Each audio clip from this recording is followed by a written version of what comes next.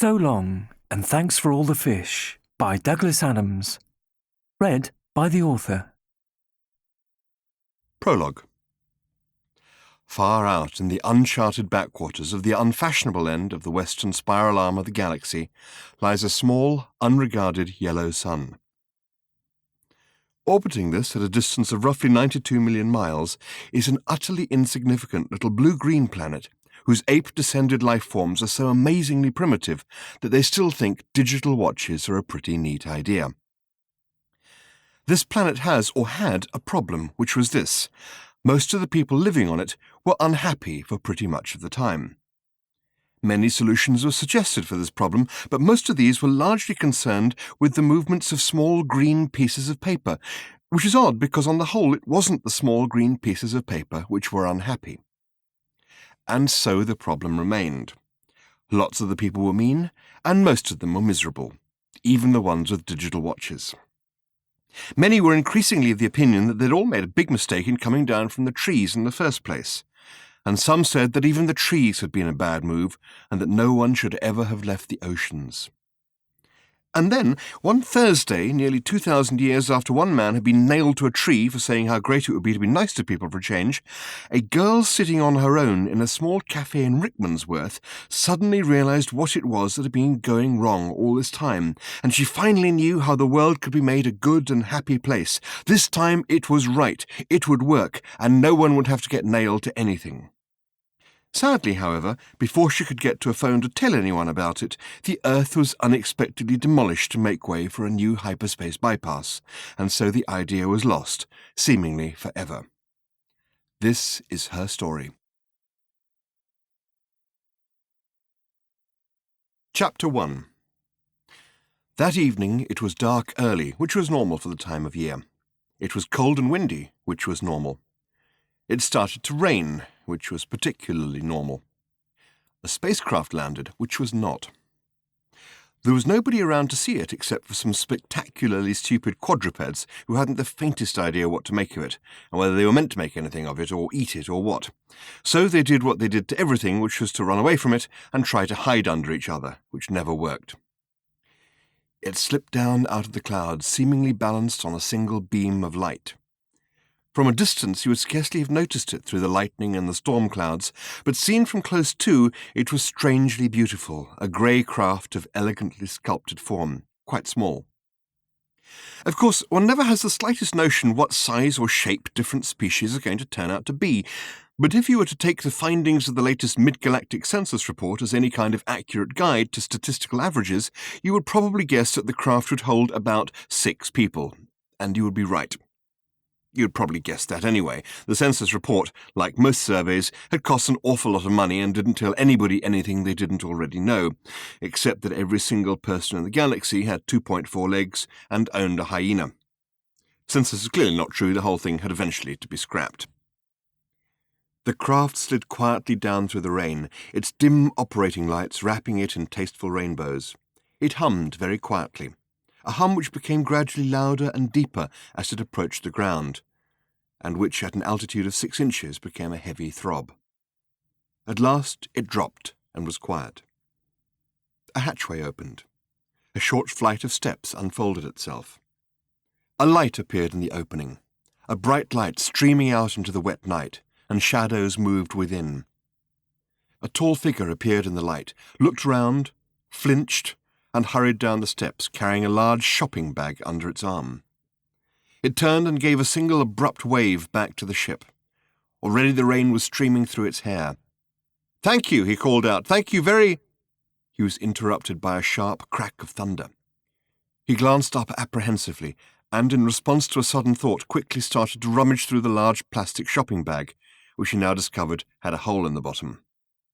It had large characters printed on the side, which read, to anyone who could decipher the Centaurian alphabet, "Duty-free mega market, Port Brasta, Alpha Centauri.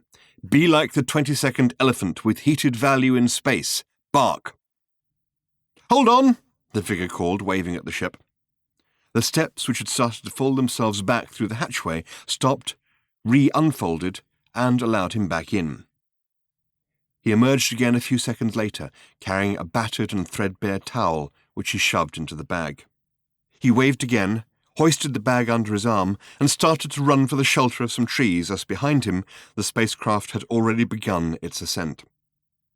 Lightning flitted through the sky and made the figure pause for a moment, and then hurry onwards, revising his path to give the trees a wide berth. He moved swiftly across the ground, slipping here and there, hunching himself against the rain which was falling now with ever-increasing concentration, as if being pulled from the sky. His feet sloshed through the mud. Thunder grumbled over the hills. He pointlessly wiped the rain off his face and stumbled on. More lights. Not lightning this time, but more diffused and dimmer lights which played slowly over the horizon and faded. The figure paused again on seeing them, and then redoubled his steps, making directly towards the point on the horizon at which they had appeared. And now the ground was becoming steeper, sloping upwards, and after another 200 or 300 yards, it led at last to an obstacle. The figure paused to examine the barrier, and then dropped the bag he was carrying over it before climbing over himself. Hardly had the figure touched the ground on the other side, when there came sweeping out of the rain towards him a machine, light streaming through the wall of water. The figure pressed back as the machine streaked towards him. It was a low, bulbous shape, like a small whale surfing, sleek, grey and rounded, and moving at terrifying speed.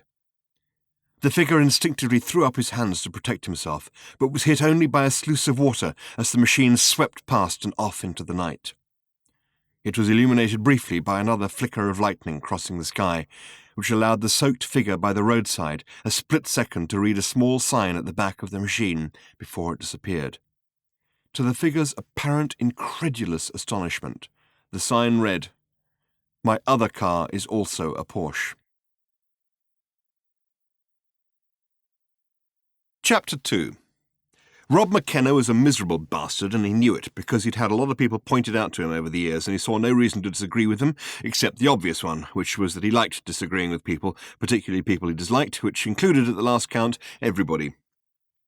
He heaved a sigh and shoved down a gear. The hill was beginning to steepen, and his lorry was heavy with Danish thermostatic radiator controls. It wasn't that he was naturally predisposed to be so surly, at least he hoped not. It was just the rain which got him down, always the rain. It was raining now, just for a change. It was a particular type of rain that he particularly disliked, particularly when he was driving. He had a number for it. It was rain type 17. He had read somewhere that the Eskimos had over 200 different words for snow, without which their conversation would probably have got very monotonous. So they would distinguish between thin snow and thick snow, light snow and heavy snow, sludgy snow, brittle snow, snow that came in flurries, snow that came in drifts, snow that came in on the bottom of your neighbour's boots all over your nice clean igloo floor. The snows of winter, the snows of spring, the snows you remember from your childhood that were so much better than any of your modern snow, fine snow, feathery snow, hill snow, valley snow, snow that falls in the morning, snow that falls at night, snow that falls all of a sudden just when you're going out fishing, and snow that, despite all your efforts to train them, the huskies have pissed on. Rob McKenna had 231 different types of rain entered into his little book, and he didn't like any of them. He shifted down another gear, and the lorry heaved its revs up. It grumbled in a comfortable sort of way about all the Danish thermostatic radiator controls it was carrying. Since he had left Denmark the previous afternoon, he had been through types 33, light pricking drizzle which made the roads slippery, 39, heavy spotting, 47 to 51, vertical light drizzle through to sharply slanting light to moderate drizzle freshening, 87 and 88, two finely distinguished varieties of vertical torrential downpour, 100, post-downpour squalling, cold, all the sea storm types between 192 and 213 at once, 123, 124, 126, 127, mild and intermediate cold gusting, regular and syncopated cab drumming, 11, breezy droplets, and now his least favourite of all, 17. Rain type 17 was a dirty blatter battering against his windscreen so hard that it didn't make much odds whether he had his wipers on or off. He tested this theory by turning them off briefly, but, as it turned out, the visibility did get quite a lot worse. It just failed to get better again when he turned them back on. In fact, one of the wiper blades began to flap off. Swish, swish, swish, flop, swish, swish, flop, swish, swish, flop, swish, flop, swish, flop, flop, flop, flop, scrape. He pounded his steering wheel, kicked the floor, thumped his cassette player till it suddenly started playing Barry Manilow, thumped it again till it stopped, and swore and swore and swore and swore and swore. It was at the very moment that his fury was peaking that there loomed swimmingly in his headlights, hardly visible through the blatter, a figure by the roadside. A poor bedraggled figure, strangely attired, wetter than an otter in a washing machine, and hitching. Poor miserable sod, thought Rob McKenna to himself, realizing that here was somebody with a better right to feel hard done by than himself. Must be chilled to the bone. Stupid to be out hitching on a filthy night like this. All you get is cold, wet, and lorries driving through puddles at you. He shook his head grimly, heaved another sigh, gave the wheel a turn, and hit a large sheet of water square on. See what I mean, he thought to himself as he ploughed swiftly through it. You get some right bastards on the road. Splattered in his rear mirror a couple of seconds later was the reflection of the hitchhiker, drenched by the roadside. For a moment he felt good about this. A moment or two later he felt bad about feeling good about it. Then he felt good about feeling bad about feeling good about it, and, satisfied, drove on into the night. At least it made up for having been finally overtaken by that Porsche he had been diligently blocking for the last 20 miles. And as he drove on, the rain clouds dragged down the sky after him, for though he did not know it, Rob McKenna was a rain god. All he knew was that his working days were miserable and he had a succession of lousy holidays. All the clouds knew was that they loved him and wanted to be near him, to cherish him, and to water him. Chapter 3. The next 2 lorries were not driven by rain gods, but they did exactly the same thing. The figure trudged, or rather sloshed, onwards till the hill resumed and the treacherous sheet of water was left behind. After a while the rain began to ease, and the moon put in a brief appearance from behind the clouds.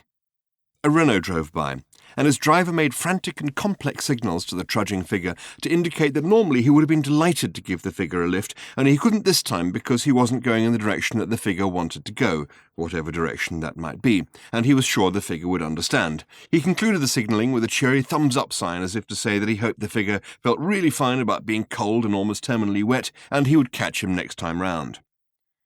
The figure trudged on. A Fiat passed and did exactly the same as the Renault. A Maxi passed on the other side of the road and flashed its lights at the slowly plodding figure, though whether this was meant to convey a hello, or a sorry we're going the other way, or a hey look there's someone in the rain, what a jerk, was entirely unclear. A green strip across the top of the windscreen indicated that whatever the message was, it came from Steve and Corolla. The storm had now definitely abated, and what thunder there was now grumbled over more distant hills, like a man saying, "And another thing," 20 minutes after admitting he's lost the argument. The air was clearer now, the night cold. Sound travelled rather well. The lost figure, shivering desperately, presently reached a junction where a side road turned off to the left. Opposite the turning stood a signpost, which the figure suddenly hurried to and studied with feverish curiosity, only twisting away from it as another car passed suddenly. And another. The first whisked by with complete disregard. The second flashed meaninglessly. A Ford Cortina passed and put on its brakes. Lurching with surprise, the figure bundled his bag to his chest and hurried forward towards the car, but at the last moment the Cortina spun its wheels in the wet and careered off up the road, rather amusingly. The figure slowed to a stop and stood there, lost and dejected. As it chanced, the following day the driver of the Cortina went into hospital to have his appendix out, only due to a rather amusing mix-up, the surgeon removed his leg in error, and before the appendectomy could be rescheduled, the appendicitis complicated into an entertainingly serious case of peritonitis, and justice, in its way, was served. The figure trudged on. A Saab drew to a halt beside him. Its window wound down, and a friendly voice said, "Have you come far?" The figure turned towards it. He stopped and grasped the handle of the door. The figure, the car, and its door handle were all on a planet called the Earth, a world whose entire entry in the Hitchhiker's Guide to the Galaxy comprised the 2 words, "mostly harmless." The man who wrote this entry was called Ford Prefect, and he was at this precise moment on a far from harmless world, sitting in a far-from-harmless bar, recklessly causing trouble. Chapter 4. Whether it was because he was drunk, ill, or suicidally insane would not have been apparent to a casual observer, and indeed there were no casual observers in the Old Pink Dog Bar on the lower south side of Handold City, because it wasn't the sort of place you could afford to do things casually in if you wanted to stay alive. Any observers in the place would have been mean, hawk-like observers, heavily armed, with painful throbbings in their heads, which caused them to do crazy things when they observed things they didn't like. One of those nasty hushes had descended on the place, a sort of missile crisis sort of hush. Even the evil-looking bird perched on a rod in the bar had stopped screeching out the names and addresses of local contract killers, which was a service it provided for free. All eyes were on Ford Prefect. Some of them were on stalks. The particular way in which he was choosing to dice recklessly with death today was by trying to pay for a drinks bill the size of a small defense budget with an American Express card, which was not acceptable anywhere in the known universe. "What are you worried about?" he asked in a cheery kind of way. "The expiration date? Have you guys never heard of near relativity out here? There's a whole new area of physics which can take care of this sort of thing. Time dilation effects, temporal relostatics." "We are not worried about the expiration date," said the man to whom he addressed these remarks, who was a dangerous barman in a dangerous city. His voice was a low, soft purr, like the low, soft purr made by the opening of an ICBM silo. A hand like a side of meat tapped on the bar top, lightly denting it. "Well, that's good then," said Ford, packing his satchel and preparing to leave. The tapping finger reached out and rested lightly on the shoulder of Ford Prefect. It prevented him from leaving. Although the finger was attached to a slab-like hand and the hand was attached to a club-like forearm, the forearm wasn't attached to anything at all, except in the metaphorical sense that it was attached by a fierce dog-like loyalty to the bar which was its home. It had previously been more conventionally attached to the original owner of the bar, who, on his deathbed, had unexpectedly bequeathed it to medical science. Medical science had decided they didn't like the look of it, and had bequeathed it right back to the Old Pink Dog Bar. The new barman didn't believe in this supernatural or poltergeist or anything kooky like that. He just knew a useful ally when he saw one. The hand sat on the bar. It took orders, it served drinks, it dealt murderously with people who behaved as if they wanted to be murdered. Ford Prefect sat still. "We are not worried about the expiration date," repeated the barman, satisfied that he now had Ford Prefect's full attention. "We are worried about the entire piece of plastic." "What?" said Ford. He seemed a little taken aback. "This," said the barman, holding out the card as if it was a small fish whose soul had 3 weeks earlier winged its way to the land where fish are eternally blessed. "We don't accept it." Ford wondered briefly whether to raise the fact that he didn't have any other means of payment on him, but decided for the moment to soldier on. The disembodied hand was now grasping his shoulder, lightly but firmly, between its finger and thumb. "But you don't understand," said Ford, his expression slowly ripening from a little taken-abackness into rank incredulity. "This is the American Express card. It is the finest way of settling bills known to man. Haven't you read their junk mail?" The cheery quality of Ford's voice was beginning to grate on the barman's ears. It sounded like someone relentlessly playing the kazoo during one of the more somber passages of a war requiem. One of the bones in Ford's shoulder began to grate against another one of the bones in his shoulder in a way which suggested that the hand had learnt the principles of pain from a highly skilled chiropractor. He hoped he could get this business settled before the hand started to grate one of the bones in his shoulder against any of the bones in different parts of his body. Luckily, the shoulder it was holding was not the one he had his satchel slung over. The barman slid the card back across the bar at Ford. "We have never," he said with muted savagery, "heard of this thing." This was hardly surprising. Ford had only acquired it through a serious computer error towards the end of the 15-year sojourn he had spent on the planet Earth. Exactly how serious, the American Express Company had got to know very rapidly, and the increasingly strident and panic-stricken demands of its debt collection department were only silenced by the unexpected demolition of the entire planet by the Vogons to make way for a new hyperspace bypass.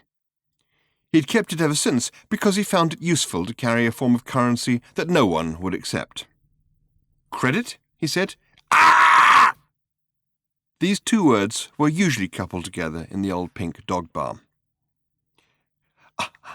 "I thought," gasped Ford, "that this was meant to be a class establishment." He glanced around at the motley collection of thugs, pimps, and record company executives that skulked on the edges of the dim pools of light with which the dark shadows of the bar's inner recesses were pitted. They were all very deliberately looking in any direction but his now, carefully picking up the threads of their former conversations about murders, drug rings, and music publishing deals. They knew what would happen now and didn't want to watch in case it put them off their drinks. "You gonna die, boy," the barman murmured quietly at Ford Prefect, and the evidence was on his side. The bar used to have one of those signs hanging up which said, "Please don't ask for credit, as a punch in the mouth often offends." But in the interest of strict accuracy, this was altered to, "Please don't ask for credit because having your throat torn out by a savage bird while a disembodied hand smashes your head against the bar often offends." However, this made an unreadable mess of the notice, and anyway didn't have the same ring to it, so it was taken down again. It was felt that the story would get about of its own accord, and it had. "Let me look at the bill again," said Ford. He picked it up and studied it thoughtfully under the malevolent gaze of the barman, and the equally malevolent gaze of the bird, which was currently gouging great furrows in the bar top with its talons. It was a rather lengthy piece of paper. At the bottom of it was a number which looked like one of those serial numbers you find on the underside of stereo sets, which always take so long to copy onto the registration form. He had, after all, been in the bar all day. He had been drinking a lot of stuff with bubbles in it, and he had bought an awful lot of rounds for all the pimps, thugs, and record executives who suddenly couldn't remember who he was. He cleared his throat rather quietly and patted his pockets. There was, as he knew, nothing in them. He rested his left hand lightly but firmly on the half-opened flap of his satchel. The disembodied hand renewed its pressure on his right shoulder. "You see," said the barman, and his face seemed to wobble evilly in front of Ford's, "I have a reputation to think of. You see that, don't you?" This is it, thought Ford. There was nothing else for it. He had obeyed the rules. He had made a bona fide attempt to pay his bill. It had been rejected. He was now in danger of his life. "Well," he said quietly, "if it's your reputation—" With a sudden flash of speed, he opened his satchel and slapped down on the bar top his copy of The Hitchhiker's Guide to the Galaxy, and the official card which said that he was a field researcher for the guide and absolutely not allowed to do what he was now doing. "Want a write-up?" The barman's face stopped in mid-wobble. The bird's talons stopped in mid-furrow. The hand slowly released its grip. "That," said the barman in a barely audible whisper from between dry lips, "will do nicely, sir." Chapter 5. The Hitchhiker's Guide to the Galaxy is a powerful organ. Indeed, its influence is so prodigious that strict rules have had to be drawn up by its editorial staff to prevent its misuse. So none of its field researchers are allowed to accept any kind of services, discounts, or preferential treatment of any kind in return for editorial favors, unless A. they have made a bona fide attempt to pay for a service in the normal way, B. their lives would otherwise be in danger, or C. they really want to. Since invoking the third rule always involved giving the editor a cut, Ford always preferred to muck about with the first two. He stepped out along the street, walking briskly. The air was stifling, but he liked it because it was stifling city air, full of excitingly unpleasant smells, dangerous music, and the distant sound of warring police tribes. He carried his satchel with an easy swaying motion so that he could get a good swing at anybody who tried to take it from him without asking. It contained everything he owned, which at the moment wasn't much. A limousine careered down the street, dodging between the piles of burning garbage and frightening an old pack animal which lurched screeching out of its way, stumbled against the window of a herbal remedies shop, set off a wailing alarm, blundered off down the street, and then pretended to fall down the steps of a small pasta restaurant where it knew it would get photographed and fed. Ford was walking north. He thought he was probably on his way to the spaceport, but he had thought that before. He knew he was going through that part of the city where people's plans often changed quite abruptly. "Do you want to have a good time?" said a voice from the doorway. As far as I can tell," said Ford, "I'm having one, thanks." "Are you rich?" said another. This made Ford laugh. He turned and opened his arms in a wide gesture. "Do I look rich?" he said. "Don't know," said the girl. "Maybe, maybe not. Maybe you'll get rich. I have a very special service for rich people." "Oh, yes," said Ford, intrigued but careful. "And what's that?" "I tell them it's okay to be rich." Gunfire erupted from a window high above them, but it was only a bass player getting shot for playing the wrong riff 3 times in a row, and bass players are 2 a penny in hand-old city. Ford stopped and peered into the dark doorway. "You what?" he said. The girl laughed and stepped forward a little out of the shadow. She was tall and had that kind of self-possessed shyness which is a great trick if you can do it. "It's my big number," she said. "I have a master's degree in social economics and can be very convincing. People love it, especially in this city." "Goosenarg," said Ford Prefect, which was a special Beetlejuicean word he used when he knew he should say something but didn't know what it should be. He sat on a step, took from his satchel a bottle of that old jank spirit and a towel. He opened the bottle and wiped the top of it with the towel, which had the opposite effect to the one intended, in that the old jank spirit instantly killed off millions of the germs that had been slowly building up quite a complex and enlightened civilization on the smellier patches of his towel. "Want some?" he said, after he'd had a swig himself. She shrugged and took the proffered bottle. They sat for a while, peacefully listening to the clamour of burglar alarms in the next block. "As it happens, I'm owed a lot of money," said Ford. "So if I ever get hold of it, can I come back and see you then, maybe?" "Sure, I'll be here," said the girl. "How much is a lot?" 15 years back pay. "For?" "Writing 2 words. "Zarquon," said the girl. "Which one took the time?" "Oh, the first one. Once I got that, the second one just came one afternoon after lunch." A huge electronic drum kit hurtled through the window high above them and smashed itself to bits in the street in front of them. It soon became apparent that some of the burglar alarms on the next block had been deliberately set off by one police tribe in order to lay an ambush for the other. Cars with screaming sirens converged on the area, only to find themselves being picked off by copters which came thudding through the air between the city's mountainous tower blocks. "In fact," said Ford, having to shout now above the din, "it wasn't quite like that. I wrote an awful lot, but they just cut it down." He took his copy of the guide back out of his satchel. "Then the planet got demolished," he shouted. "Really worthwhile job, eh? They've still got to pay me, though." "You work for that thing?" the girl yelled back. "Yeah. Good number." "You want to see the stuff I wrote?" he shouted. "Before it gets erased? The new revisions are due to be released tonight over the net. Someone must have found out that the planet I spent 15 years on has been demolished by now. They missed it on the last few revisions, but it can't escape their notice forever." "It's getting impossible to talk, isn't it?" said the girl. "What?" She shrugged and pointed upwards. There was a copter above them now which seemed to be involved in a side skirmish with the band upstairs. Smoke was billowing from the building. The sound engineer was hanging out of the window by his fingertips, and a maddened guitarist was beating on his fingers with a burning guitar.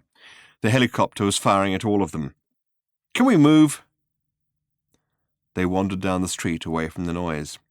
They ran into a street theatre group which tried to do a short play for them about the problems of the inner city, but then gave up and disappeared into the small restaurant most recently patronized by the pack animal. All the time, Ford was poking at the interface panel of the guide. They ducked into an alleyway. Ford squatted in a garbage can while information began to flood over the screen of the guide. He located his entry. Earth. Mostly harmless. Almost immediately, the screen became a mass of system messages. "Here it comes," he said.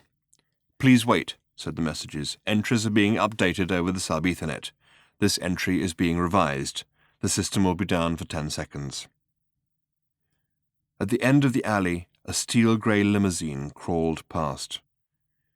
"Hey, look," said the girl. "If you get paid, look me up. I'm a working girl and there are people over there who need me. I gotta go." She brushed aside Ford's half-articulated protests and left him sitting dejectedly on his garbage can, preparing to watch a large swathe of his working life being swept away electronically into the ether.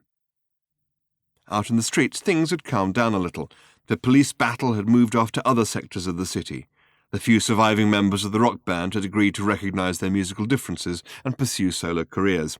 The street theatre group were re-emerging from the pasta restaurant with the pack animal, telling it they would like to take it to a bar they knew where it would be treated with a little respect.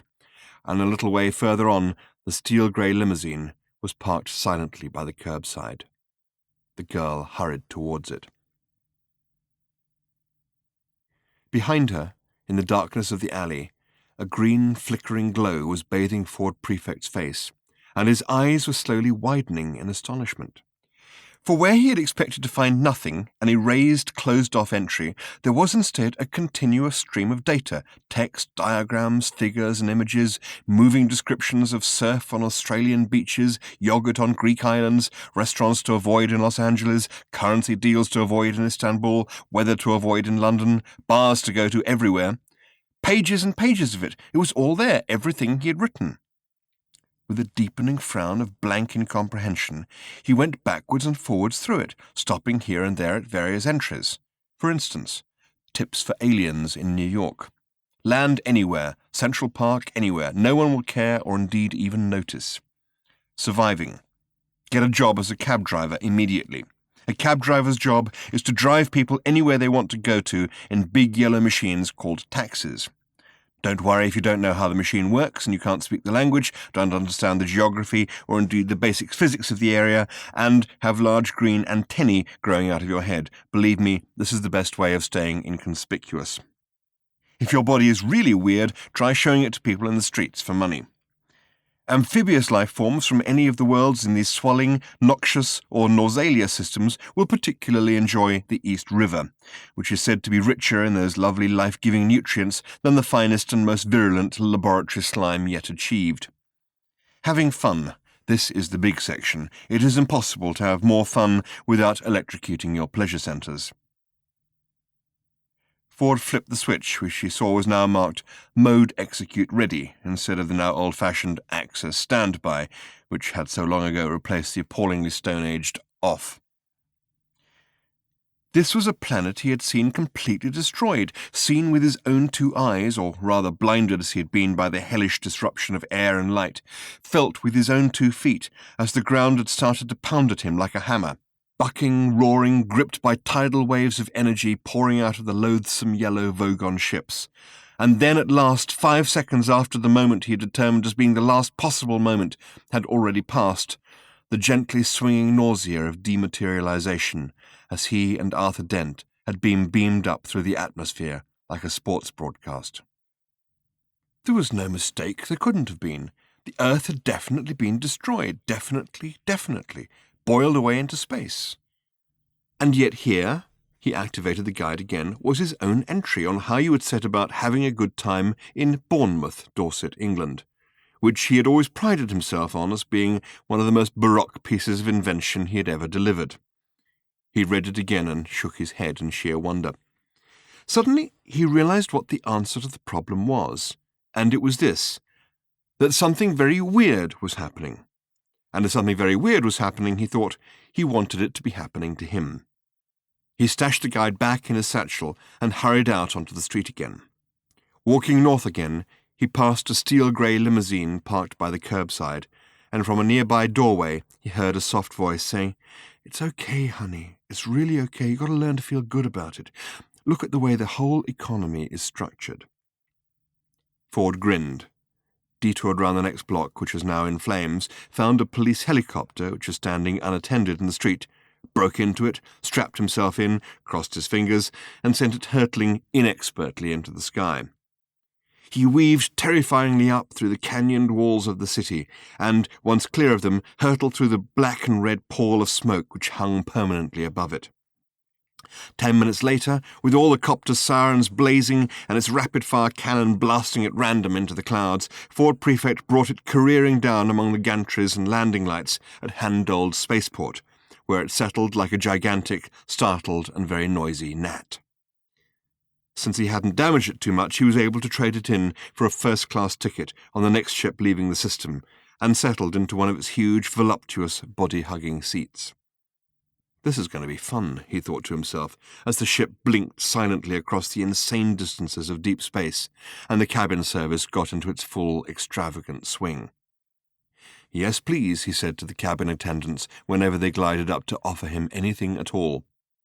He smiled with a curious kind of manic joy as he flipped again through the mysteriously reinstated entry on the planet Earth. He had a major piece of unfinished business that he would now be able to attend to, and was terribly pleased that life had suddenly furnished him with a serious goal to achieve. It suddenly occurred to him to wonder where Arthur Dent was, and if he knew. Arthur Dent was 1,437 light-years away in a Saab, and anxious. Behind him in the back seat was a girl who had made him crack his head on the door as he climbed in. He didn't know if it was just because she was the first female of his own species that he'd laid eyes on in years, or what it was, but he felt stupefied with... "This is absurd," he told himself. "Calm down," he told himself. "You are not," he continued to himself in the firmest internal voice he could muster, "in a fit and rational state. You have just hitchhiked over 100,000 light-years across the galaxy. You are very tired, a little confused, and extremely vulnerable. Relax, don't panic, concentrate on breathing deeply." He twisted round in his seat. "Are you sure she's all right?" he said again. Beyond the fact that she was, to him, heart-thumpingly beautiful, he could make out very little: how tall she was, how old she was, the exact shading of her hair, nor could he ask her anything about herself, because, sadly, she was completely unconscious. "She's just drugged," said her brother, shrugging, not moving his eye from the road ahead. "And that's all right, is it?" said Arthur in alarm. "Oh, it suits me," he said. "Ah," said Arthur. He added after a moment's thought. The conversation so far had been going astoundingly badly. After an initial flurry of opening hellos, he and Russell, the wonderful girl's brother's name was Russell, a name which to Arthur's mind always suggested burly men with blonde moustaches and blow-dried hair, who would, at the slightest provocation, start wearing velvet tuxedos and frilly shirt fronts, and would then have to be forcibly restrained from commentating on snooker matches, had quickly discovered that they didn't like each other. Russell was a burly man. He had a blonde moustache. His hair was fine and blow-dried. To be fair to him, though Arthur didn't see any necessity for this beyond the sheer mental exercise of it, he, Arthur, was looking pretty grim himself. A man can't cross 100,000 light-years, mostly in other people's baggage compartments, without beginning to fray a little, and Arthur had frayed a lot. "She's not a junkie," said Russell suddenly, as if he clearly thought that someone else in the car might be. "She's under sedation." "But that's terrible," said Arthur, twisting round to look at her again. She seemed to stir slightly, and her head slipped sideways on her shoulder. Her dark hair fell across her face, obscuring it. What's the matter with her? Is she ill?" "No," said Russell, "merely barking mad." "What?" said Arthur, horrified. "Loopy, completely bananas. I'm taking her back to the hospital and telling him to have another go. They let her out while she still thought she was a hedgehog." "A hedgehog?" Russell hooted his horn fiercely at a car that came round the corner towards them, halfway on their side of the road, making them swerve. The anger seemed to make him feel better. "Well, maybe not a hedgehog," he said after he'd settled down again, "though it'd probably be simpler to deal with if she did. If somebody thinks they're a hedgehog, presumably you just give them a mirror and a few pictures of hedgehogs and tell them to sort it out for themselves. Come down again when they feel better. At least medical science could deal with it, that's the point. Seems that's not good enough for Fenny, though." "Fenny?" "You know what I got her for Christmas?" Well, no. Black's Medical Dictionary." "Nice present." "I thought so. Thousands of diseases in it, all in alphabetical order." "You say her name is Fenny?" "Yeah, take your pick," I said. "Anything in here can be dealt with. The proper drugs can be prescribed. But no, she has to have something different, just to make life difficult. She was like that at school, you know." "Oh, was she?" "She was. Fell over playing hockey and broke a bone nobody had ever heard of." "I can see how that would be irritating." said Arthur doubtfully.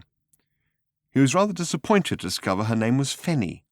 It was a rather silly, dispiriting name, such as an unlovely maiden aunt might vote herself if she couldn't sustain the name Fenella properly. Not that I wasn't sympathetic, continued Russell, but it did get a bit irritating. She was limping for months. He slowed down. This is your turning, isn't it? No, said Arthur. 5 miles further on, if that's all right. OK, said Russell after a very tiny pause to indicate that it wasn't, and speeded up again. It was, in fact, Arthur's turning, but he couldn't leave without finding out something more about this girl who seemed to have taken such a grip on his mind without even waking up. He could take either of the next 2 turnings. They led back to the village that had been his home, though what he would find there he hesitated to imagine. Familiar landmarks had been flitting by, ghost-like in the dark, giving rise to the shudders that only very, very normal things can create, when seen where the mind is unprepared for them, and in an unfamiliar light. By his own personal timescale, so far as he could estimate it, living as he had been under the alien rotations of distant suns, it was 8 years since he had left. But what time had passed here he could hardly guess. Indeed, what events had passed were beyond his exhausted comprehension, because this planet, his home, should not be here. 8 years ago, at lunchtime, this planet had been demolished, utterly destroyed, by the huge, yellow Vogon ships which had hung in the lunchtime sky as if the law of gravity was no more than a local regulation, and breaking it no more than a parking offence. Delusions, said Russell. What? Said Arthur, startled out of his train of thought. She says she suffers from strange delusions that she's living in the real world. It's no good telling her she is living in the real world, because she just tells you that's why the delusions are so strange. Don't know about you, but I find that kind of conversation pretty exhausting. Give her the tablets and piss off for a beer is my answer. I mean, you can only muck about so much, can't you? Arthur frowned, not for the first time. Well, and all this dreams and nightmare stuff, and the doctor's going on about strange jumps in her brainwave patterns. Jumps? This, said Fenny. Arthur whirled round in his seat and stared into her suddenly open but utterly vacant eyes. Whatever she was looking at wasn't in the car. Her eyes fluttered, her head jerked once, and then she was sleeping peacefully. What did she say? He asked anxiously. She said this. This what? This what? How the heck should I know? This hedgehog, that chimney pot, the other pair of Don Alfonso's tweezers? She's barking mad. I thought I'd mentioned that. You don't seem to care very much. Arthur tried to say it as matter-of-factly as possible, but it didn't seem to work. Look, Buster. OK, I'm sorry, it's none of my business. I didn't mean it to sound like that, said Arthur. I know you care a lot, obviously, he added, lying. I know that you have to deal with it somehow. You'll have to excuse me, I just hitched from the other side of the Horsehead Nebula. He stared furiously out of the window. He was astonished that of all the sensations fighting for room in his head on this night, as he returned to the home that he thought had vanished into oblivion forever, the one that was compelling him was an obsession with this bizarre girl of whom he knew nothing, other than that she had said this to him, and that he wouldn't wish her brother on a Vogon. So, what were the jumps, these jumps you mentioned? He went on to say as quickly as he could. Look, this is my sister. I don't even know why I'm talking to you about... OK, I'm sorry. Perhaps you'd better let me out. This is... At the moment he said it, it became impossible, because the storm, which had passed them by, suddenly erupted again. Lightning belted through the sky, and someone seemed to have been pouring something which closely resembled the Atlantic Ocean over them through a sieve. Russell swore and steered intently for a few seconds as the sky blattered at them. He worked out his anger by rashly accelerating to pass a lorry marked McKenna's All-Weather Haulage. The tension eased as the rain subsided. It started with all that business of the CIA agent they found in the reservoir, when everybody had the hallucinations and everything, you remember? Arthur wondered for a moment whether to mention again that he had just hitchhiked back from the other side of the Horsehead Nebula, and was for this and various other related and astounding reasons a little out of touch with recent events. But he decided it would only confuse matters further. No, he said. That was the moment she cracked up. She was in a cafe somewhere, Rickmansworth. Don't know what she was doing there, but that was where she cracked up. Apparently she stood up, calmly announced she had undergone some extraordinary revelation or something, wobbled a bit, looked confused, and finally collapsed screaming into an egg sandwich. Arthur winced. "I'm very sorry to hear that," he said, a little stiffly. Russell made a sort of grumping noise. "So what," said Arthur in an attempt to piece things together, "was the CIA agent doing in the reservoir?" "Well, bobbing up and down, of course. He was dead." "But what—" "Oh, come on, you remember all that stuff, the hallucinations. Everyone said it was a cock-up, the CIA trying experiments into drug warfare or something. Some crackpot theory that instead of invading a country, it would be much cheaper and more effective to make everyone think they'd been invaded." What hallucinations were those exactly?" said Arthur in a rather quiet voice. "What do you mean, what hallucinations? I'm talking about all that stuff with the big yellow ships, everyone going crazy and saying we're going to die, and then pop, they vanished as the effect wore off. The CIA denied it, which meant it must be true." Arthur's head went a little swimmy. His hand grabbed at something to steady himself and gripped it tightly. His mouth made little opening and closing movements as if it was on his mind to say something, but nothing emerged. "Anyway," continued Russell, "whatever drug it was didn't seem to wear off so fast with Fenny. I was all for suing the CIA, but a lawyer friend of mine said it'd be like trying to attack a lunatic asylum with a banana, so—" He shrugged. "The Vogon—" squeaked Arthur. "The Vogon? The yellow ships vanished?" "Well, of course they did. They were hallucinations," said Russell, and he looked at Arthur oddly. "You're trying to say you don't remember any of this? Where have you been, for heaven's sake?" This was, to Arthur, such an astonishingly good question that he half leapt out of his seat with shock. "Christ!" yelled Russell, fighting to control the car, which was suddenly trying to skid. He pulled it out of the path of an oncoming lorry and swerved up onto a grass bank. As the car lurched to a halt, the girl in the back was thrown against Russell's seat and collapsed awkwardly. Arthur twisted round in horror. "Is she all right?" he blurted out. Russell swept his hands angrily back through his blow-dried hair. He tugged at his blonde moustache. He turned to Arthur. "Would you please," he said, "let go of the handbrake?" Chapter 6. From here it was a 4-mile walk to his village. A mile further to the turning, to which the abominable Russell had now fiercely declined to take him, and from there a further 3 miles of winding country lane. The Saab seethed off into the night. Arthur watched it go, as stunned as a man might be who, having believed himself to be totally blind for 5 years, suddenly discovers that he had merely been wearing too large a hat. He shook his head sharply in the hope that it might dislodge some salient fact which would fall into place and make some sense of an otherwise utterly bewildering universe. But since the salient fact, if there was one, entirely failed to do this, he set off up the road again, hoping that a good vigorous walk, and maybe even some good painful blisters, would help to reassure him of his own existence at least, if not his sanity. It was 10:30 when he arrived, a fact he discovered from the steamed and greasy window of the Horse and Groom pub, in which there had hung for many years a battered old Guinness clock, which featured a picture of an emu with a pint glass jammed rather amusingly down its throat. This was the pub at which he had passed the fateful lunchtime, during which first his house and then the entire planet Earth had been demolished, or rather, had seemed to be demolished. No, damn it, had been demolished, because if it hadn't, then where the bloody heck had he been for the last 8 years, and how had he got there if not in one of those big yellow Vogon ships which the appalling Russell had just been telling him were merely drug-induced hallucinations, and yet if it had been demolished, what was he currently standing on? He jammed the brake on this line of thought because it wasn't going to get him any further than it had the last 20 times he'd been over it. He started again.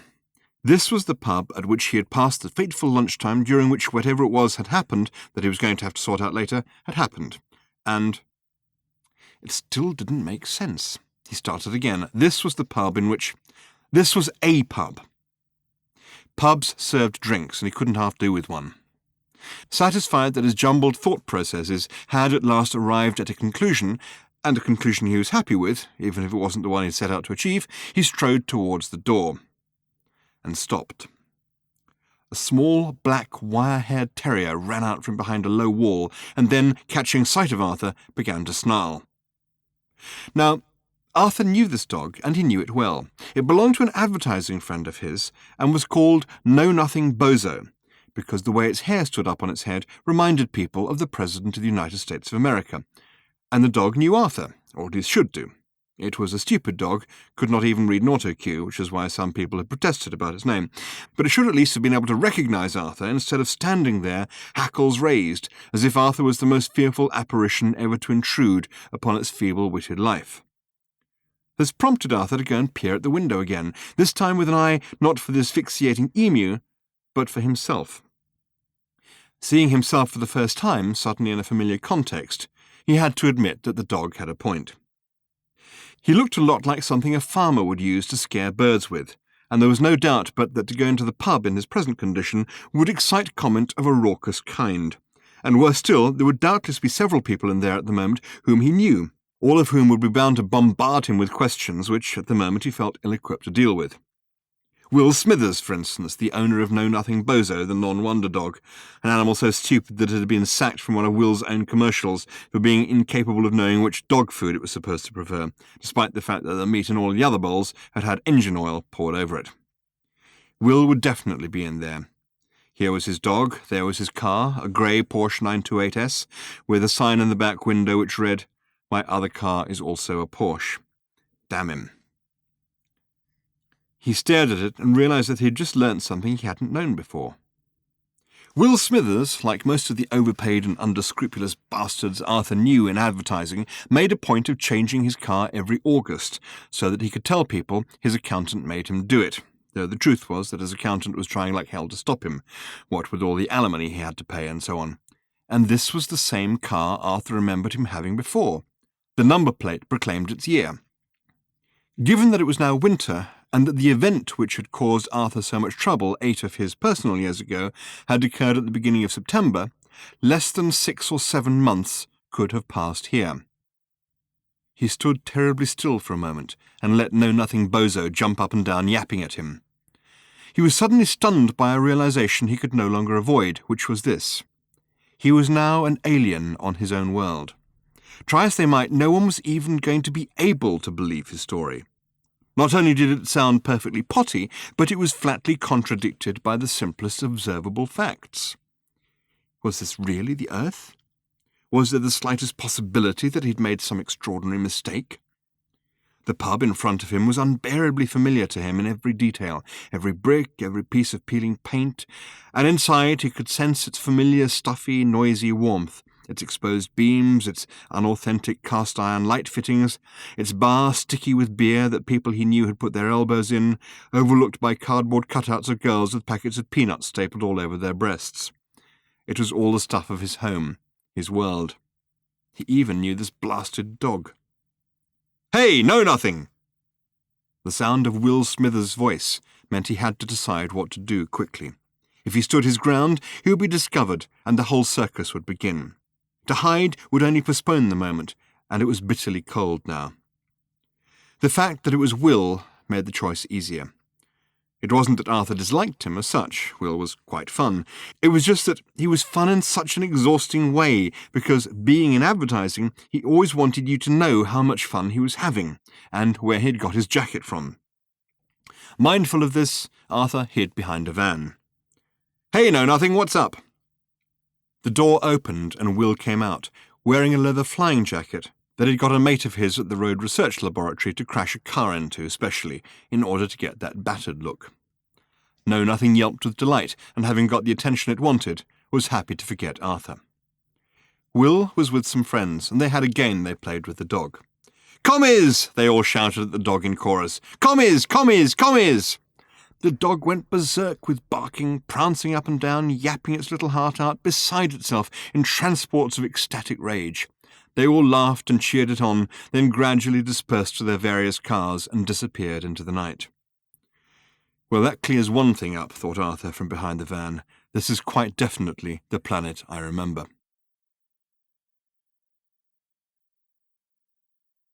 Chapter 7. His house was still there. How or why, he had no idea. He had decided to go and have a look while he was waiting for the pub to empty, so that he could go and ask the landlord for a bed for the night when everyone else had gone. And there it was.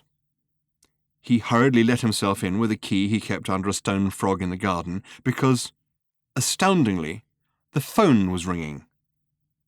He had heard it faintly all the way up the lane and started to run as soon as he realized where the sound was coming from. The door had to be forced open because of the astonishing accumulation of junk mail on the doormat. It jammed itself stuck on what he would later discover were 14 identical, personally addressed invitations to apply for a credit card he already had. 17 identical threatening letters for non-payment of bills on a credit card he didn't have, 33 identical letters saying that he personally had been specially selected as a man of taste and discrimination who knew what he wanted and where he was going in today's sophisticated jet-setting world, and would he therefore like to buy some grotty wallet, and also a dead tabby kitten. He rammed himself through the relatively narrow opening afforded by all this, stumbled through a pile of wine offers that no discriminating connoisseur would want to miss, slithered over a heap of beach villa holidays, blundered up the dark stairs to his bedroom, and got to the phone just as it stopped ringing.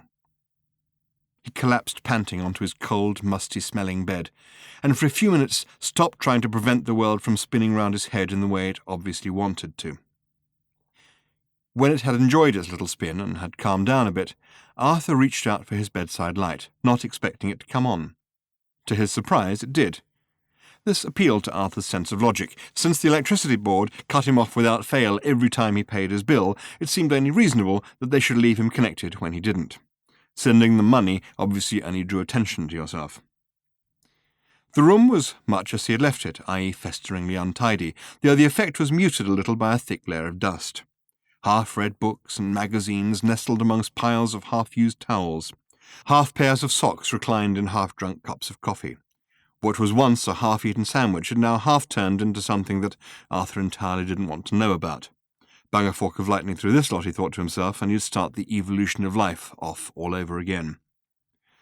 There was only one thing in the room that was different. For a moment or so he couldn't see what the one thing was that was different, because it too was covered in a film of disgusting dust. Then his eyes caught it and stopped. It was next to a battered old television, on which it was only possible to watch Open University study courses, because if it tried to show anything more exciting, it would break down. It was a box. Arthur pushed himself up on his elbows and peered at it. It was a grey box with a kind of dull lustre to it. It was a cubic grey box, just over a foot on a side. It was tied with a single grey ribbon, knotted into a neat bow on the top. He got up, walked over, and touched it in surprise. Whatever it was clearly gift-wrapped, neatly and beautifully, and was waiting for him to open it. Cautiously he picked it up and carried it back to the bed. He brushed the dust off the top and loosened the ribbon. The top of the box was a lid, with a flap tucked into the body of the box. He untucked it and looked into the box. In it was a glass globe, nestling in fine grey tissue paper. He drew it out carefully. It wasn't a proper globe because it was open at the bottom, or, as Arthur realized turning it over, at the top, with a thick rim. It was a bowl, a fish bowl.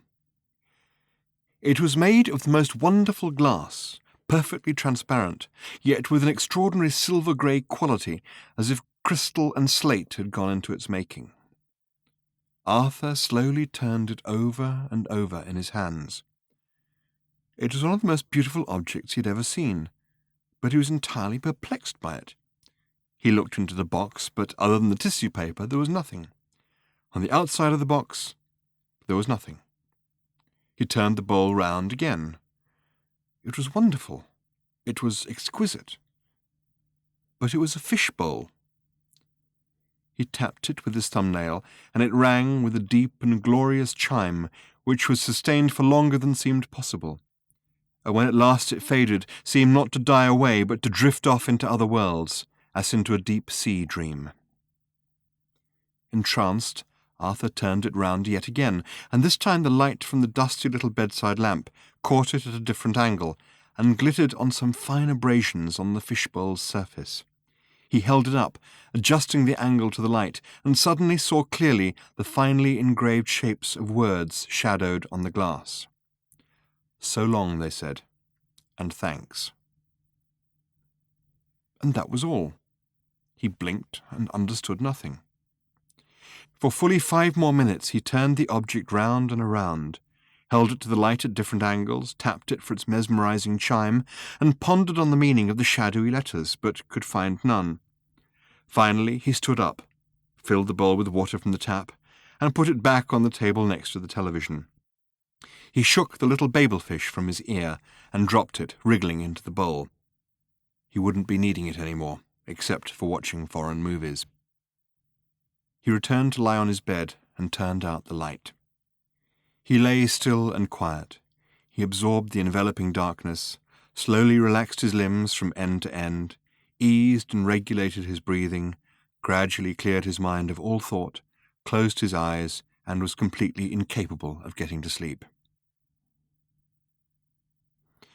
The night was uneasy with rain.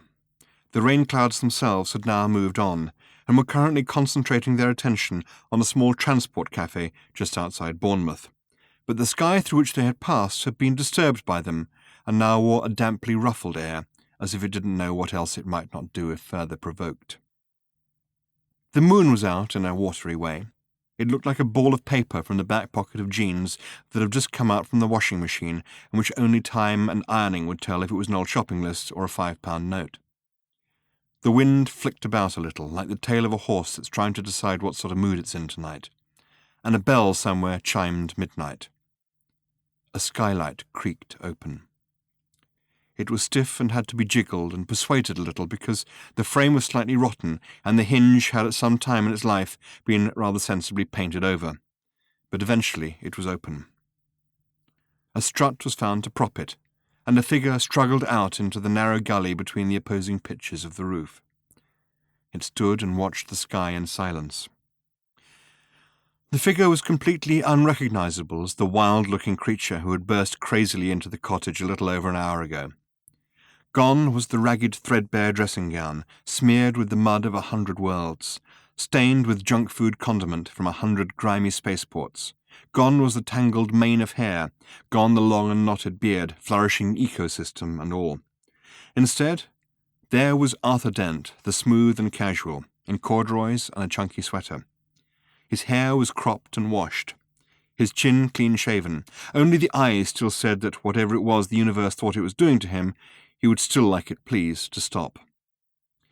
They were not the same eyes with which he had last looked out at this particular scene, and the brain which interpreted the images the eyes resolved was not the same brain. There had been no surgery involved, just the continual wrenching of experience. The night seemed like an alive thing to him at this moment, the dark earth around him a being in which he was rooted. He could feel like a tingle on distant nerve ends the flood of a far river, the roll of invisible hills, the knot of heavy rain clouds parked somewhere away to the south. He could sense, too, the thrill of being a tree, which was something he hadn't expected. He knew that it felt good to curl your toes in the earth, but he'd never realized it could feel quite as good as that. He could sense an almost unseemly wave of pleasure reaching out to him all the way from the New Forest. He must try the summer, he thought, and see what having leaves felt like. From another direction, he felt the sensation of being a sheep startled by a flying saucer, but it was virtually indistinguishable from the feeling of being a sheep startled by anything else it ever encountered, for they were creatures who learnt very little on their journey through life, and would be startled to see the sun rising in the morning, and astonished by all the green stuff in the field. He was surprised to find that he could feel the sheep being startled by the sun that morning, and the morning before, and being startled by a clump of trees the day before that. He could go further and further back, but it got dull because all it consisted of was sheep being startled by things they had been startled by the day before. He left the sheep and let his mind drift outwards sleepily in developing ripples.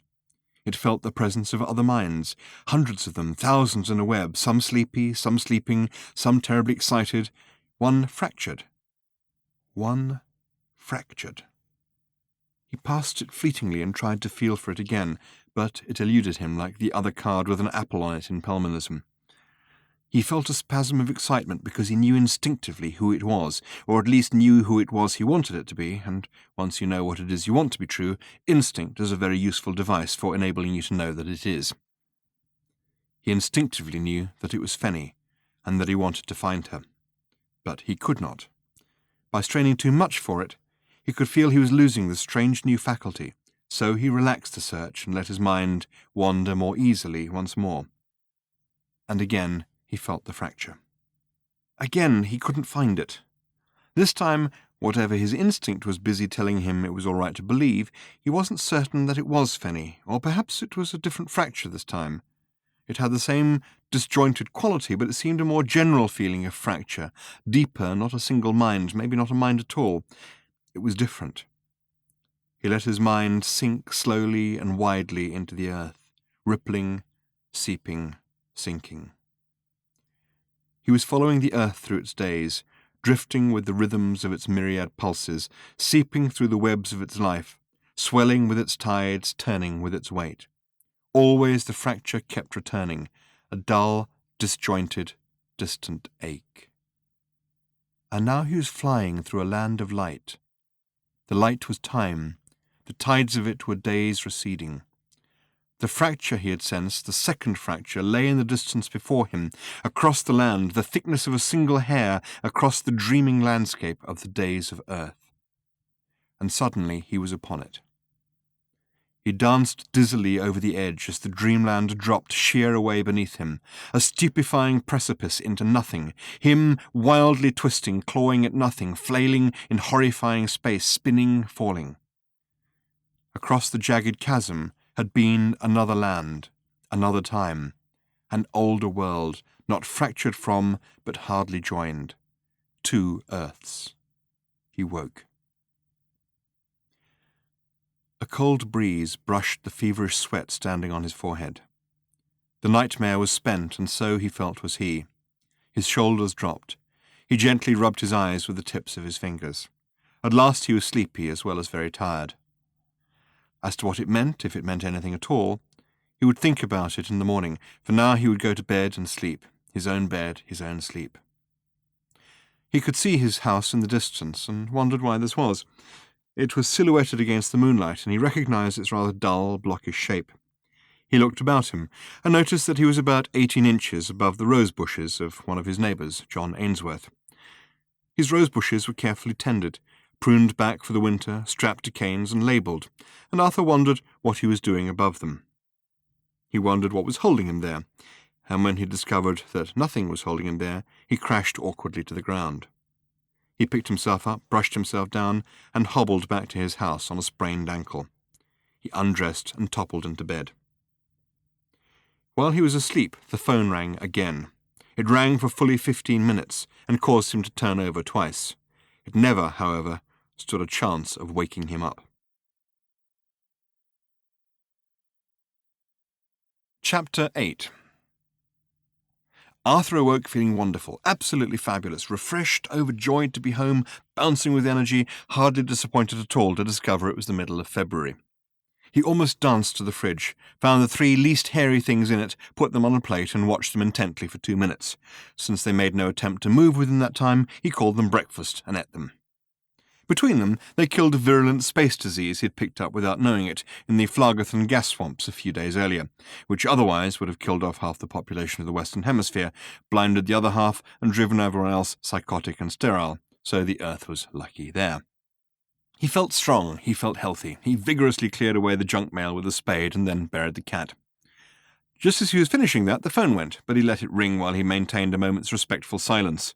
Whoever it was would ring back if it was important. He kicked the mud off his shoes and went back inside.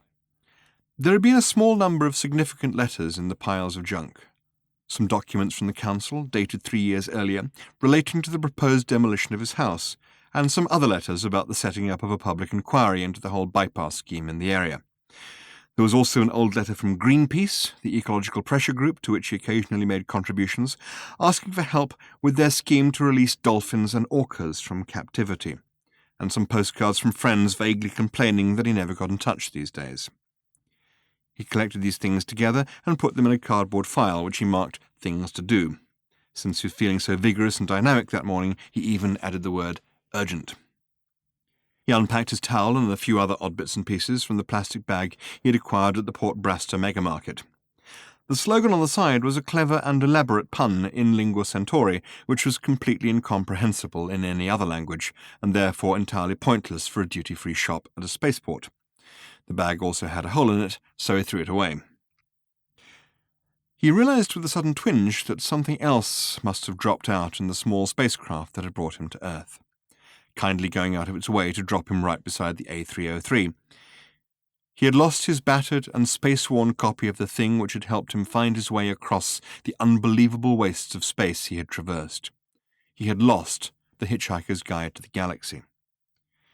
Well, he told himself, this time I really won't be needing it again. He had some calls to make. He had decided how to deal with the massive contradictions his return journey precipitated, which was that he would simply brazen it out. He phoned the BBC and asked to be put through to his department head. "Oh, hello, Arthur Dent here. Look, sorry I haven't been in for 6 months, but I've gone mad." "Oh, not to worry," said his department head. "Thought it was probably something like that. Happens here all the time. How soon can we expect you?" When do hedgehogs stop hibernating?" "Sometime in the spring, I think." "Well, I'll be in shortly after that." "Righty-ho." He flipped through the yellow pages and made a short list of numbers to try. "Oh, hello, is that the Old Elms Hospital?" "Yes, I was just phoning to see if I could have a word with Fenella. Fenella... good Lord, silly me, I'll forget my own name next. Fenella... isn't this ridiculous? A patient of yours, dark-haired girl, came in last night." "I'm afraid we don't have any patients called Fenella." "Oh, don't you?" I meant Fiona, of course. We just call her Fen." "I'm sorry, goodbye." Click. 6 conversations along these lines began to take their toll on his mood of vigorous, dynamic optimism, and he decided that before it deserted him entirely, he would take it down to the pub and parade it a little. He had had the perfect idea for explaining away every inexplicable weirdness about himself at a stroke, and he whistled to himself as he pushed open the door which had so daunted him last night. "Arthur!" He grinned cheerfully at the boggling eyes that stared at him from all corners of the pub, and told them all what a wonderful time he'd had in Southern California. Chapter 9. He accepted another pint and took a pull at it. "Of course I had my own personal alchemist, too." "You what?" He was getting silly, and he knew it. Exuberance and Hall & Woodhouse Best Bitter was a mixture to be wary of, but one of the first effects it has is to stop you being wary of things, and the point at which Arthur should have stopped and explained no more was the point at which he started instead to get inventive. "Oh yes," he insisted with a happy glazed smile. "It's why I've lost so much weight." "What?" said his audience. "Oh yes," he said again. "The Californians have rediscovered alchemy. Oh yes." He smiled again. "Only," he said, "it's a much more useful form than that which in—" He paused thoughtfully to let a little grammar assemble itself in its head. "In which the ancients used to practice it. Or at least," he added, "failed to practice it. They couldn't get it to work, you know. Nostradamus and that lot. Couldn't cut it." "Nostradamus?" said one of his audience. "I didn't think he was an alchemist," said another. "I thought," said a third, "he was a seer." "He became a seer," said Arthur to his audience, the component parts of which were beginning to bob and blur a little, "because he was such a lousy alchemist. You should know that." He took another pull at his beer. It was something he had not tasted for 8 years. He tasted it and tasted it. "What has alchemy got to do," asked a bit of the audience, "with losing weight?" "I'm glad you asked that," said Arthur, "very glad, and I will now tell you what the connection is between—" He paused. "Between those two things, the things you mentioned, I'll tell you." He paused and manoeuvred his thoughts. It was like watching oil tankers doing 3-point turns in the English Channel. "They've discovered how to turn excess body fat into gold," he said in a sudden blurt of coherence. "You're kidding." "Oh yes," he said. "No," he corrected himself. "They have." He rounded on the doubting part of his audience, which was all of it, so it took a little while to round on it completely. "Have you been to California?" he demanded. "Do you know the sort of stuff they do there?" 3 members of his audience said they had, and that he was talking nonsense. "You haven't seen anything," insisted Arthur. "Oh yes," he added, because someone was offering to buy another round. "The evidence," he said, pointing at himself and not missing by more than 2 inches, "is before your eyes. 14 hours in a trance," he said. "In a tank, in a trance. I was in a tank. I think," he added after a thoughtful pause, "I already said that." He waited patiently until the next round was duly distributed. He composed the next bit of the story in his mind, which is going to be something about the tank needing to be oriented along a line dropped perpendicularly from the pole star to a baseline drawn between Mars and Venus, and was about to start trying to say it when he decided to give it a miss. "Long time," he said instead. In a tank, in a trance. He looked round severely at his audience to make sure it was all following attentively. He resumed. Where was I? He said. In a trance, said one. In a tank, said another. Oh, yes, said Arthur. Thank you. And slowly, he said, pressing onwards, slowly, slowly, slowly, all your excess body fat turns to, he paused for effect, subtuque, he paused for breath, subcutaneous gold, which you can have surgically removed. Getting out of the tank is hell. What did you say? I was just clearing my throat. I think you doubt me. I was clearing my throat. She was clearing her throat, confirmed a significant part of the audience in a low rumble. Oh, yes, said Arthur. All right. And you then split the proceeds, he paused again for a maths break, 50-50 with the alchemist. Make a lot of money. He looked swayingly around at his audience and could not help but be aware of an air of scepticism about their jumbled faces. He felt very affronted by this. How else, he demanded, could I afford to have my face dropped? Friendly arms began to help him home. Listen, he protested as the cold February breeze brushed his face. Looking lived in is all the rage in California at the moment. You've got to look as if you've seen the galaxy. Life, I mean. You've got to look as if you've seen life. That's what I got, a face drop. Give me 8 years, I said. I hope being 30 doesn't come back into fashion or I've wasted a lot of money. He lapsed into silence for a while as the friendly arms continued to help him along the lane to his house. Got in yesterday, he mumbled. I'm very, very, very happy to be home, or somewhere very like it. Jet lag, muttered one of his friends. Long trip from California. Really mucks you up for a couple of days. I don't think he's been there at all, muttered another. I wonder where he has been, and what's happened to him. After a little sleep, Arthur got up and pottered around the house a bit. He felt woozy and a little low, still disoriented by the journey. He wondered how he was going to find Fenny. He sat and looked at the fishbowl. He tapped it again, and despite being full of water and a small yellow babelfish, which was gulping its way round rather dejectedly, it still chimed its deep and resonant chime as clearly and mesmerically as before. Someone is trying to thank me, he thought to himself. He wondered who and for what. Chapter 10. At the third stroke it will be 1, 32, and 20 seconds. Beep, beep, beep. Ford Prefect suppressed a little giggle of evil satisfaction, realized that he had no reason to suppress it, and laughed out loud, a wicked laugh. He switched the incoming signal through from the sub-Ethernet to the ship's superb hi-fi system, and the odd, rather stilted sing-song voice spoke out with remarkable clarity round the cabin. At the third stroke, it will be 1, 32, and 30 seconds. Beep, beep, beep. He tweaked the volume up just a little, while keeping a careful eye on a rapidly changing table of figures on the ship's computer display. For the length of time he had in mind, the question of power consumption became significant. He didn't want a murder on his conscience. At the third stroke, it will be 1, 32, and 40 seconds. Beep, beep, beep. He checked around the small ship. He walked down the short corridor. At the third stroke, he stuck his head into a small, functional, gleaming steel bathroom. It will be... It sounded fine in there. He looked into the tiny sleeping quarters. 1, 32. It sounded a bit muffled. There was a towel hanging over one of the speakers. He took down the towel. And 50 seconds. Fine. He checked out the packed cargo hold and wasn't at all satisfied with the sound. There was altogether too much crated junk in the way. He stepped back out and waited for the door to seal.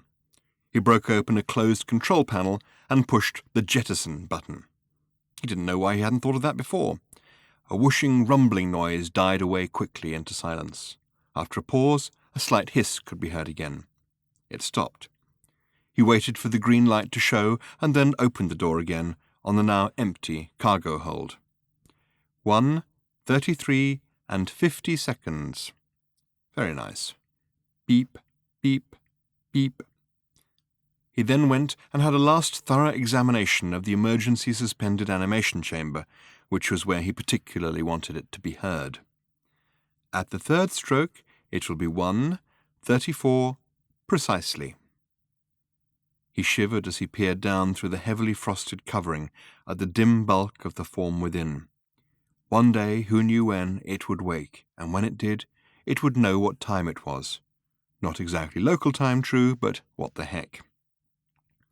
He double-checked the computer display above the freezer bed, dimmed the lights, and checked it again. At the third stroke, it will be... He tiptoed out and returned to the control cabin. 1:34 and 20 seconds. The voice sounded as clear as if he was hearing it over a phone in London, which he wasn't, not by a long way. He gazed out into the inky night. The star, the size of a brilliant biscuit crumb he could see in the distance, was Zondostina, or, as it was known in the world from which the rather stilted sing-song voice was being received, Pleiades Zeta. The bright orange curve that filled over half the visible area was the giant gas planet Cepheus Magna, where the Zaxitian battleships docked, and rising over its horizon was a small, cool blue moon, Epon. At the third stroke, it will be...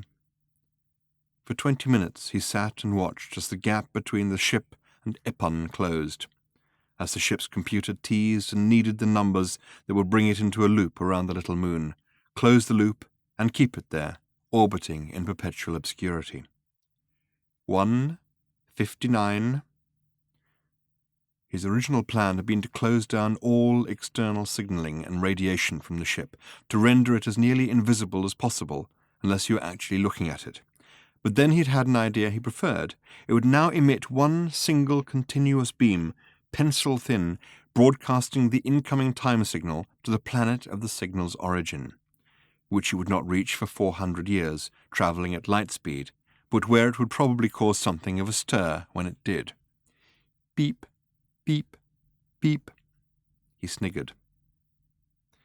He didn't like to think of himself as the sort of person who giggled or sniggered, but he had to admit that he had been giggling and sniggering almost continuously for well over half an hour now. At the third stroke, the ship was now locked almost perfectly into its perpetual orbit round a little-known and never-visited moon.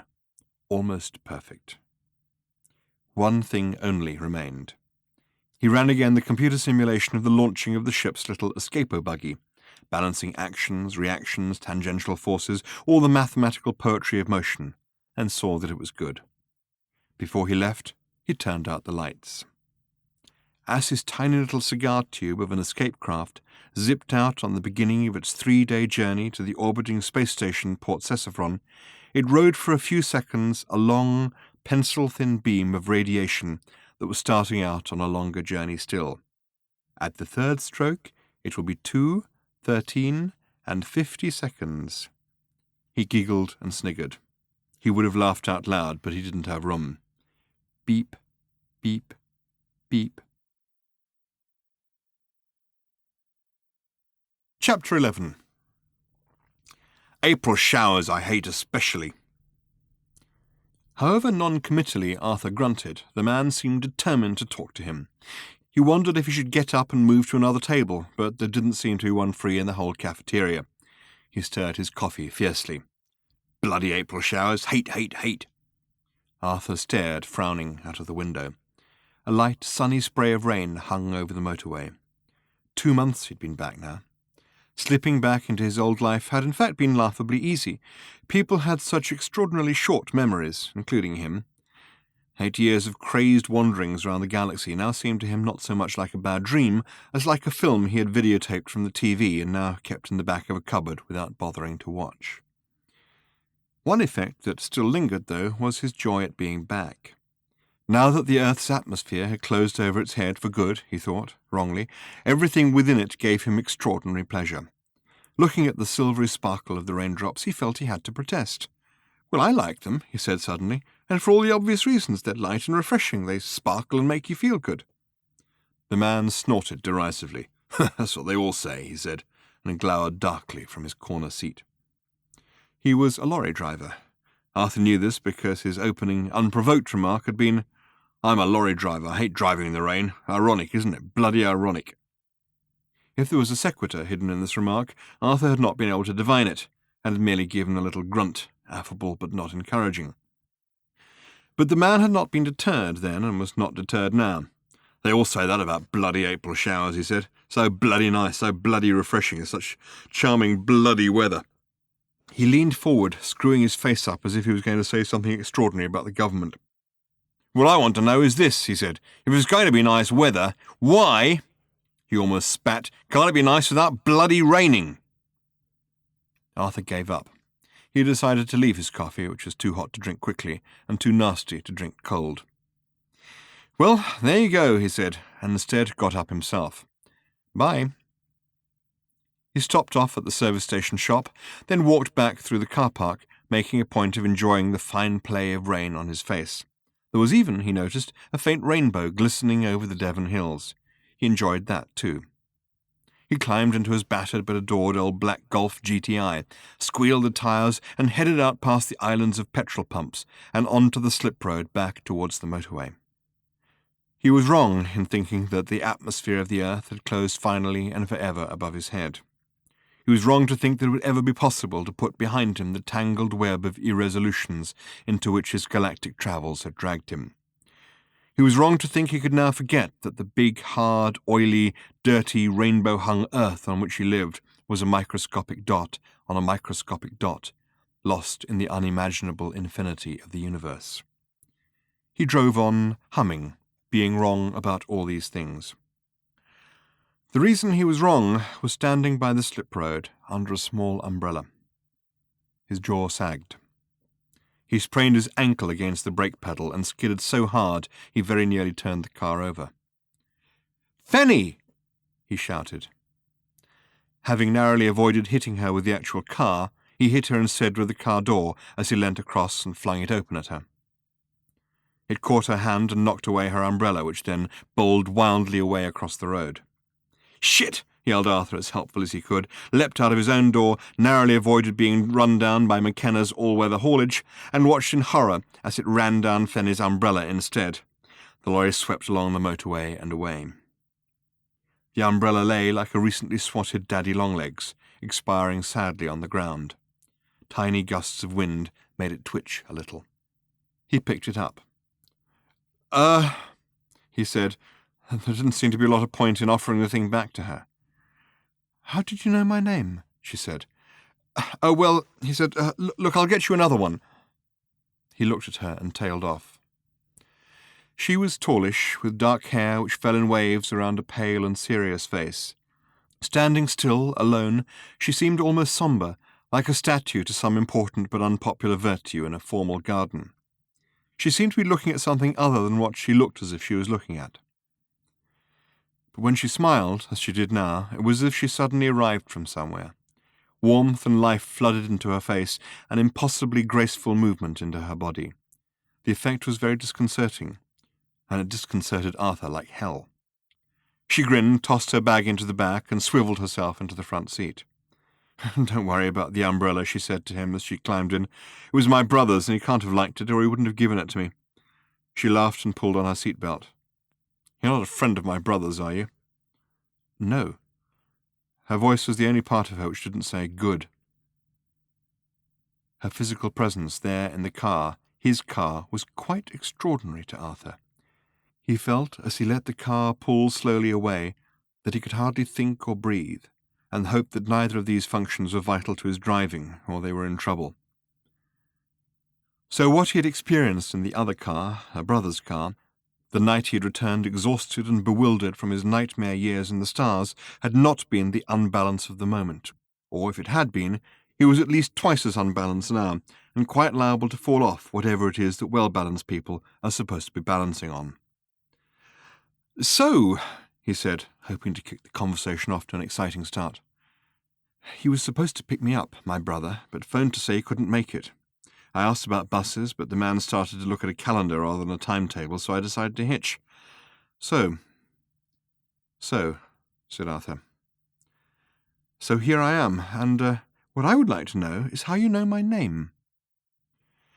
"Perhaps we ought to first sort out," said Arthur, looking back over his shoulder as he eased his car into the motorway traffic, "where I'm taking you." Very close, he hoped, or a long way. Close would mean she lived near him. A long way would mean he could drive her there. "I'd like to go to Taunton," she said. "Please, if that's all right. It's not far. You can drop me at—" "You live in Taunton?" he said, hoping that he'd managed to sound merely curious rather than ecstatic. Taunton was wonderfully close to him. He could— "No, London," she said. "There's a train in just under an hour." It was the worst thing possible. Taunton was only minutes away up the motorway. He wondered what to do, and while he was wondering, with horror, heard himself saying, "Oh, I can take you to London, and let me take you to London." Bungling idiot. Why on earth had he said "let" in that stupid way? He was behaving like a 12-year-old. "Are you going to London?" she asked. I wasn't," he said, "but—" Bungling idiot. "It's very kind of you," she said, "but really, no. I like to go by train." And suddenly she was gone. Or rather, that part of her which brought her to life was gone. She looked rather distantly out of the window and hummed lightly to herself. He couldn't believe it. 30 seconds into the conversation, and already he'd blown it. Grown men, he told himself, in flat contradiction of centuries of accumulated evidence about the way grown men behave, do not behave like this. "Taunton, 5 miles, said the signpost. He gripped the steering wheel so tightly the car wobbled. He was going to have to do something dramatic. "Fenny," he said. She glanced round sharply at him. "You haven't told me how—" "Listen," said Arthur, I will tell you that the story is rather strange. Very strange." She was still looking at him, but said nothing. "Listen. You said that." "Did I? Oh, there are things I must talk to you about, and things I must tell you, a story I must tell you which would—" He was thrashing about. He wanted to say something along the lines of, "Thy knotted and combined locks to part, and each particular hair to stand on end like quills upon the fretful porpentine," but didn't think he could carry it off, and didn't like the hedgehog reference. "Which would take more than 5 miles, he settled for in the end, rather lamely, he was afraid. "Well?" "Just supposing," he said, "just supposing—" He didn't know what was coming next, so he thought he'd just sit back and listen.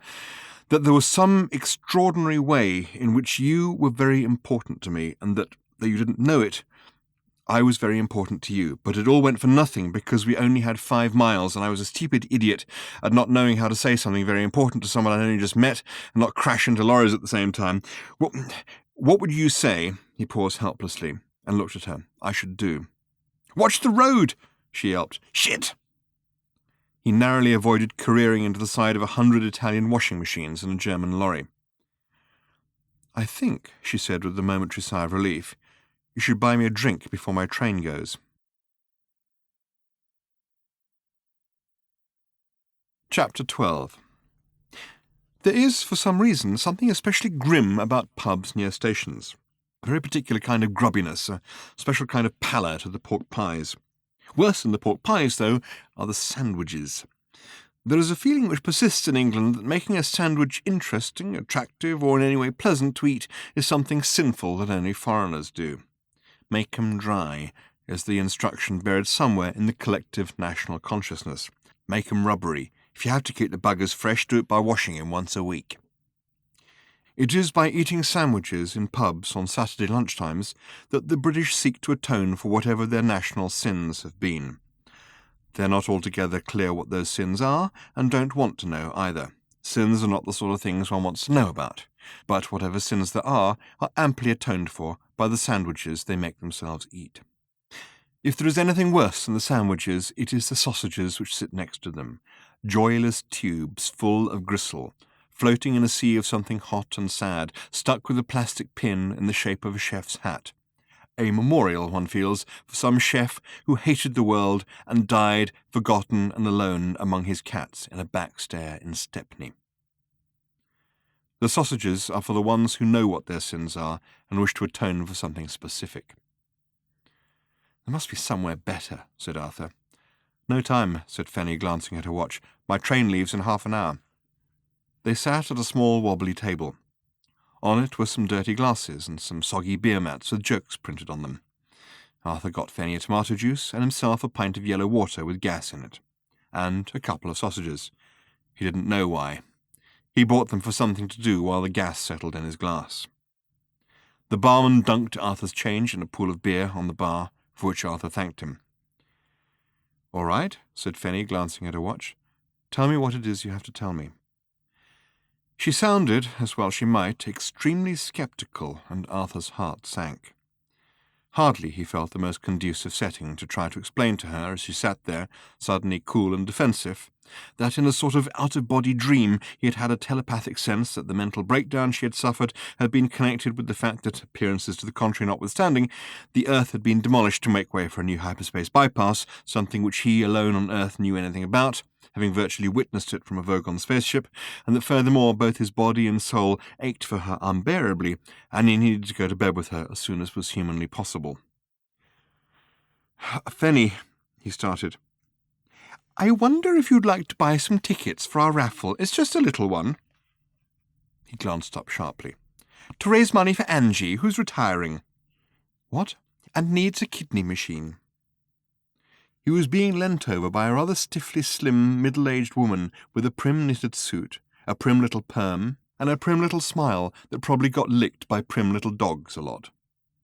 She was holding out a small book of cloakroom tickets and a collecting tin.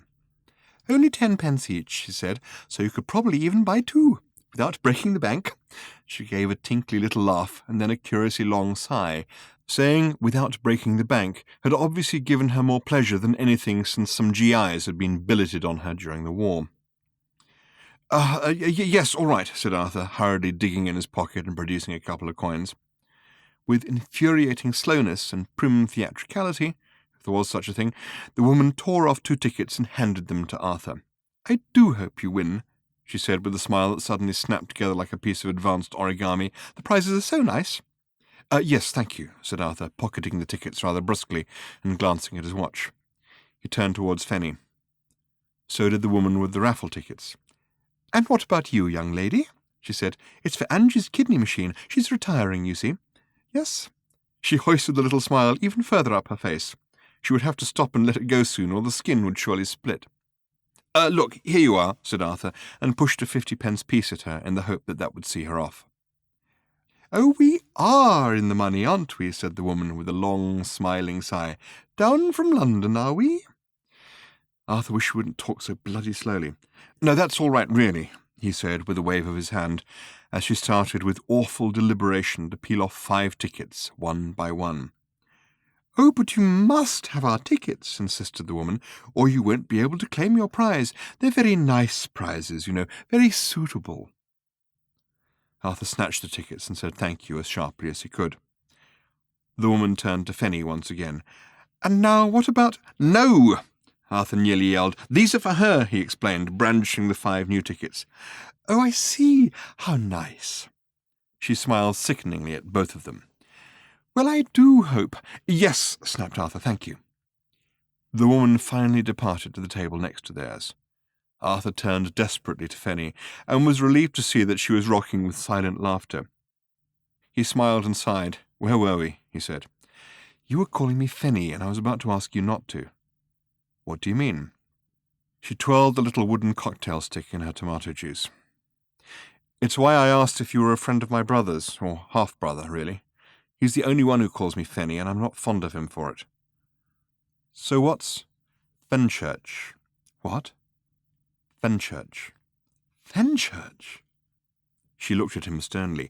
"Yes," she said, "and I'm watching you like a lynx to see if you're going to ask the same silly question that everyone asks me till I want to scream.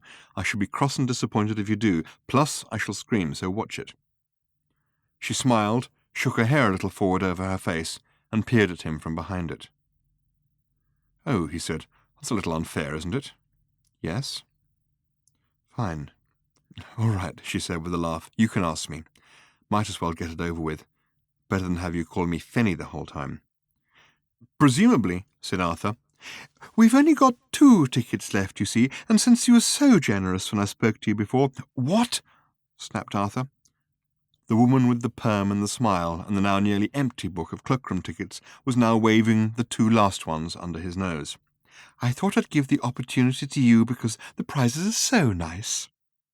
She wrinkled up her nose a little confidentially. "Very tasteful. I know you like them, and it is for Angie's retirement present, you see. We want to give her—" "A kidney machine, yes," said Arthur. "Here." He held out 2 more 10-pence pieces to her and took the tickets. A thought seemed to strike the woman. It struck her very slowly. You could watch it coming in like a long wave on a sandy beach. "Oh dear," she said, "I'm not interrupting anything, am I?" She peered anxiously at both of them. "No, it's fine," said Arthur. "Everything that could possibly be fine," he insisted, "is fine." "Thank you," he added. "I say," she said, in a delighted ecstasy of worry, "you're not in love, are you?" "It's very hard to say," said Arthur. "We haven't had a chance to talk yet." He glanced at Fenchurch. She was grinning. The woman nodded with knowing confidentiality. "I'll let you see the prizes in a minute," she said, and left. Arthur turned with a sigh back to the girl that he found it hard to say whether he was in love with. "You were about to ask me," she said, "a question." "Yes," said Arthur. "We can do it together, if you like," said Fenchurch. "Was I found in a handbag," joined in Arthur, "in the left luggage office," they said together, "at Fenchurch Street Station," they finished. "And the answer," said Fenchurch, "is no." "Fine," said Arthur. "I was conceived there." "What? In the left luggage office?" hooted Arthur. "No, of course not. Don't be silly. What would my parents be doing in the left luggage office?" she said, rather taken aback by the suggestion. "Well, I don't know," spluttered Arthur. "Or rather, it was in the ticket queue." The ticket queue, or so they claim. They refuse to elaborate. They only say you wouldn't believe how bored it is possible to get in the ticket queue at Fenchurch Street Station. She sipped demurely at her tomato juice and looked at her watch. Arthur continued to gurgle for a moment or two. "I'm going to have to go in a minute or two," said Fenchurch, "and you haven't begun to tell me whatever this terrifically extraordinary thing is that you're so keen to get off your chest." "Why don't you let me drive you to London?" said Arthur. "It's Saturday. I've got nothing particular to do. "No," said Fenchurch. "Thank you. It's sweet of you, but no. I need to be by myself for a couple of days." She smiled and shrugged.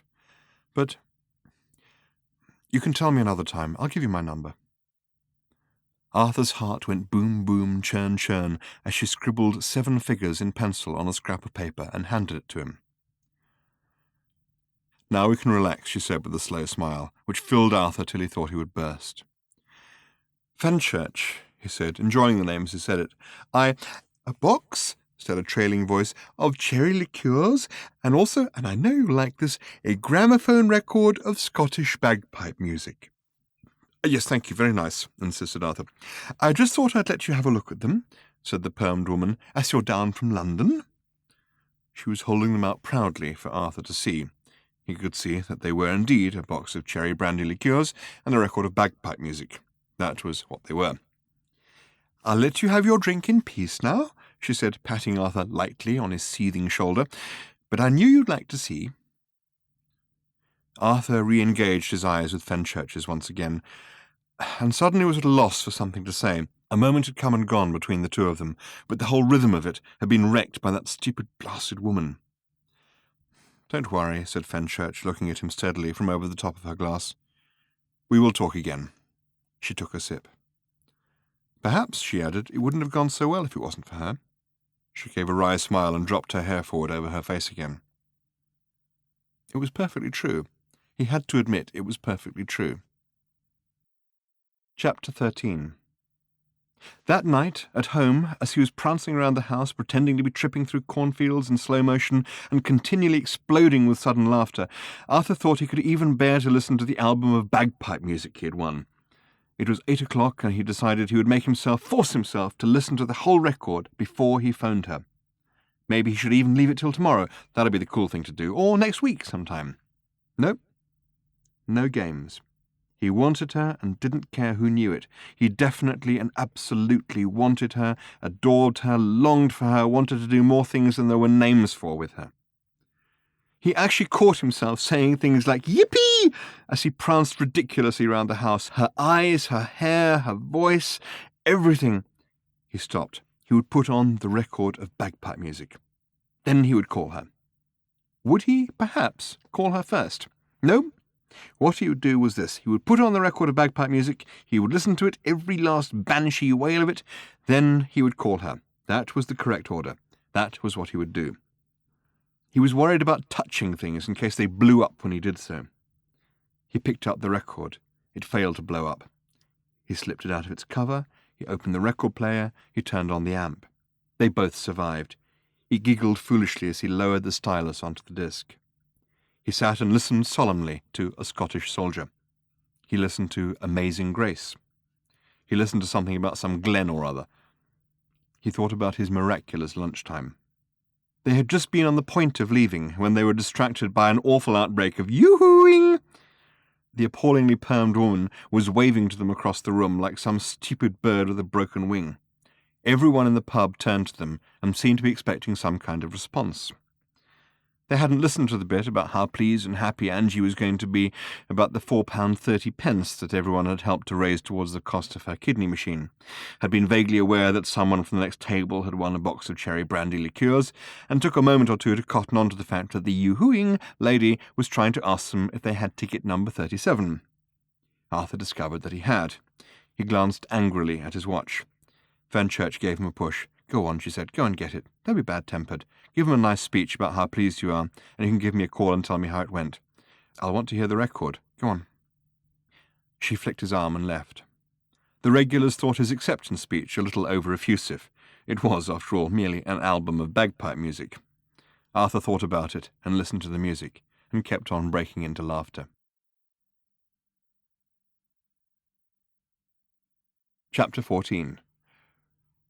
Ring, ring. Ring, ring. Ring, ring. "Hello, yes? Yes, that's right. Yes, you'll have to speak up. There's an awful lot of noise in here." "What?" "No, I only do the bar in the evenings. It's Yvonne who does lunch, and Jim, he's the landlord. No, I wasn't on." "What?" "You'll have to speak up." "What?" "No, I don't know anything about no raffle." "What?" "No, I don't know nothing about it. Hold on, I'll call Jim." The barmaid put her hand over the receiver and called over the noisy bar. "Here, Jim, bloke on the phone says something about he's won a raffle. He keeps on saying it's ticket 37 and he's won." "No, there was a guy in the pub here won," shouted back the barman. "He says, have we got the ticket?" "Well, how can he think he's won if he hasn't even got a ticket?" "Jim says, how can you think you've won if you haven't got a ticket?" "What?" She put her hand over the receiver again. "Jim, he keeps effing and blinding at me, says there's a number on the ticket." "Of course there's a number on the ticket. It's a bloody raffle ticket, wasn't it?" "He says he means it's a telephone number on the ticket." "I'll put the phone down and serve the bloody customers, will you?" Chapter 15. 8 hours west sat a man alone on a beach, mourning an inexplicable loss. He could only think of his loss in little packets of grief at a time, because the whole thing was too great to be borne. He watched the long, slow Pacific waves come in along the sand, and waited for the nothing that he knew was about to happen. As the time came for it not to happen, it duly didn't happen, and so the afternoon wore itself away, and the sun dropped beneath the long line of the sea, and the day was gone. The beach was a beach we shall not name because his private house was there, but it was a small sandy stretch somewhere along the hundreds of miles of coastline that first runs west from Los Angeles, which is described in the new edition of The Hitchhiker's Guide to the Galaxy in one entry as junky, wonky, lunky, stunky, and what's that other word, and all kinds of bad stuff, woo, and in another, written only hours later, as being like several thousand square miles of American Express junk mail, but without the same sense of moral depth. Plus the air is, for some reason, yellow. The coastline runs west and then turns north up to the misty bay of San Francisco, which the guide describes as a good place to go. It's very easy to believe that everyone you meet there is also a space traveller. Starting a new religion for you is just their way of saying hi. Until you settled in and got the hang of the place, it is best to say no to 3 questions out of any given 4 that anyone may ask you, because there are some very strange things going on there, some of which an unsuspecting alien could die of. The hundreds of curling miles of cliffs and sand, palm trees, breakers and sunsets are described in the guide as boffo, a good one. And somewhere on this good boffo stretch of coastline lay the house of this inconsolable man, a man whom many regarded as being insane, but this was only, as he would tell people, because he was. One of the many reasons why people thought him insane was because of the peculiarity of his house, which even in a land where most people's houses were peculiar in one way or another, was quite extreme in its peculiarness. His house was called the outside of the asylum. His name was simply John Watson, though he preferred to be called, and some of his friends had now reluctantly agreed to do this, Wonko the Sane. In his house were a number of strange things, including a grey glass bowl with 8 words engraved upon it. We can talk of him much later on. This is just an interlude to watch the sun go down and to say that he was there watching it. He had lost everything he cared for, and was now simply waiting for the end of the world, little realizing that it had already been and gone.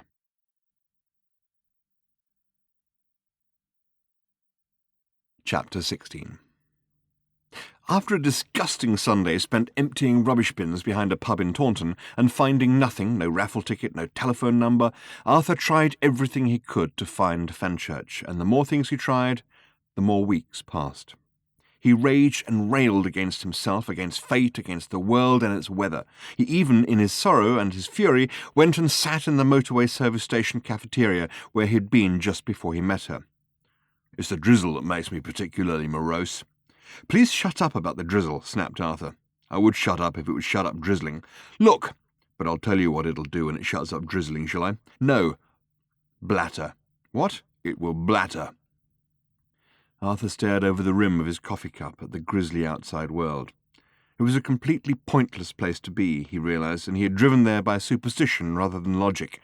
However, as if to bait him with the knowledge that such coincidences could in fact happen, fate had chosen to reunite him with the lorry driver he had encountered there last time.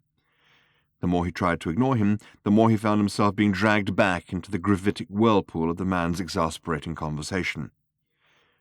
"I think," said Arthur vaguely, cursing himself for even bothering to say this, "that it's easing off." "Ha!" Arthur just shrugged. He should go. That's what he should do. He should just go. "It never stops raining," ranted the lorry driver. He thumped the table, spilt his tea, and actually for a moment appeared to be steaming. You can't just walk off without responding to a remark like that. "Of course it stops raining," said Arthur. It was hardly an elegant refutation, but it had to be said. "It rains all the time," raved the man, thumping the table again in time to the words. Arthur shook his head. "Stupid to say it rains all the time," he said. The man's eyebrows shot up, affronted. "Stupid? Why is it stupid? Why is it stupid to say it rains all the time if it rains the whole time?"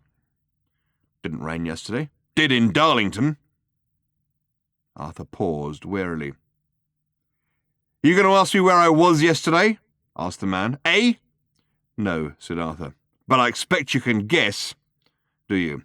"Yeah, it begins with a D." "Does it? And it was pissing down there, I can tell you." "You don't want to sit there, mate," said a passing stranger in overalls to Arthur cheerily. "That's Thundercloud Corner, that is. Specially reserved for old raindrops keep falling on me head here. There's one reserved in every motorway cafe between here and sunny Denmark. Steer clear is my advice. It's what we all do. How's it going, Rob? Keeping busy? Got your wet weather tyres on? Ha ha!" He breezed by and went to tell a joke about Britt Ekland to someone at a nearby table. "See, none of them bastards take me seriously," said Rob McKenna. "But," he added darkly, leaning forward and screwing up his eyes, "they all know it's true." Arthur frowned. "Like my wife," hissed the sole owner and driver of McKenna's all-weather haulage. "She says it's nonsense and I make a fuss and complain about nothing. But," he paused dramatically and darted out dangerous looks from his eyes, "she always brings the washing in when I phone to say I'm on me way home." He brandished his coffee spoon. "What do you make of that?" Well, I have a book," he went on. "I have a book, a diary. Kept it for 15 years. Shows every single place I've ever been, every day, and also what the weather was like. And it was uniformly," he snarled, "horrible.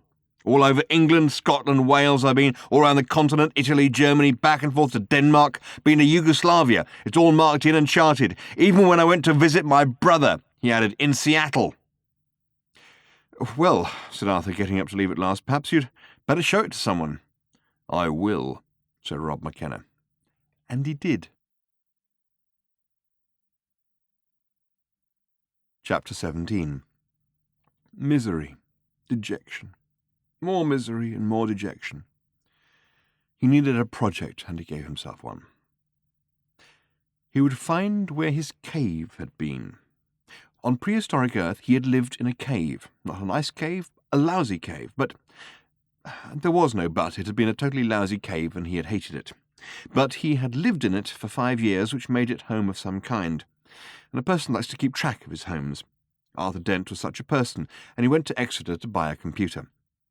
That was what he really wanted, of course, a computer, but he felt he ought to have some serious purpose in mind before he simply went and lashed out a lot of readies on what people might otherwise mistake as being just a thing to play with. So that was his serious purpose, to pinpoint the exact location of a cave on prehistoric Earth. He explained this to the man in the shop. "Why?" said the man in the shop. "This is a tricky one." "Okay, skip that," said the man in the shop. "How?" Well, I was hoping you could help me with that." The man sighed and his shoulders dropped. "Have you much experience of computers?" Arthur wondered whether to mention Eddie, the shipboard computer on the Heart of Gold, who would have done the job in a second, or Deep Thought, but he decided he wouldn't. "No," he said. "Looks like a fun afternoon," said the man in the shop, but he said it only to himself. Arthur bought the apple anyway.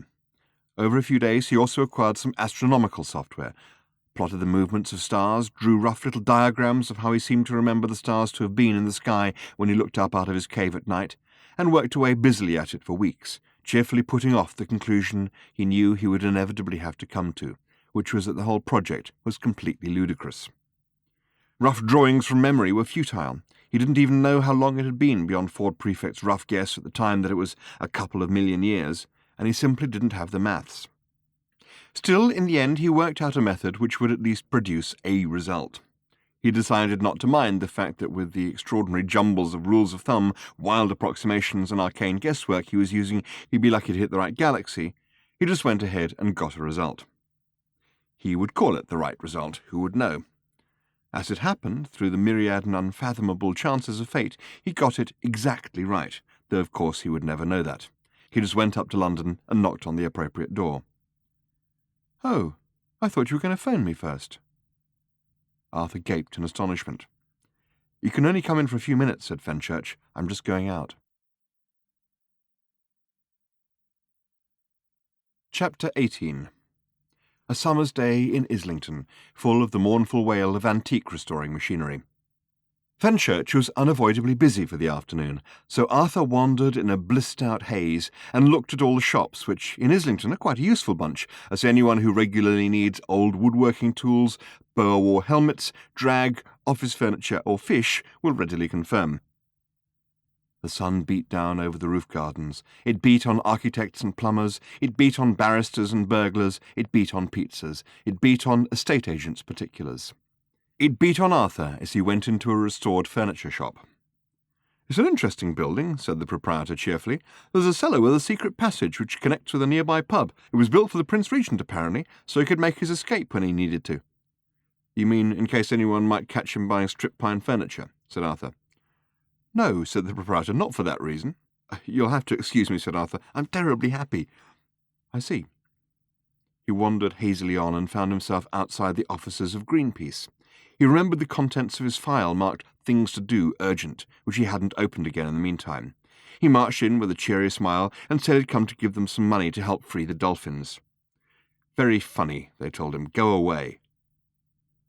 This wasn't quite the response he'd expected, so he tried again. This time they got quite angry with him, so he just left some money anyway and went back out into the sunshine. Just after 6, he returned to Fenchurch's house in the alleyway, clutching a bottle of champagne. "Hold this," she said, shoved a stout rope in his hands, and disappeared inside the large white wooden doors from which dangled a fat padlock off a black iron bar. The house was a small converted stable in a light industrial alleyway behind the derelict Royal Agricultural Hall of Islington. As well as its large stable doors, it also had a normal-looking front door of smartly glazed panelled wood with a black dolphin door knocker. The one odd thing about this door was its doorstep, which was 9 feet high, since the door was set into the upper of the 2 floors, and presumably had been originally used to haul in hay for hungry horses. An old pulley jutted out of the brickwork above the doorway, and it was over this that the rope Arthur was holding was slung. The other end of the rope held a suspended cello. The door opened above his head. "Okay," said Fenchurch, "pull on the rope, steady the cello, pass it up to me." He pulled on the rope, he steadied the cello. "I can't pull on the rope again," he said, "without letting go of the cello." Fenchurch leant down. "I'm steadying the cello," she said. "You pull on the rope." The cello eased up level with the doorway, swinging slightly, and Fenchurch manoeuvred it inside. "Come on up yourself," she called down. Arthur picked up his bag of goodies and went in through the stable doors, tingling. The bottom room, which he had seen briefly before, was pretty rough and full of junk. A large old cast-iron mangle stood there. A surprising number of kitchen sinks were piled in a corner. There was also, Arthur was momentarily alarmed to see, a pram, but it was very old and uncomplicatedly full of books. The floor was old, stained concrete, excitingly cracked, and this was the measure of Arthur's mood as he started up the rickety wooden steps in the far corner. Even a cracked concrete floor seemed to him an almost unbearably sensual thing. "An architect friend of mine keeps on telling me how he can do wonderful things with this place," said Fenchurch chattily, as Arthur emerged through the floor. "He keeps on coming round, standing in stunned amazement, muttering about space and objects and events and marvellous qualities of light, then says he needs a pencil and disappears for weeks. Wonderful things have therefore so far failed to happen." In fact, thought Arthur as he looked about, the upper room was at least reasonably wonderful anyway. It was simply decorated, furnished with things made out of cushions, and also a stereo set with speakers which would have impressed the guys who put up Stonehenge. There were flowers which were pale, and pictures which were interesting. There was a sort of gallery structure in the roof space which held a bed and also a bathroom which, Fenchurch explained, you could actually swing a cat in, but, she added, only if it was a reasonably patient cat and didn't mind a few nasty cracks about the head. "So, here you are." "Yes." They looked at each other for a moment. The moment became a longer moment, and suddenly it was a very long moment, so long one could hardly tell where all the time was coming from. For Arthur, who could usually contrive to feel self-conscious if left alone for long enough with a Swiss cheese plant, the moment was one of sustained revelation. He felt on the sudden like a cramped and zoo-born animal who awakes one morning to find the door to his cage hanging quietly open, and the savannah stretching grey and pink to the distant rising sun, while all around new sounds are waking. He wondered what the new sounds were as he gazed at her openly wondering face and her eyes that smiled with a shared surprise. He hadn't realized that life speaks with a voice to you, a voice that brings you answers to the questions you continually ask of it, had never consciously detected it or recognized its tones, till it now said something it had never said to him before, which was, "Yes." Fenchurch dropped her eyes away at last with a tiny shake of her head. "I know," she said. "I shall have to remember," she added, "that you are the sort of person who cannot hold on to a simple piece of paper for 2 minutes without winning a raffle with it." She turned away. "Let's go for a walk," she said quickly. "Hyde Park. I'll change into something less suitable." She was dressed in a rather severe dark dress, not a particularly shapely one, and it didn't really suit her. "I wear it especially for my cello teacher," she said. "He's a nice old boy, but I sometimes think all that bowing gets him a bit excited. I'll be down in a minute." She ran lightly up the steps to the gallery above and called down, "Put the bottle in the fridge for later." He noticed, as he slipped the champagne bottle into the door, that it had an identical twin to sit next to. He walked over to the window and looked out. He turned and started to look at her records. From above he heard the rustle of her dress falling to the ground. He talked to himself about the sort of person he was. He told himself very firmly that for this moment at least he would keep his eyes very firmly and steadfastly locked on the spines of her records. Read the titles, nod appreciatively, count the blasted things if he had to. He would keep his head down. This he completely, utterly, and abjectly failed to do. She was staring down at him with such intensity that she seemed hardly to notice that he was looking up at her. Then suddenly she shook her head, dropped the light sundress down over herself, and disappeared quickly into the bathroom. She emerged a moment later, all smiles and with a sun hat, and came tripping down the steps with extraordinary lightness. It was a strange kind of dancing motion she had. She saw that he noticed it and put her head slightly on one side. "Like it?" she said. "You look gorgeous," he said simply because she did.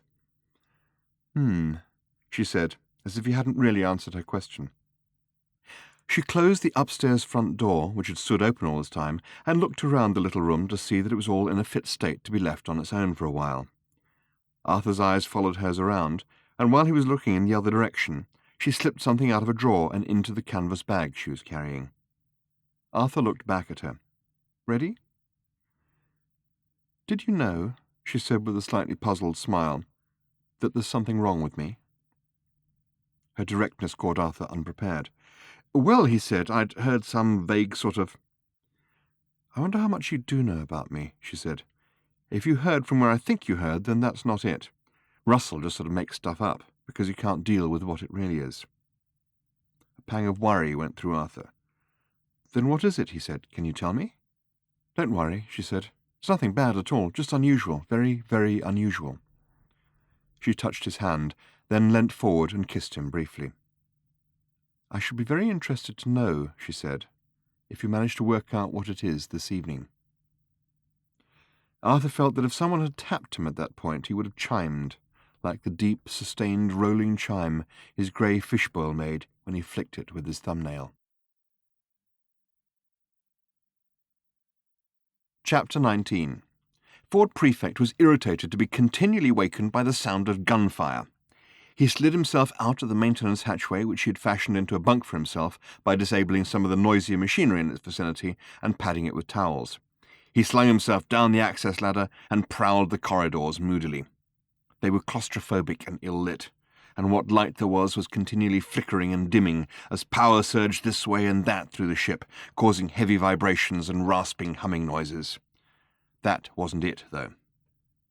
He paused and leaned back against the wall as something that looked like a small silver power drill flew past him down the dim corridor with a nasty searing screech. That wasn't it either.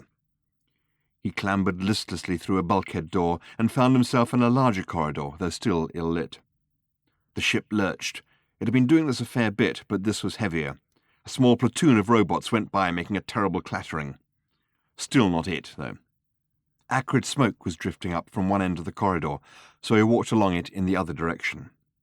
He passed a series of observation monitors let into the walls behind plates of toughened but still badly scratched perspex. One of them showed some horrible green scaly reptilian figure ranting and raving about the single transferable vote system. It was hard to tell whether he was for it or against it, but he clearly felt very strongly about it. Ford turned the sound down. That wasn't it, though. He passed another monitor. It was showing a commercial for some brand of toothpaste that would apparently make you feel free if you used it. There was some nasty blaring music with it too, but that wasn't it. He came upon another, much larger, three-dimensional screen that was monitoring the outside of this vast silver Zaxition ship. As he watched, 1,000 horribly beweaponed Zersler robot star cruisers came searing round the dark shadow of a moon, silhouetted against the blinding disk of the star's axis, and the ship simultaneously unleashed a vicious blaze of hideously incomprehensible forces from all its orifices against them. That was it! Ford shook his head irritably and rubbed his eyes. He slumped on the wrecked body of a dull silver robot which clearly had been burning earlier on, but had now cooled down enough to sit on. He yawned and dug his copy of The Hitchhiker's Guide to the Galaxy out of his satchel. He activated the screen and flicked idly through some Level 3 entries and some Level 4 entries. He was looking for some good insomnia cures. He found rest, which was what he reckoned he needed. He found rest and recuperation, and was about to pass on when he suddenly had a better idea. He looked up at the monitor screen. The battle was raging more fiercely every second, and the noise was appalling. The ship juddered, screamed, and lurched as each new bolt of stunning energy was delivered or received. He looked back down at the guide again and flipped through a few likely locations. He suddenly laughed, and then rummaged in his satchel again. He pulled out a small memory dump module, wiped off the fluff and biscuit crumbs, and plugged it into an interface on the back of the guide. When all the information that he could think was relevant had been dumped into the module, he unplugged it again, tossed it lightly in the palm of his hand, put the guide away in his satchel, smirked, and went in search of the ship's computer databanks. Chapter 20. "The purpose of having the sun go low in the evenings, in the summer, especially in parks," said the voice earnestly, "is to make girls' breasts bob up and down more clearly to the eye. I'm convinced that this is the case." Arthur and Fenchurch giggled about this to each other as they passed. She hugged him more tightly for a moment. "And I'm certain," said the frizzy, ginger-haired youth with the long, thin nose, who was expostulating from his deck chair by the side of the Serpentine, that if one worked the argument through, one would find that it flowed with perfect naturalness and logic from everything, he insisted to his thin, dark-haired companion, who was slumped in the next-door deck chair, feeling dejected about his spots. That Darwin was going on about. This is certain, this is indisputable, and, he added, I love it. He turned sharply and squinted through his spectacles at Fenchurch. Arthur steered her away and could feel her silently quaking. Next guest, she said, when she had stopped giggling. Come on. All right, he said. Your elbow, your left elbow. There's something wrong with your left elbow. Wrong again, she said. Completely wrong. You're on completely the wrong track. The summer sun was sinking through the trees in the park, looking as if...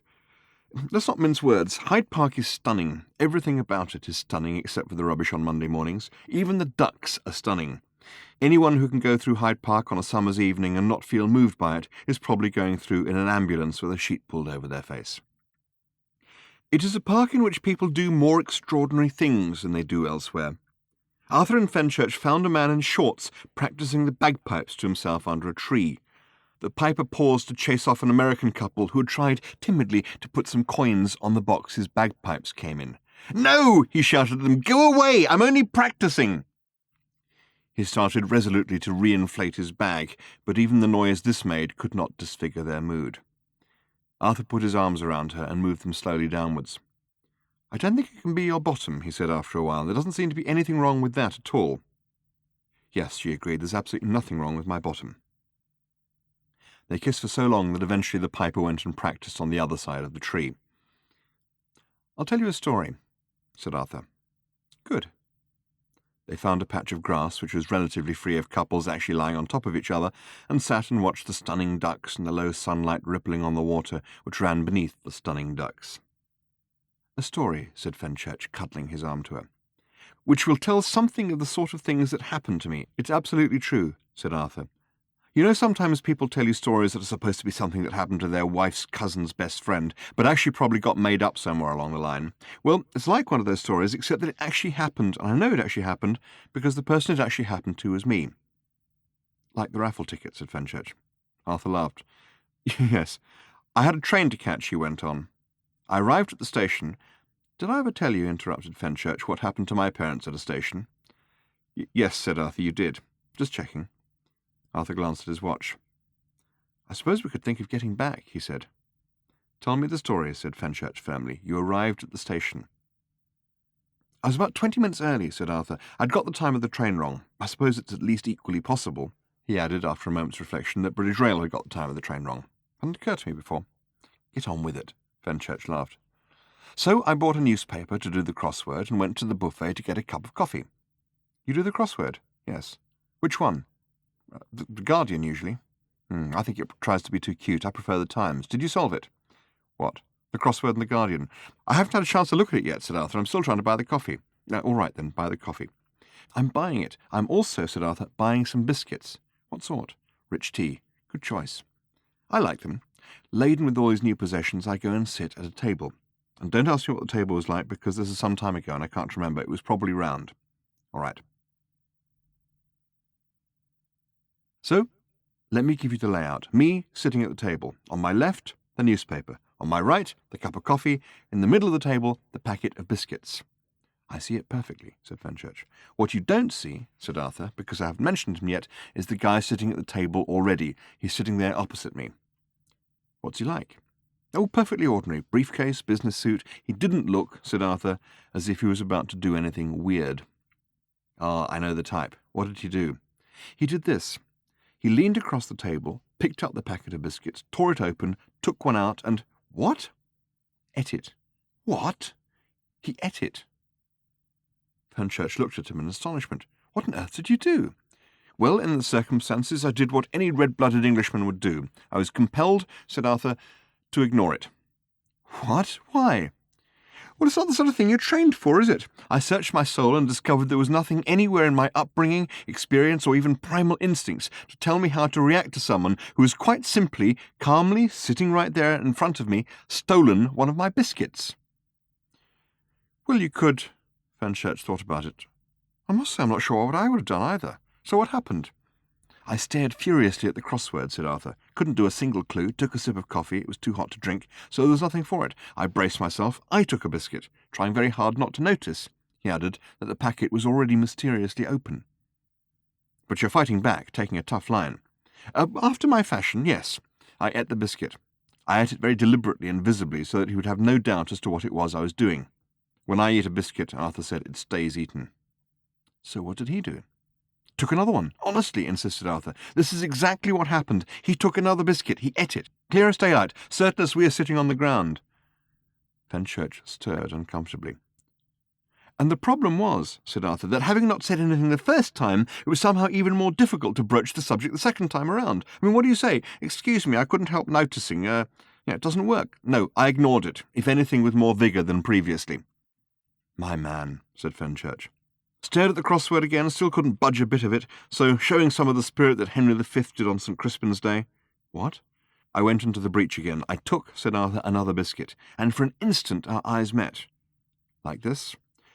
Yes, well, no, not quite like that, but they met, just for an instant, and we both looked away.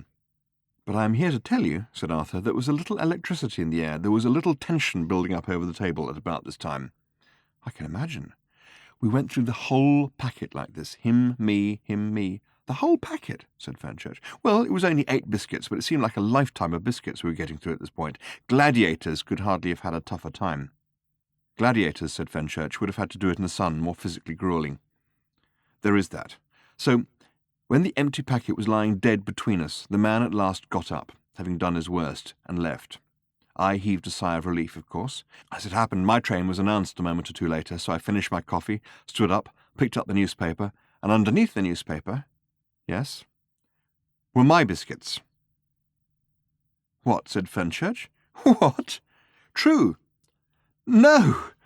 She gasped and tossed herself back on the grass, laughing. She sat up again. You complete nitwit, she hooted. You almost completely and utterly foolish person. She pushed him backwards, rolled over him, kissed him, and rolled off again. He was surprised at how light she was. Now you tell me a story, said Arthur. I thought, she said, putting on a low, husky voice, that you were very keen to get back. No hurry, he said airily. I want you to tell me a story. She looked out over the lake and pondered. All right, she said. It's only a short one and not funny like yours, but, anyway. She looked down. Arthur could feel that it was one of those sorts of moments. The air seemed to stand still around them, waiting. Arthur wished that the air would go away and mind its own business. When I was a kid, she said. These stories always start like this, don't they? When I was a kid. Anyway, this is the bit where the girl suddenly goes when I was a kid and starts to unburden herself. We have got to that bit. When I was a kid, I had this picture hanging over the foot of my bed. What do you think of it so far? I like it, said Arthur. I think it's moving well. You're getting the bedroom interest in nice and early. We could probably do some development with the picture. It was one of those pictures that children are supposed to like, she said, but don't. Full of endearing little animals doing endearing things, you know? I know, I was plagued with them too, rabbits in waistcoats. Exactly. These rabbits were in fact on a raft, just where assorted rats and owls. There may even have been a reindeer. On the raft, and a boy was sitting on the raft. Among the rabbits and waistcoats and owls and the reindeer, said Arthur. Precisely there. A boy of the cheery, gypsy ragamuffin variety. Ugh. The picture worried me, I must say. There was an otter swimming in front of the raft, and I used to lie awake at night worrying about this otter having to pull the raft with all those wretched animals on it, who shouldn't even be on a raft, and the otter had such a thin tail to pull it with, I thought it must hurt pulling it all the time. Worried me. Not badly, but just vaguely, all the time. Then, one day, and remember I've been looking at this picture every night for years, I suddenly noticed that the raft had a sail. Never seen it before. The otter was fine, he was just swimming along. She shrugged. Good story? She said. Ends weakly, said Arthur. Leaves the audience crying, yes, but what of it? Fine up till there, but it needs a final sting before the credits. Fenchurch laughed and hugged her legs. It was just such a sudden revelation, years of almost unnoticed worry just dropping away, like taking off heavy weights, like black and white becoming colour, like a dry stick suddenly being watered. The sudden shift of perspective that says, put away your worries, the world is a good and perfect place, it is in fact very easy. You probably think I'm saying that because I'm going to say I felt like that this afternoon or something, don't you? "Well, said Arthur, his composure suddenly shattered. "Well, it's all right," she said. "I did. That's exactly what I felt. But you see, I felt that before, even stronger, incredibly strongly. I'm afraid I'm a bit of a one," she said, gazing off into the distance, "for sudden, startling revelations." Arthur was at sea, could hardly speak, and felt it wiser, therefore, for the moment not to try. "It was very odd," she said, much as one of the pursuing Egyptians might have said that the behaviour of the Red Sea when Moses waved his rod at it was a little on the strange side. "Very odd," she repeated. "For days before, the strangest feeling had been building in me, as if I was going to give birth. And it wasn't like that, in fact. It was more as if I was being connected into something, bit by bit. Not even that. It was as if the whole of the earth, through me, was going to—" "Does the number," said Arthur gently, "42 mean anything to you?" "What? Now, what are you talking about?" exclaimed Fenchurch. "Just a thought," murmured Arthur. "Arthur, I mean this. This is very real to me. This is serious." "I was being perfectly serious," said Arthur. "It's just the universe I'm never quite sure about." "What do you mean by that?" "Tell me the rest of it," he said. "Don't worry if it sounds odd. Believe me, you are talking to someone who has seen a lot of stuff," he added, "that is odd. And I don't mean biscuits." She nodded and seemed to believe him. Suddenly she gripped his arm. "It was so simple," she said, "so wonderfully and extraordinarily simple when it came." "What was it?" said Arthur quietly. "Arthur, you see," she said, "that's what I no longer know, and the loss is unbearable. If I try to think back to it, it all just goes flickery and jumpy, and if I try too hard, I get as far as the teacup and I just black out." "What?" "Well, like your story," she said, "the best bit happened in a cafe. I was sitting there having a cup of tea. This was after days of this build-up, the feeling of becoming connected up. I think I was buzzing gently, and there was some work going on at a building site opposite the cafe, and I was watching it through the window over the rim of my teacup, which I always find is the nicest way of watching other people working. And suddenly, there it was in my mind, this message from somewhere. And it was so simple. It made such sense of everything. I just sat up and thought, oh, well, that's all right then." I was so startled I almost dropped my teacup. In fact, I think I did drop it. "Yes," she added thoughtfully, "I'm sure I did. How much sense am I making?" It was fine up to the bit about the teacup. She shook her head and shook it again as if trying to clear it, which is what she was trying to do. "Well, that's it," she said. "Fine up to the bit about the teacup. That was the point at which it seemed to me quite literally as if the world exploded." "What?" "I know it sounds crazy, and everybody says it was hallucinations, but if that was hallucinations, then I have hallucinations in big screen 3D with 16-track Dolby stereo, and should probably hire myself out to people who are bored with shark movies. It was as if the ground was literally ripped from under my feet, and... She patted the grass lightly as if for reassurance, and then seemed to change her mind about what she was going to say. "And I woke up in hospital. I suppose I've been in and out ever since, and that's why I have an instinctive nervousness," she said, "of sudden, startling revelations that everything's going to be all right." She looked up at him. Arthur had simply ceased to worry himself about the strange anomalies surrounding his return to his home world, or rather had consigned them to that part of his mind marked "things to think about, urgent." Here is the world, he had told himself. Here, for whatever reason, is the world, and here it stays, with me on it. But now it seemed to go swimmy around him, as it had that night in the car when Fenchurch's brother had told him the silly stories of the CIA agent in the reservoir. The French embassy went swimmy, the trees went swimmy, the lake went swimmy, but this was perfectly natural and nothing to be alarmed by because a grey goose had just landed on it.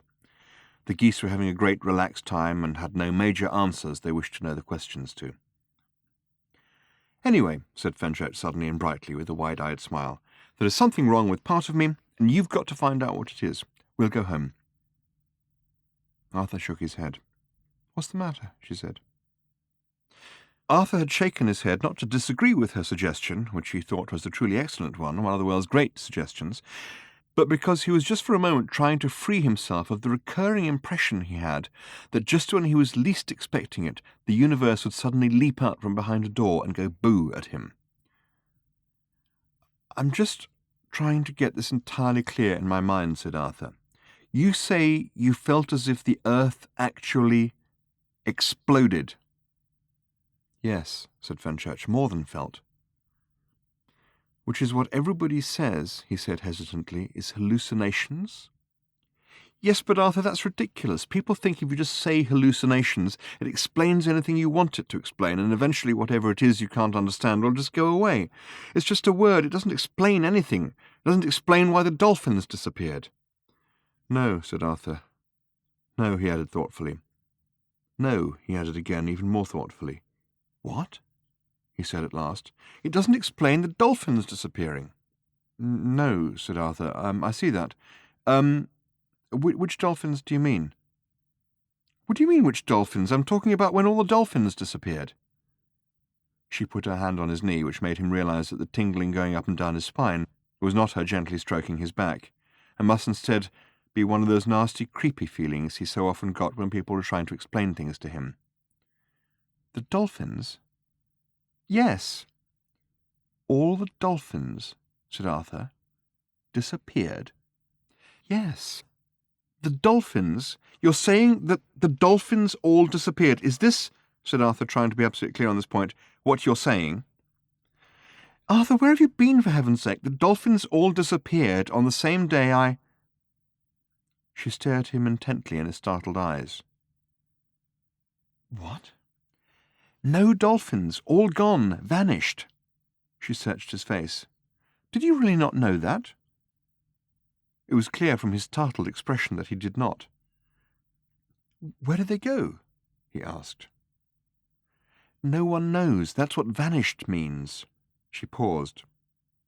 Well, there is one man who says he knows about it, but everyone says he lives in California, she said, and is mad. I was thinking of going to see him because he seems the only lead I've got on what happened to me. She shrugged and then looked at him long and quietly. She laid her hand on the side of his face. I really would like to know where you've been, she said. I think something terrible happened to you then as well, and that's why we recognized each other.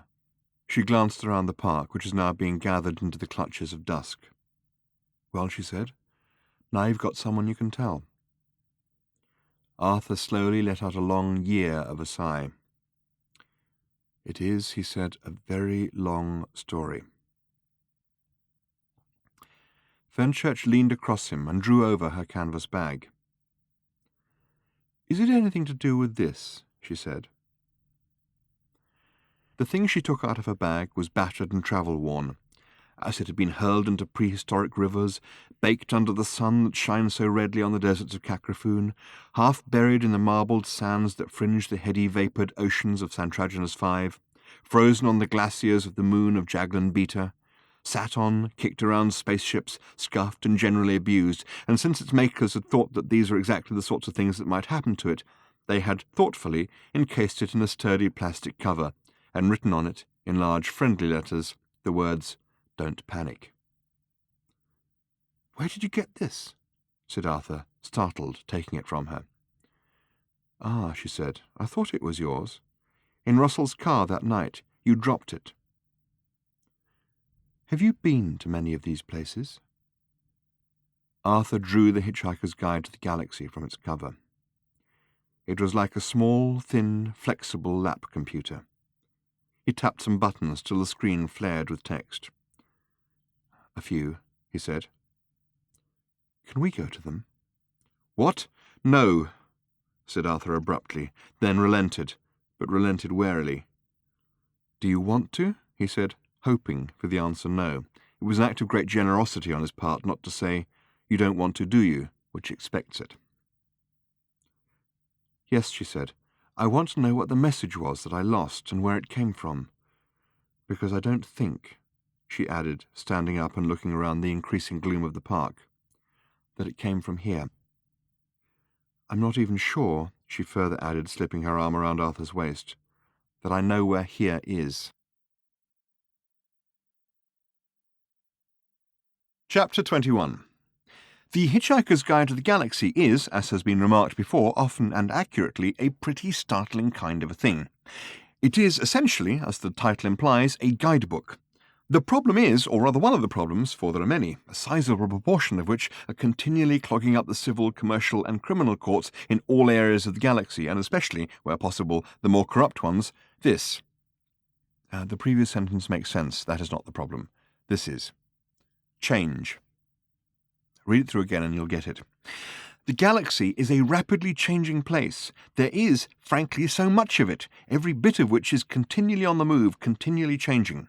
A bit of a nightmare, you might think, for a scrupulous and conscientious editor diligently striving to keep this massively detailed and complex electronic tome abreast of all the changing circumstances and conditions that the galaxy throws up every minute of every hour of every day, and you would be wrong. Where you would be wrong will be in failing to realize that the editor, like all the editors the guide has ever had, has no real grasp of the meanings of the words scrupulous, conscientious, or diligent, and tends to get his nightmares through a straw. Entries tend to get updated or not across the sub-Ethernet according to if they read good. Take, for example, the case of Brickwinder on the Foth of Avalars, famed in myth, legend, and stultifyingly dull Tri-D miniseries as the home of the magnificent and magical Forlornis fire dragon.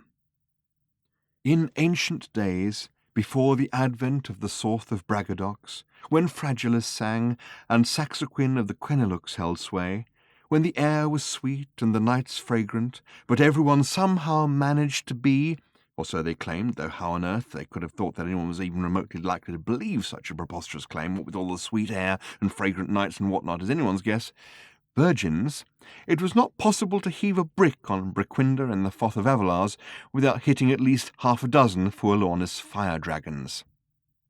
Whether you would want to do that is another matter. Not that fire dragons weren't an essentially peace-loving species, because they were. They adored it to bits, and this wholesale adoring of things to bits was often in itself the problem. One so often hurts the one loves, especially if one is a Forlornis fire dragon with breath like a rocket booster and teeth like a park fence. Another problem was that once they were in the mood, they often went on to hurt quite a lot of the ones that other people loved as well. Add to all that the relatively small number of madmen who actually went around the place heaving bricks, and you end up with quite a lot of people on Brickwinder and the Foth of Avalars getting seriously hurt by dragons. But did they mind? They did not. Were they heard to bemoan their fate? No.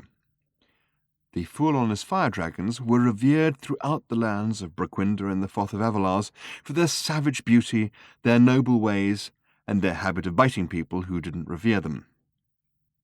Why was this? The answer was simple.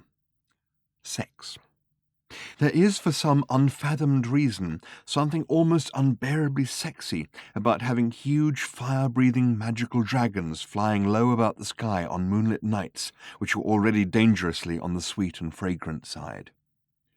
Why this should be so, the romance-besotted people of Brickwinder and the Foth of Avalars could not have told you, and would not have stopped to discuss the matter once the effect was up and going, for no sooner would a flock of half a dozen silk-winged, leather-bodied Forlornis fire dragons heave into sight across the evening horizon, than half the people of Brickwinder are scurrying off into the woods with the other half, there to spend a busy, breathless night together, and emerge with the first rays of dawn, all smiling and happy, and still claiming, rather endearingly, to be virgins, if rather flushed and sticky virgins. Pheromones, some researchers said. Something sonic, others claimed. The place was always stiff with researchers trying to get to the bottom of it all, and taking a very long time about it. Not surprisingly, the guide's graphically enticing description of the general state of affairs on this planet has proved to be astonishingly popular amongst hitchhikers who allow themselves to be guided by it, and so it has simply never been taken out, and it is therefore left to latter-day travellers to find out for themselves that today's modern Brickwinder and the city-state of Avalars is now little more than concrete, strip joints, and dragon burger bars. Chapter 22. The night in Islington was sweet and fragrant. There were, of course, no Forlornis fire dragons about in the alley, but if any had chanced by, they might just as well have sloped off across the road for a pizza, for they were not going to be needed. Had an emergency cropped up while they were still in the middle of their American hots with extra anchovy, they could always have sent across a message to put dire straits on the stereo, which is now known to have much the same effect. No, said Fenchurch, not yet. Arthur put Dire Straits on the stereo. Fenchurch pushed ajar the upstairs front door to let in a little more of the sweet, fragrant night air. They both sat on some of the furniture made out of cushions, very close to the open bottle of champagne. No, said Fenchurch, not till you found out what's wrong with me, which bit. But I suppose, she added, very, very quietly, that we may as well start where your hand is now. Arthur said, So which way do I go? Down, said Fenchurch on this occasion. He moved his hand. Down, she said, is in fact the other way. Oh, yes. Mark Knopfler has an extraordinary ability to make a Schecter Custom Stratocaster hoot and sing like angels on a Saturday night, exhausted from being good all week and needing a stiff beer, which is not strictly relevant at this point since the record hadn't yet got to that bit, but there will be too much else going on when it does, and furthermore the chronicler does not intend to sit here with a track list and a stopwatch, so it seems best to mention it now while things are still moving slowly. And so we come, said Arthur, to your knee. There is something terribly and tragically wrong with your left knee. My left knee, said Fenchurch, is absolutely fine. So it is, said Arthur. Did you know that... What? It's all right. I can tell you do. No, keep going. So it has to be something to do with your feet? She smiled in the dim light and wriggled her shoulders non-committally against the cushions. Since there are cushions in the universe, on Squanchulus Beta to be exact, 2 worlds in from the swampland of the mattresses, that actively enjoy being wriggled against, particularly if it's non-committally because of the syncopated way in which the shoulders move, it's a pity they weren't there. They weren't, but such is life. Arthur held her left foot in his lap and looked it over carefully. All kinds of stuff about the way her dress fell away from her legs was making it difficult for him to think particularly clearly at this point. I have to admit, he said, that I really don't know what I'm looking for. You'll know when you find it, she said. Really you will. There was a slight catch in her voice. It's not that one. Feeling increasingly puzzled, Arthur let her left foot down onto the floor and moved himself around so that he could take her right foot. She moved forward, put her arms round and kissed him, because the record had got to that bit which, if you knew the record, you would know made it impossible not to do this. She gave him her right foot. He stroked it, ran his fingers round her ankle, under her toes, along her instep, could find nothing wrong with it. She watched him with great amusement, laughed and shook her head. No, don't stop, she said, but it's not that one now. Arthur stopped and frowned at her left foot on the floor. Don't stop. He stroked her right foot, ran his fingers round her ankle, under her toes, along her instep, and said, You mean it's something to do with which leg I'm holding? She did another of the shrugs which would have brought such joy into the life of a simple cushion from Squanchulus Beta. He frowned. Pick me up, she said quietly. He let her right foot down to the floor and stood up. So did she. He picked her up in his arms and they kissed again. This went on for a while, and then she said, Now put me down again. Still puzzled, he did so. Well? She looked at him almost challengingly. So what's wrong with my feet? She said. Arthur still did not understand. He sat on the floor, then got down on his hands and knees to look at her feet, in situ as it were, in their normal habitat. And as he looked closely, something odd struck him. He put his head right down to the ground and peered. There was a long pause. He sat back heavily. Yes, he said, I see what's wrong with your feet. They don't touch the ground. So, she said, what do you think? Arthur looked up quickly and saw the deep apprehension making her eyes suddenly dark. She bit her lip and was trembling. What do... she stammered. Are you... She shook the hair forward over her eyes that were filling with dark, fearful tears. He stood up quickly, put his arms around her, and gave her a single kiss. Perhaps you can do what I can do, he said, and walked straight out of her upstairs front door. The record got to the good bit.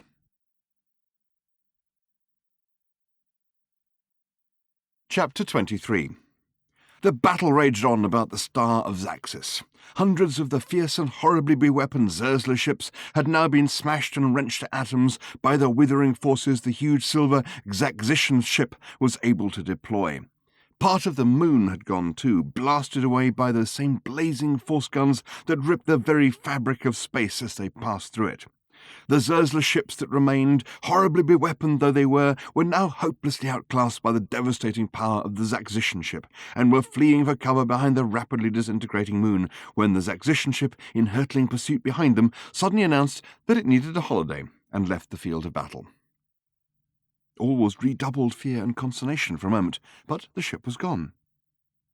With the stupendous powers at its command, it flitted across vast tracts of irrationally shaped space, quickly, effortlessly, and above all, quietly. Deep in his greasy, smelly bunk, fashioned out of a maintenance hatchway, Ford Prefect slept among his towels, dreaming of old haunts. He dreamed at one point of his slumbers in New York.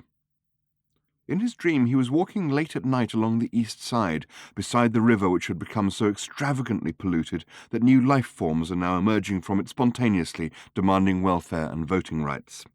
One of these now floated past, waving. Ford waved back. The thing thrashed to the shore and struggled up the bank. Hi, it said. I've just been created. I'm completely new to the universe in all respects. Is there anything you can tell me? Phew, said Ford, a little nonplussed. I can tell you where some bars are, I guess.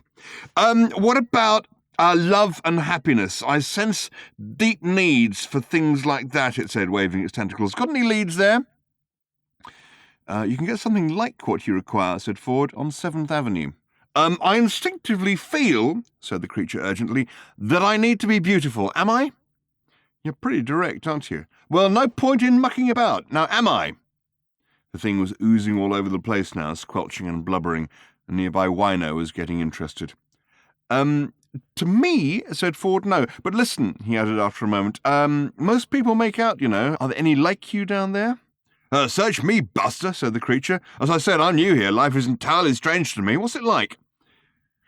Here was something that Ford felt he could speak about with authority. Life, he said, is like a grapefruit. How so? Well, it's sort of orangey yellow and dimpled on the outside, wet and squidgy in the middle. It's got pips inside too. Oh, and some people have half a one for breakfast. Is there anyone else out there I can talk to? I expect so, said Ford. Ask a policeman. Deep in his bunk, Ford Prefect wriggled and turned on to his other side. It wasn't his favourite type of dream because it didn't have eccentric Golumbits, the triple-breasted whore of Eroticon 6 in it, whom many of his dreams did feature, but at least it was a dream. At least he was asleep. Chapter 24. Luckily, there was a strong updraft in the alley because Arthur hadn't done this sort of thing for a while, at least not deliberately, and deliberately is exactly the way you are not meant to do it.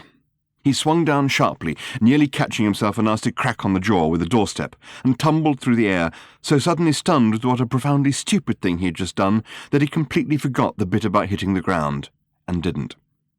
A nice trick, he thought to himself, if you can do it.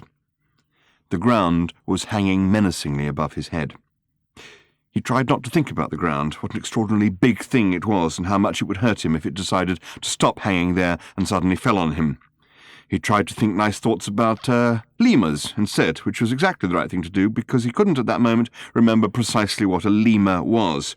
If it was one of those things that sweep in great majestic herds across the plains of wherever it was, or if that was wildebeest. So it was a tricky kind of thing to think nice thoughts about without simply resorting to an icky sort of general well-disposedness towards things, and all this kept his mind well occupied while his body tried to adjust to the fact that it wasn't touching anything. A Mars bar wrapper fluttered down the alleyway. After a seeming moment of doubt and indecision, it eventually allowed the wind to ease it fluttering between him and the ground. Arthur? The ground was still hanging menacingly above his head, and he thought it was probably time to do something about that, such as fall away from it, which is what he did, slowly, very, very slowly. As he fell slowly, very, very slowly, he closed his eyes, carefully so as not to jolt anything. The feel of his eyes closing ran down his whole body. Once it had reached his feet, and the whole of his body was alerted to the fact that his eyes were now closed and was not panicked by it, he slowly, very, very slowly, revolved his body one way and his mind the other. That should sort the ground out. He could feel the air clear about him now, breezing around him quite cheerfully, untroubled by his being there, and slowly, very, very slowly, as from a deep and distant sleep, he opened his eyes. He had flown before, of course, flown many times on cricket, until all the bird talk had driven him scatty, but this was different. Here he was, on his own world, quietly and without fuss, beyond a slight trembling which could have been attributable to a number of things, being in the air. 10 or 15 feet below him was the hard tarmac, and a few yards off to the right, the yellow streetlights of Upper Street. Luckily, the alleyway was dark, since the light, which was supposed to see it through the night, was on an ingenious time switch, which meant it came on just before lunchtime and went off again as the evening was beginning to draw in. He was therefore safely shrouded in a blanket of dark obscurity. He slowly, very, very slowly, lifted his head to Fenchurch, who was standing in silent, breathless amazement, silhouetted in her upstairs doorway. Her face was inches from his.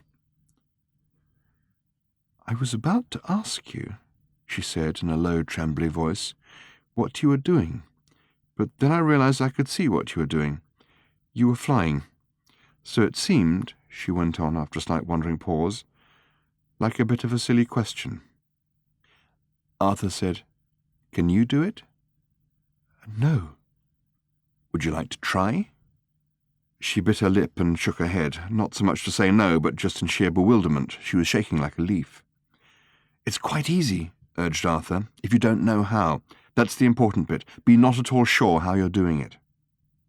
Just to demonstrate how easy it was, he floated away down the alleyway, fell upwards quite dramatically, and bobbed back down to her like a banknote on a breath of wind. "Ask me how I did that." "How did you do that?" "No idea, not a clue." She shrugged in bewilderment. "So how can I?" Arthur bobbed down a little lower and held out his hand. "I want you to try," he said, "to step onto my hand, just 1 foot." "What?" "Try it." Nervously, hesitantly, almost, she told herself, as if she was trying to step onto the hand of someone who was floating in front of her in mid-air, she stepped onto his hand. "Now the other," he said. "What?" "Take the weight off your back foot." "I can't." "Try it." "Like this?" "Like that." Nervously, hesitantly, almost, she told herself, as if... She stopped telling herself what she was doing was like, because she had a feeling she didn't altogether want to know. She fixed her eyes very, very firmly on the guttering of the roof of the decrepit warehouse opposite, which had been annoying her for weeks, because it was clearly going to fall off, and she wondered if anyone was going to do anything about it, or whether she ought to say something to somebody, and didn't think for a moment about the fact that she was standing on the hands of someone who wasn't standing on anything at all. "Now," said Arthur, "take your weight off your left foot." She thought that the warehouse belonged to the carpet company who had their offices round the corner, and took her weight off her left foot, so she should probably go and see them about the gutter. "Now," said Arthur, "take the weight off your right foot." "I can't." "Try." She hadn't seen the guttering from quite this angle before, and it looked to her now as if, as well as the mud and gunge up there might also be a bird's nest. If she leaned forward just a little and took her weight off her right foot, she could probably see it more clearly. Arthur was alarmed to see that someone down in the alley was trying to steal her bicycle. He particularly didn't want to get involved in an argument at the moment, and hoped that the guy would do it quietly and not look up. He had the quiet, shifty look of someone who habitually stole bicycles in alleys, and habitually didn't expect to find their owners hovering several feet above them. He was relaxed by both these habits and went about his job with purpose and concentration, and when he found that the bike was unarguably bound by hoops of tungsten carbide to an iron bar embedded in concrete, he peacefully bent both its wheels and went on his way. Arthur let out a long-held breath. "See what a piece of eggshell I have found you," said Fenchurch in his ear. Chapter 25. Those who are regular followers of the doings of Arthur Dent may have received an impression of his character and habits which, while it includes the truth, and of course nothing but the truth, falls somewhat short in its composition of the whole truth in all its glorious aspects. And the reasons for this are obvious. Editing, selection, and the need to balance that which is interesting with that which is relevant and cut out all the tedious happenstance. Like this, for instance. Arthur Dent went to bed. He went up the stairs, all 15 of them, opened the door, went into his room, took off his shoes and socks, and then all the rest of his clothes, one by one, and left them in a neatly crumpled heap on the floor. He put on his pyjamas, the blue ones with the stripe. He washed his face and hands, cleaned his teeth, went to the lavatory, realized that he'd once again got all this in the wrong order, had to wash his hands again, and went to bed. He read for 15 minutes, spending the first 10 minutes of that trying to work out where in the book he'd got to the previous night. Then he turned out the light, and within a minute or so was asleep. It was dark. He lay on his left side for a good hour. After that he moved restlessly in his sleep for a moment, and then turned over to sleep on his right side. Another hour after that his eyes flickered briefly, and he slightly scratched his nose, though there was still a good 20 minutes to go before he turned back onto his left side, and so he whiled the night away, sleeping. At 4 he got up and went to the lavatory again. He opened the door to the lavatory, and so on. It's guff. It doesn't advance the action. It makes for nice fat books, such as the American market thrives on, but it doesn't actually get you anywhere. You don't, in short, want to know. But there are other omissions as well, besides the teeth-cleaning and trying to find fresh socks variety. And in some of these, people have often seemed inordinately interested. What, they want to know, about all the stuff off in the wings with Arthur and Trillian? Did that ever get anywhere? To which the answer is, of course, mind your own business. And what, they say, was he up to all those nights on the planet Cricket? Just because the planet didn't have full-on as fire dragons or dire straits doesn't mean to say that everyone just sat up every night reading. Or, to take a more specific example, what about the night after the committee meeting party on prehistoric Earth, when Arthur found himself sitting on a hillside watching the moon rise over the softly burning trees in company with a beautiful young girl called Mella, recently escaped from a lifetime of staring every morning at 100 nearly identical photographs of moodily lit tubes of toothpaste in the art department of an advertising agency on the planet Golgafrenchen? What then? What happened next? And the answer is, of course, that the book ended. The next one didn't resume the story till 5 years later, and you can claim some take discretion too far. This Arthur Dent, comes the cry from the furthest reaches of the galaxy, and has even now been found inscribed on a mysterious deep space probe thought to originate from an alien galaxy at a distance too hideous to contemplate. What is he, man or mouse? Is he interested in nothing more than tea and the wider issues of life? Has he no spirit? Has he no passion? Does he not, to put it in a nutshell, fuck? Those who wish to know should read on. Others may wish to skip on to the last chapter, which is a good bit and has Marvin in it. Chapter 26.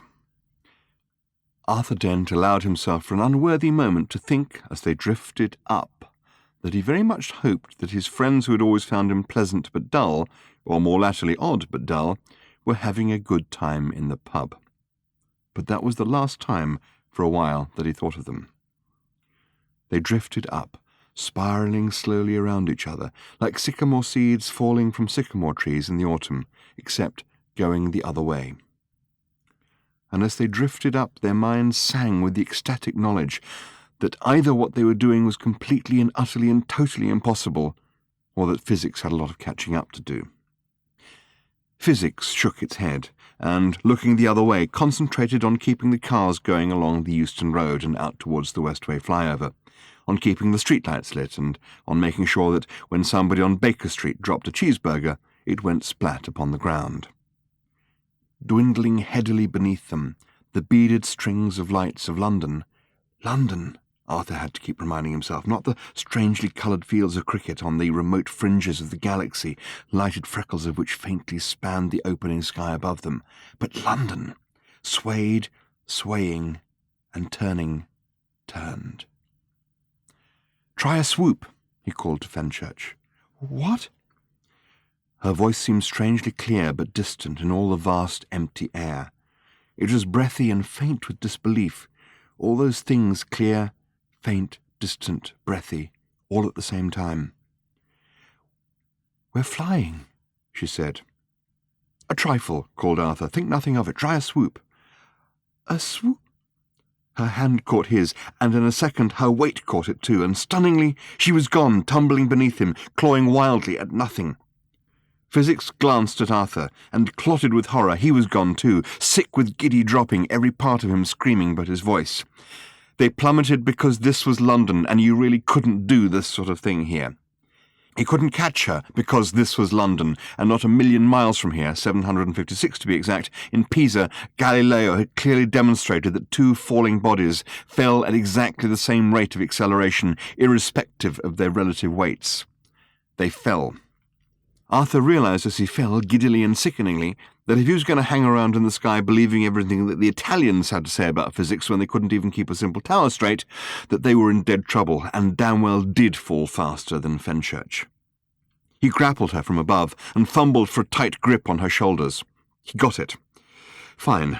They were now falling together, which was all very sweet and romantic, but didn't solve the basic problem, which was that they were falling, and the ground wasn't waiting around to see if he had any more clever tricks up his sleeve, but was coming up to meet them like an express train. He couldn't support her weight. He hadn't anything he could support it with or against. The only thing he could think was that they were obviously going to die, and if he wanted anything other than the obvious to happen, he was going to have to do something other than the obvious. Here he felt he was on familiar territory. He let go of her, pushed her away, and when she turned her face to him in a gasp of stunned horror, caught her little finger with his little finger and swung her back upwards, tumbling clumsily up after her. "Shit," she said, as she sat panting and breathless on absolutely nothing at all. And when she'd recovered herself, they fled on up into the night. Just below cloud level, they paused and scanned where they had impossibly come. The ground was something not to regard with any too firm or steady an eye, but merely to glance at, as it were, in passing. Fenchurch tried some little swoops, daringly, and found that if she judged herself just right against a body of wind, she could pull off some really quite dazzling ones, with a little pirouette at the end. And this is where readers who are keen to know what Marvin and Ford Prefect have been up to all this while should look ahead to later chapters. It drifted down and away, whipped by the wind until it was a speck which finally vanished, and for various complicated reasons revolutionized the life of a family in Hounslow, over whose washing line it was discovered draped in the morning. In a mute embrace, they drifted up till they were swimming amongst the misty wraiths of moisture that you can see feathering around the wings of an aeroplane, but never feel because you are sitting warm inside the stuffy aeroplane and looking through the little scratchy perspex window while somebody else's son tries patiently to pour warm milk into your shirt. Arthur and Fenchurch could feel them, wispy, cold and thin, wreathing round their bodies, very cold, very thin. They felt, even Fenchurch, now protected from the elements by only a couple of fragments from Marks and Spencer, that if they were not going to let the force of gravity bother them, then mere cold or paucity of atmosphere could go and whistle. The two fragments from Marks and Spencer, which as Fenchurch rose now into the misty body of the clouds, Arthur removed very slowly, which is the only way it's possible to do when you're flying and also not using your hands, went on to create considerable havoc in the morning in, respectively, counting from top to bottom, Isleworth and Richmond.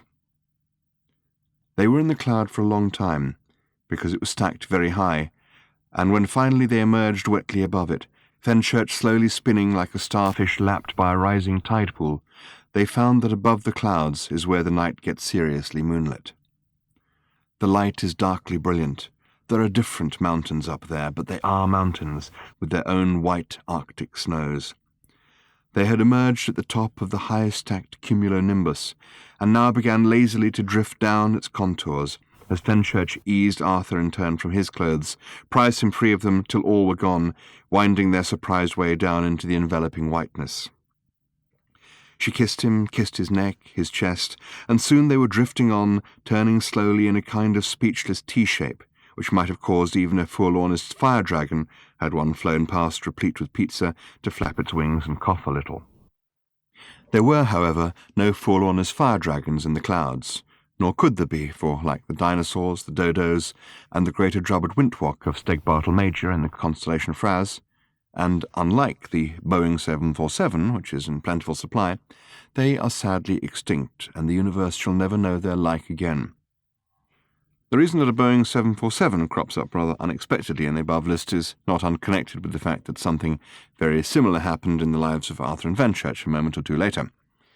They are big things, terrifyingly big. You know when one is in the air with you. There is a thunderous attack of air, a moving wall of screaming wind, and you get tossed aside if you are foolish enough to be doing anything remotely like what Arthur and Fenchurch were doing in its close vicinity, like butterflies in the Blitz. This time, however, there was a heart-sickening fall or loss of nerve, a regrouping moments later, and a wonderful new idea enthusiastically signalled through the buffeting noise. Mrs. E. Capelson of Boston, Massachusetts, was an elderly lady. Indeed, she felt her life was nearly at an end. She had seen a lot of it, been puzzled by some, but she was a little uneasy to feel at this late stage, bored by too much. It had all been very pleasant, but perhaps a little too explicable, a little too routine. With a sigh, she flipped up the little plastic window shutter and looked out over the wing. At first she thought she ought to call the stewardess, but then she thought, no, damn it, definitely not. This was for her, and her alone. By the time her two inexplicable people finally slipped back off the wing and tumbled into the slipstream, she had cheered up an awful lot. She was mostly immensely relieved to think that virtually everything that anybody had ever told her was wrong. The following morning, Arthur and Fenchurch slept very late in the alley, despite the continual wail of furniture being restored. The following night, they did it all over again, only this time with Sony Walkman. Chapter 27. This is all very wonderful, said Fenchurch a few days later, but I do need to know what's happened to me. You see, there's this difference between us, that you lost something and found it again, and I found something and lost it. I need to find it again. She had to go out for the day, so Arthur settled down for a day of telephoning. Murray Bost Henson was a journalist on one of the papers with small pages and big print. It would be pleasant to be able to say he was none the worse for this, but sadly this was not the case. He happened to be the only journalist that Arthur knew, so Arthur phoned him anyway. Arthur, my old soup spoon, my old silver tureen, how particularly stunning to hear from you. Someone told me you'd gone off into space or something. Murray had his own special kind of conversation language which he had invented for his own use and which no one else was able to speak or even to follow. Hardly any of it meant anything at all. The bits which did mean anything were often so wonderfully buried that no one could ever spot them slipping past in the avalanche of nonsense. The time when you did find out, later, which bits he did mean, was often a bad time for all concerned. What? Said Arthur. Just a rumour, my old elephant tusk, my little green baize card table, just a rumour. Probably means nothing at all, but I may need a quote from you. Nothing to say, just pub talk, said Arthur. We thrive on it, my old prosthetic limb, we thrive on it. Plus it would fit like a what's-it in one of those other things with the other stories of the week, so it could be enough just to have you denying it. Excuse me, something's just fallen out of my ear. There was a slight pause, at the end of which Murray Bost Henson came back on the line, sounding genuinely shaken. I just remembered, he said, what an odd evening I had last night. Anyway, my old, I won't say what, how do you feel about having ridden on Halley's Comet? I haven't, said Arthur with a suppressed sigh, ridden on Halley's Comet. OK, how do you feel about not having ridden on Halley's Comet? Pretty relaxed, Murray. There was a pause while Murray wrote this down. Good enough for me, Arthur, good enough for Ethel and me and the chickens. Fits in with the general weirdness of the week. Week of the Weirdos, we're thinking of calling it. Good, eh? Very good. Got a ring to it. First we have this man it always rains on. What? It's the absolute stocking top truth, all documented in his little black book. It all checks out at every single fun-loving level. The Met Office is going ice-cold thick banana whips and funny little men in white coats are flying in from all over the world with their little rulers and boxes and drip feeds. This man is the bee's knees, Arthur. He is the wasp's nipples. He is, I would go so far as to say, the entire set of erogenous zones of every major flying insect of the Western world. We're calling him the rain god, and I say... I think I've met him, said Arthur. Good ring to it. What did you say? I may have met him. Complains all the time, yes? Incredible! You met the rain god? Well, if it's the same guy, I told him to stop complaining and show someone his book. There was an impressed pause from Murray Bost Henson's end of the phone. Well, you did a bundle. An absolute bundle has absolutely been done by you. Listen, do you know how much a tour operator is paying that guy not to go to Malaga this year? I mean, forget irrigating the Sahara and boring stuff like that. This guy has a whole new career ahead of him, just avoiding places for money. The man's turning into a monster, Arthur. We might even have to make him win the bingo. Listen, we may want to do a feature on you, Arthur, the man who made the rain god rain. Got a good ring to it, eh? A nice one, but we might need to photograph you under a garden shower, but that'll be okay. Where are you? I'm in Islington. Listen, Murray. Islington? Yes. Well, what about the real weirdness of the week? The real seriously loopy stuff? You know about these flying people? No.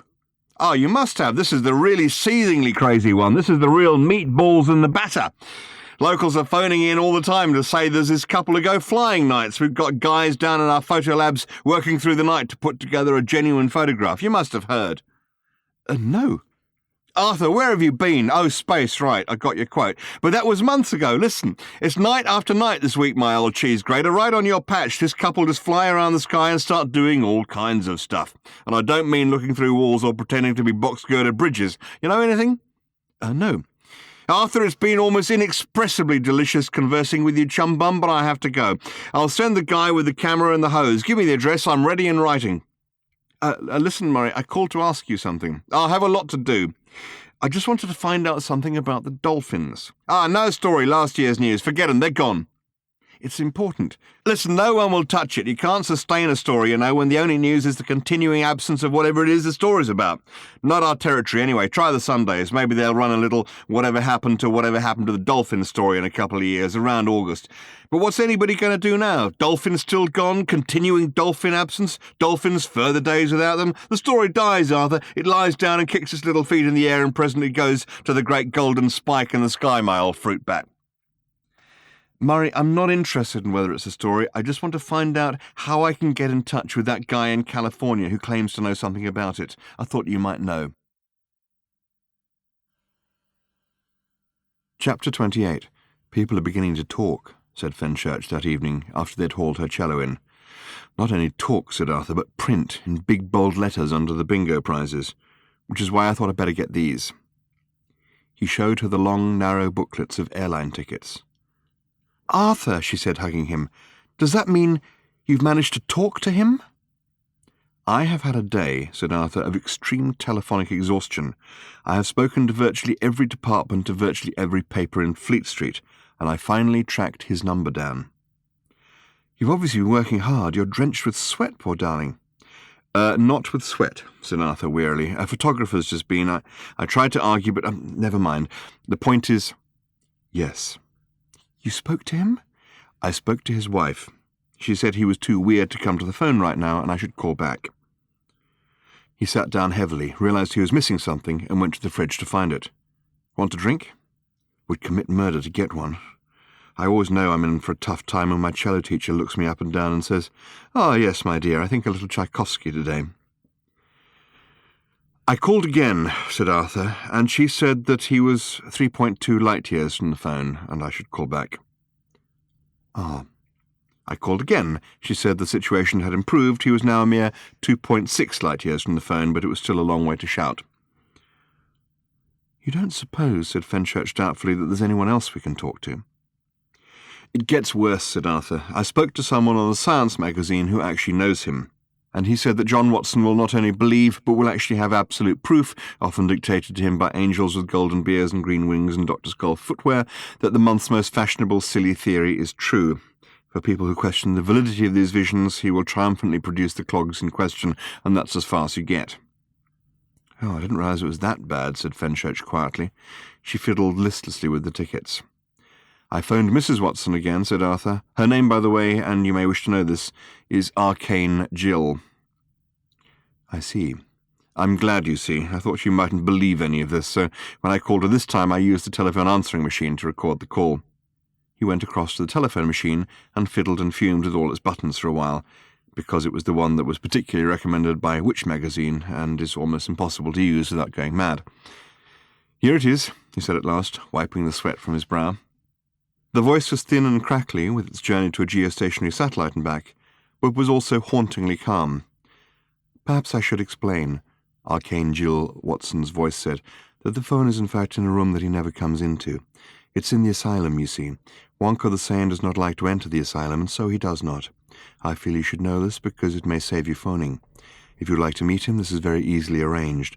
All you have to do is walk in. He will only meet people outside the asylum. Arthur's voice at its most mystified. I'm sorry, I don't understand. Where is the asylum? Where is the asylum? Archangel Watson again. Have you ever read the instructions on a packet of toothpicks? On the tape, Arthur's voice had to admit that he had not. You may want to do that. You may find that it clarifies things for you a little. You may find that it indicates to you where the asylum is. Thank you. The sound of the phone line went dead. Arthur turned the machine off. Well, I suppose we regard that as an invitation, he said with a shrug. I actually managed to get the address from the guy on the science magazine. Fenchurch looked at him again with a thoughtful frown and looked at the tickets again. Do you think it's worth it? She said. Well, said Arthur, the one thing that everyone I spoke to agreed on, apart from the fact that they all thought he was barking mad, is that he does know more than any man living about dolphins. Chapter 29. This is an important announcement.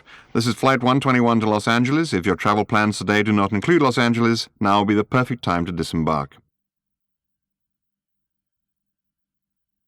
Chapter 30. They rented a car in Los Angeles from one of the places that rents out cars that other people have thrown away. Getting it to go around corners is a bit of a problem, said the guy behind the sunglasses as he handed them the key. Sometimes it's simpler just to get out and find a car that's going in that direction. They stayed for one night in a hotel on Sunset Boulevard, which someone had told them they would enjoy being puzzled by. Everyone there is either English or odd or both. They've got a swimming pool where you can go and watch English rock stars reading Language, Truth and Logic for the photographers. It was true. There was one, and that was exactly what he was doing. The garage attendant didn't think much of their car, but that was fine because they didn't either. Late in the evening they drove through the Hollywood Hills along Mulholland Drive and stopped to look out first over the dazzling sea of floating light that is Los Angeles, and later stopped to look across the dazzling sea of floating light that is the San Fernando Valley.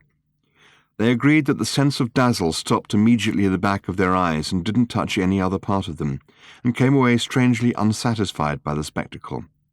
As dramatic seas of light went, it was fine, but light is meant to illuminate something, and having driven through what this particular dramatic sea of light was illuminating, they didn't think much of it. They slept late and restlessly and awoke at lunchtime when it was stupidly hot. They drove out along the freeway to Santa Monica for their first look at the Pacific Ocean, the ocean which Wonko the Sane spent all his days and a good deal of his nights looking at. Someone told me, said Fenchurch, that they once overheard two old ladies on this beach doing what we're doing, looking at the Pacific Ocean for the first time in their lives, and apparently, after a long pause, one of them said to the other, "You know, it's not as big as I expected." Gradually their mood lifted as they walked along the beach in Malibu and watched all the millionaires in their chic shanty huts, carefully keeping an eye on each other to check how rich they were each getting. Their mood lifted further as the sun began to move down the western half of the sky, and by the time they were back in their rattling car and driving towards a sunset that no one of any sensibility would dream of building a city like Los Angeles in front of, they were suddenly feeling astonishingly and irrationally happy, and didn't even mind that the terrible old car radio would only play two stations, and those simultaneously. So what, they were both playing good rock and roll. "I know that he'll be able to help us," said Fenchurch determinedly. "I know he will. What's his name again that he likes to be called?" "Wonko the Sane. I know that he will be able to help us." Arthur wondered if he would, and hoped that he would, and hoped that what Fenchurch had lost could be found here, on this earth, whatever this earth might prove to be. He hoped, as he had hoped continually and fervently since the time they had talked together on the banks of the Serpentine, that he would not be called upon to try and remember something that he had very firmly and deliberately buried in the furthest recesses of his memory, where he hoped it would cease to nag at him. In Santa Barbara, they stopped at a fish restaurant in what seemed to be a converted warehouse. Fenchurch had red mullet and said it was delicious. Arthur had a swordfish steak and said it made him angry. He grabbed a passing waitress by the arm and berated her.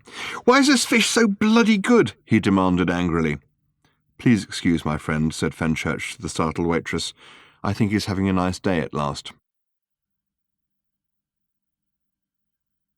Chapter 31.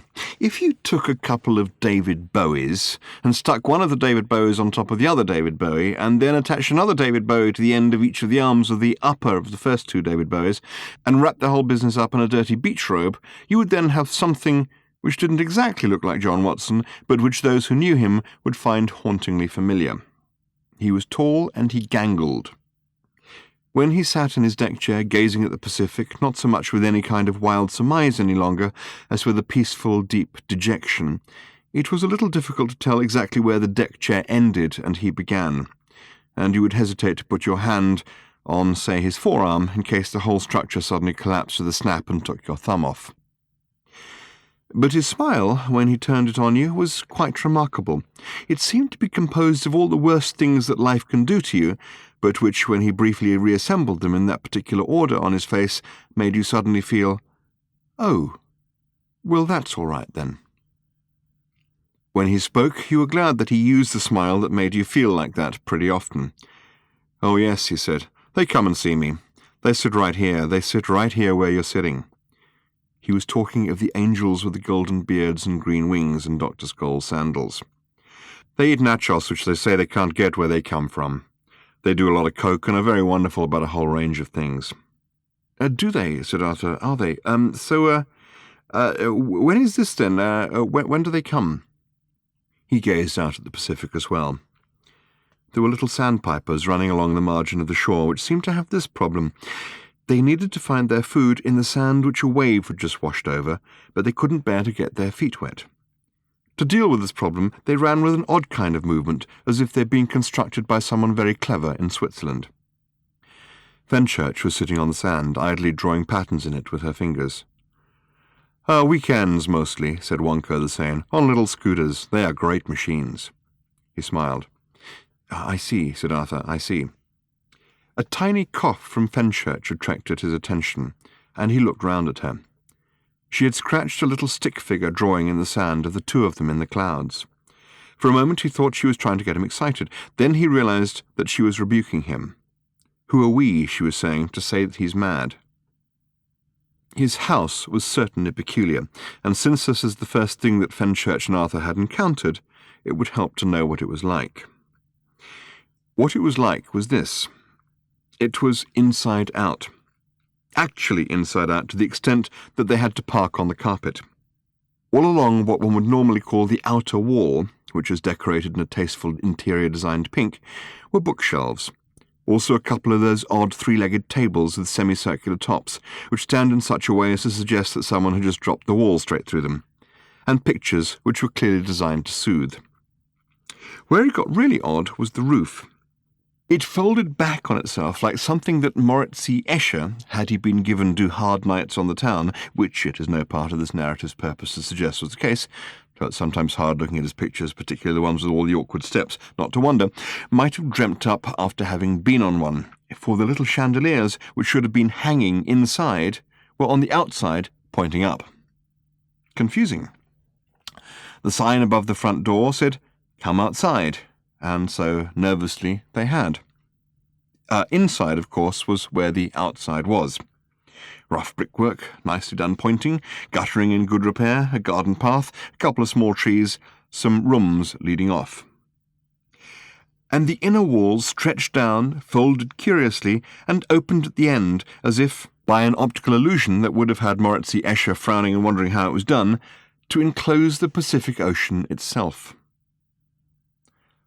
"Hello," said John Watson, Wonko the Sane. Good, they thought to themselves. Hello is something we can cope with. Hello, they said, and all surprisingly with smiles. For quite a while he seemed curiously reluctant to talk about the dolphins, looking oddly distracted and saying, "I forget," whenever they were mentioned, and had shown them quite proudly round the eccentricities of his house. "It gives me pleasure," he said, in a curious kind of way, and does nobody any harm, he continued, that a competent optician couldn't correct. They liked him. He had an open, engaging quality, and seemed able to mock himself before anybody else did. "Your wife," said Arthur, looking round, "mentioned some toothpicks?" He said it with a hunted look, as if he was worried that she might suddenly leap out from behind the door and mention them again. Wonko the Sane laughed. It was a light, easy laugh, and sounded like one he had used a lot before and was happy with. "Ah, yes," he said, That's to do with the day I finally realized that the world had gone totally mad, and I built the asylum to put it in, poor thing, and hoped it would get better. This is the point at which Arthur began to feel nervous again. Here, said Wonko the Sane, we are outside the asylum. He pointed again at the rough brickwork, the pointing and the guttering. Go through that door. He pointed at the first door through which they had originally entered, and you go into the asylum. I tried to decorate it nicely to keep the inmates happy, but there's very little one can do. I never go in there now myself. If ever I am tempted, which these days I rarely am, I simply look at the sign written over the door and I shy away. That one, said Fenchurch, pointing rather puzzled at a blue plaque with some instructions written on it. Yes, they are the words that finally turned me into the hermit I have now become. It was quite sudden. I saw them and I knew what I had to do. The sign said, hold stick near centre of its length. Moisten pointed end in mouth. Insert in tooth space, blunt end next to gum. Use gentle in-out motion. It seemed to me, said Wonko the Sane, that any civilization that had so far lost its head as to need to include a set of detailed instructions for use in a packet of toothpicks was no longer a civilization in which I could live and stay sane.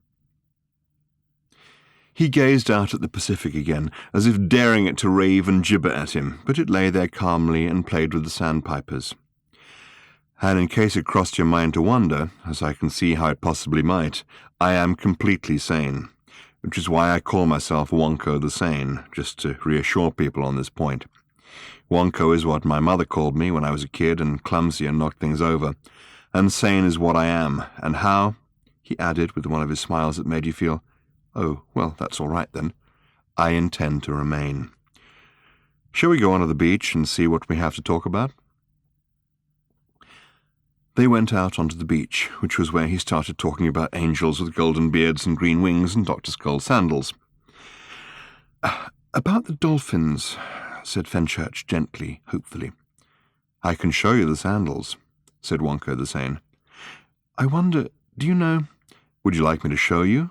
Said Wonko the Sane. The sandals, I have them, I'll get them. They are made by the Dr. Skull Company, and the angels say they particularly suit the terrain they have to work in. They say they run a concession stand by the message. When I say I don't know what that means, they say, no, you don't, and laugh. Well, I'll get them anyway. As he walked back towards the inside, or the outside, depending on how you looked at it, Arthur and Fenchurch looked at each other in a wondering and slightly desperate sort of way. Then each shrugged and idly drew figures in the sand. How are the feet today? Said Arthur quietly. Okay, it doesn't feel so odd in the sand, or in the water. The water touches them perfectly. I just think this isn't our world. She shrugged. What do you think he meant, she said, by the message? I don't know, said Arthur, though the memory of a man called Prack, who laughed at him continuously, kept nagging at him. When Wonko returned, he was carrying something that stunned Arthur. Not the sandals, they were perfectly ordinary, wooden-bottomed sandals. I just thought you'd like to see, he said, what angels wear on their feet. Just out of curiosity, I'm not trying to prove anything, by the way. I'm a scientist and I know what constitutes proof, but the reason I call myself by my childhood name is to remind myself that a scientist must be absolutely like a child. If he sees a thing, he must say that he sees it, whether it was what he thought he was going to see or not. See first, think later, then test. But always see first, otherwise you'll only see what you were expecting. Most scientists forget that. I'll show you something to demonstrate that later. So the other reason I call myself Wonko the Sane is so that people will think that I'm a fool. That allows me to see what I see when I see it. You can't possibly be a scientist if you mind people thinking that you're a fool. Anyway, I also thought you might like to see this. This was the thing that Arthur had been stunned to see him carrying, for it was a wonderful silver-grey glass fishbowl, seemingly identical to the one in Arthur's bedroom. Arthur had been trying for some 30 seconds now, without success, to say, "Where did you get that?" sharply, and with a gasp in his voice. Finally his time had come, but he missed it by a millisecond. "Where did you get that?" said Fenchurch sharply and with a gasp in her voice. Arthur glanced at Fenchurch sharply and with a gasp in his voice said, What? Have you seen one of these before? Yes, she said, I've got one, or at least did have. Russell nicked it to put his golf balls in. I don't know where it came from, just that I was angry with Russell for nicking it. Why, have you got one? Yes, it was... They both became aware that Wonko the Sane was glancing sharply backwards and forwards between them and trying to get a gasp in edgeways. You have one of these too? He said to both of them. Yes, they both said it. He looked long and calmly at each of them, then he held up the bowl to catch the light of the Californian sun. The bowl seemed almost to sing with the sun, to chime with the intensity of its light, and cast darkly brilliant rainbows around the sand and upon them. He turned it and turned it. They could see quite clearly in the fine tracery of its etchwork the words, "So long, and thanks for all the fish." "Do you know," said Wonka quietly, "what it is?" They each shook their heads slowly and with wonder, almost hypnotized by the flashing of the lightning shadows in the grey glass. "It is a farewell gift from the dolphins," said Wonko in a low, quiet voice. "The dolphins whom I loved and studied and swam with and fed with fish, and even tried to learn their language, a task which they seemed to make impossibly difficult, considering the fact that I now realize they were perfectly capable of communicating in ours if they decided they wanted to."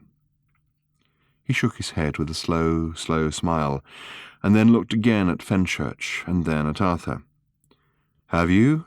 he said to Arthur. What have you done with yours? May I ask you that?" I keep a fish in it," said Arthur, slightly embarrassed. I happened to have this fish I was wondering what to do with, and there was this bowl." He tailed off. "You've done nothing else?" "No," he said. "If you had, you would know." He shook his head again. "My wife kept wheat germ in ours," resumed Wonko with some new tone in his voice, "until last night." "What," said Arthur slowly and hushedly, "happened last night?" "We ran out of wheat germ," said Wonko evenly. "And my wife," he added, "has gone to get some more." He seemed lost in his own thoughts for a moment. "And what happened then?" said Fenchurch in the same breathless tone. "I washed it," said Wonko. "I washed it very carefully, very, very carefully, removing every last speck of wheat germ. Then I dried it slowly with the lint-free cloth, slowly, carefully, turning it over and over. Then I held it to my ear. Have you held one to your ear?" They both shook their heads, again slowly, again dumbly. "Perhaps," he said, "you should." Chapter 32. The deep roar of the ocean. The break of waves on further shores than thought can find. The silent thunders of the deep. And from among it, voices calling, and yet not voices, humming trillings, wordlings, the half-articulated songs of thought. Greetings, waves of greetings sliding back down into the inarticulate, words breaking together. A crash of sorrow on the shores of earth. Waves of joy on... where? A world indescribably found, indescribably arrived at, indescribably wet, a song of water. A fugue of voices now, clamouring explanations of a disaster unavertible, a world to be destroyed, a surge of helplessness, a spasm of despair, a dying fall, again the break of words. And then the fling of hope, the finding of a shadow earth in the implications of enfolded time, submerged dimensions, the pull of parallels, the deep pull, the spin of will, the hurl and split of it, the flight. A new earth pulled into replacement, the dolphins gone. Then stunningly, a single voice, quite clear. "This bowl was brought to you by the campaign to save the humans. We bid you farewell."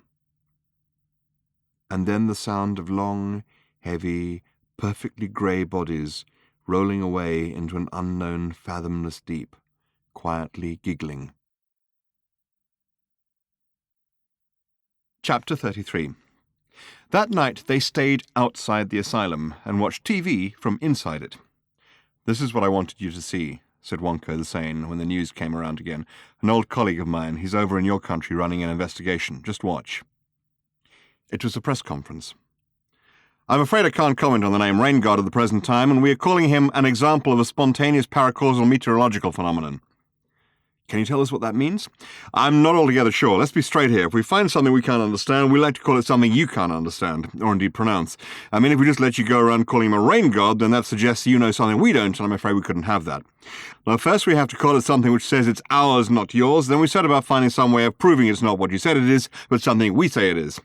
And if it turns out that you're right, you'll still be wrong, because we will simply call him a supernormal, not paranormal or supernatural, because you think you know what those mean now. No, a supernormal's incremental precipitation inducer. We'll probably want to shove a quasi in there somewhere to protect ourselves. Rain god, never heard such nonsense in my life. Admittedly, you wouldn't catch me going on holiday with him. Thanks, that'll be all for now, other than to say hi to Wonko if he's watching." Chapter 34. On the way home, there was a woman sitting next to them on the plane who was looking at them rather oddly. They talked quietly to themselves. "I still have to know," said Fenchurch, "and I strongly feel that you know something you're not telling me." Arthur sighed and took out a piece of paper. "Do you have a pencil?" he said. She dug around and found one. "What are you doing, sweetheart?" she said, after he had spent 20 minutes frowning, chewing the pencil, scribbling on the paper, crossing things out, scribbling again, chewing the pencil again, and grunting irritably to himself. "Trying to remember an address someone once gave me." "Your life would be an awful lot simpler," she said, "if you bought yourself an address book." Finally, he passed the paper to her. "You look after it," he said. She looked at it. Among all the scratchings and crossings out were the words Quentulus Quasgar Mountains, Sevelbiupstri, Planet of Priliumtan, Sun Zas, Galactic Sector QQZ Active J Gamma. "And what's there?" "Apparently," said Arthur, "it's God's final message to his creation." "That sounds a bit more like it," said Fenchurch. "How do we get there?"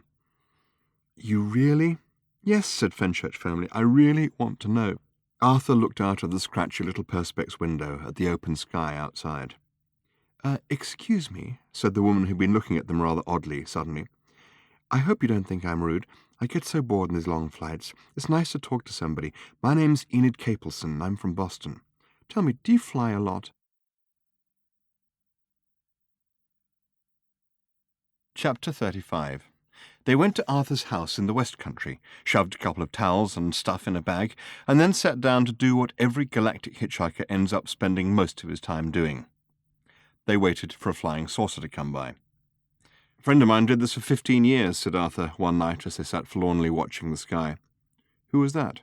"Called Ford Prefect." He caught himself doing something he'd never really expected to do again. He wondered where Ford Prefect was. By an extraordinary coincidence, the following day there were 2 reports in the paper, one concerning the most astonishing incident with a flying saucer, and the other about a series of unseemly riots in pubs. Ford Prefect turned up the day after that, looking hungover and complaining that Arthur never answered the phone. In fact, he looked extremely ill, not merely as if he had been pulled through a hedge backwards, but as if the hedge was being simultaneously pulled backwards through a combine harvester. He staggered into Arthur's sitting room, waving aside all offers of support, which was an error, because the effort of waving caused himself to lose his balance altogether, and Arthur eventually had to drag him to the sofa. "Thank you," said Ford. "Thank you very much. Have you—" he said, and fell asleep for 3 hours. "The faintest idea," he continued suddenly when he revived, "how hard it is to tap into the British phone system from the Pleiades? I can see that you haven't, so I'll tell you," he said, "over that very large mug of black coffee you're about to make me." He followed Arthur wobblily into the kitchen. "Stupid operators keep asking you where you're calling from, and you try and tell them Letchworth, and they say you couldn't be if you're coming in on that circuit. What are you doing?" "Making you some black coffee." "Oh." Ford seemed oddly disappointed. He looked about the place forlornly. "What's this?" he said. "Rice Krispies." "And this?" "Paprika." "I see." said Ford solemnly, and put the two items back down, one on top of the other. But that didn't seem to balance properly, so he put the other on top of the one, and that seemed to work. A little space-lagged, he said. What was I saying? About not phoning from Letchworth. I wasn't. I explained this to the lady. Bugger Letchworth, I said, if that's your attitude. I am, in fact, calling from a sales scout ship of the Sirius Cybernetics Corporation, currently on the sub-light-speed leg of a journey between the stars known to your world, though not necessarily to you, dear lady. I said, dear lady, explained Ford Prefect, because I didn't want her to be offended by my implication that she was an ignorant cretin. Tactful, said Arthur Dent. Exactly, said Ford. Tactful. He frowned. Space slag, he said, is very bad for sub-clauses. You'll have to assist me, he continued, by reminding me what I was talking about. Between the stars, said Arthur, known to your world, though not necessarily to you, dear lady, as Pleiades Epsilon and Pleiades Zeta, concluded Ford triumphantly. This conversation lark is quite a gas, isn't it? Have some coffee. Thank you, no. And the reason, I said, why I am bothering you with it, rather than just dialing direct as I could, because we have some pretty sophisticated telecommunications equipment out here in the Pleiades, I can tell you, is that the penny-pinching son of a star beast piloting this son of a star beast starship insists that I call collect. Can you believe that? And could she? I don't know, she'd hung up, said Ford by this time. So, what do you suppose, he asked fiercely, I did next? I've no idea, Ford, said Arthur. Pity, said Ford. I was hoping you could remind me. I really hate those guys, you know. They really are the creeps of the cosmos, buzzing around the celestial infinite with their junky little machines that never work properly, or when they do, perform functions that no sane man would require of them.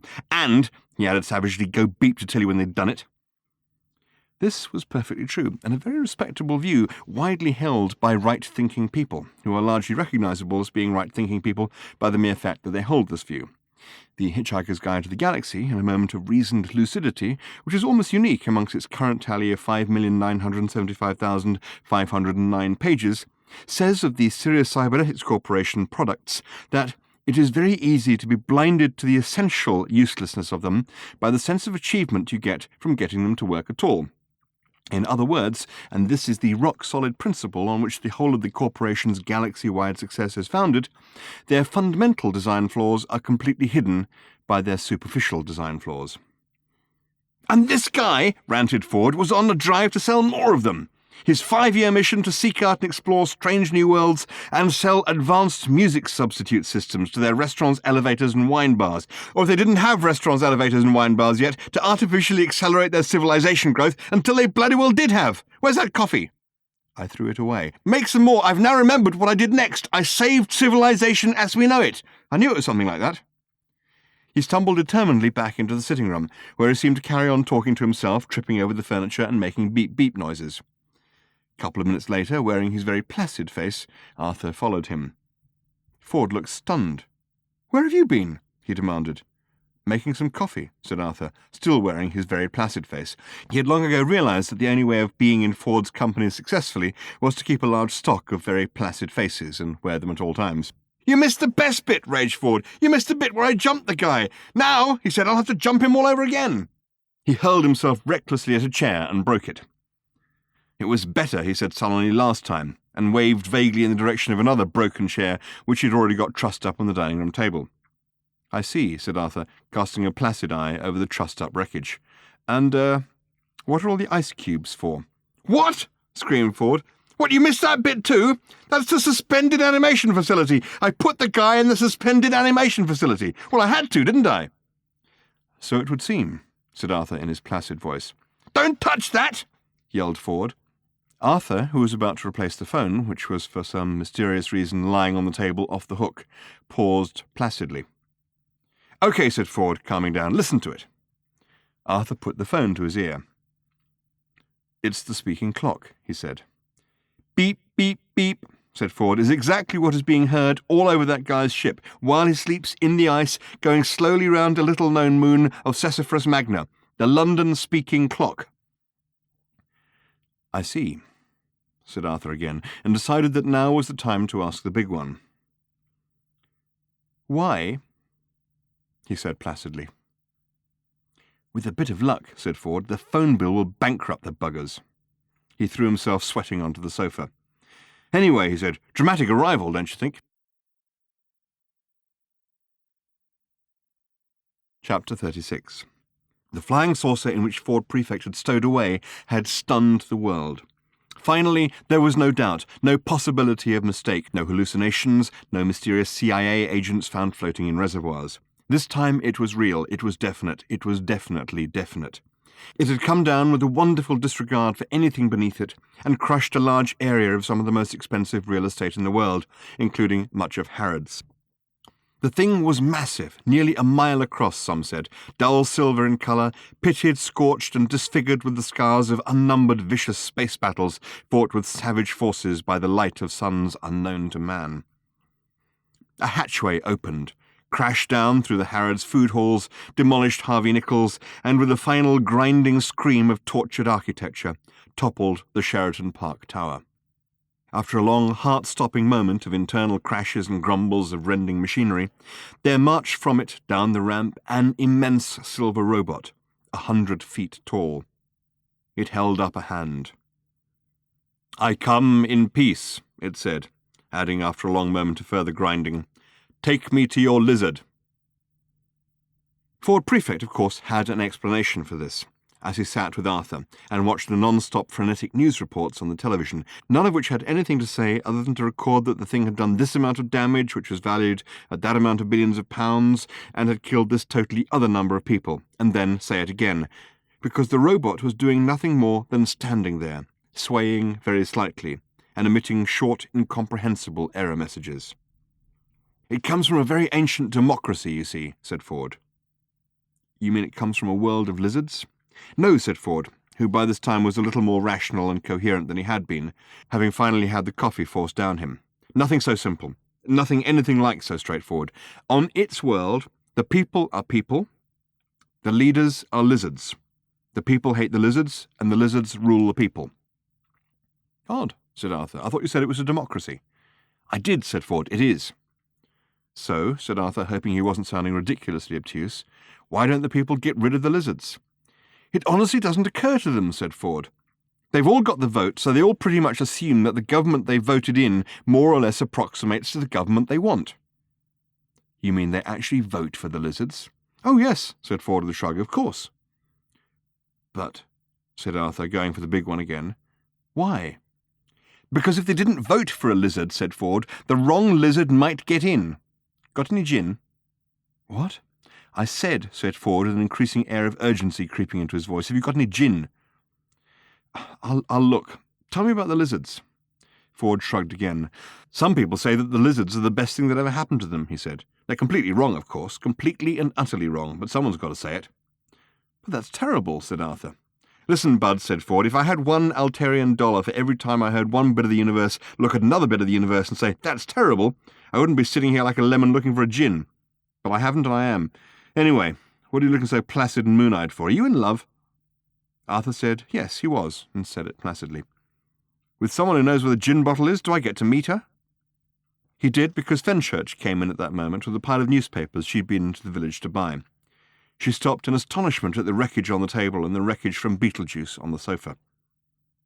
"Where's the gin?" said Ford to Fenchurch, and to Arthur, "What happened to Trillion, by the way?" This is Fenchurch," said Arthur awkwardly. "There was nothing with Trillion. You must have seen her last."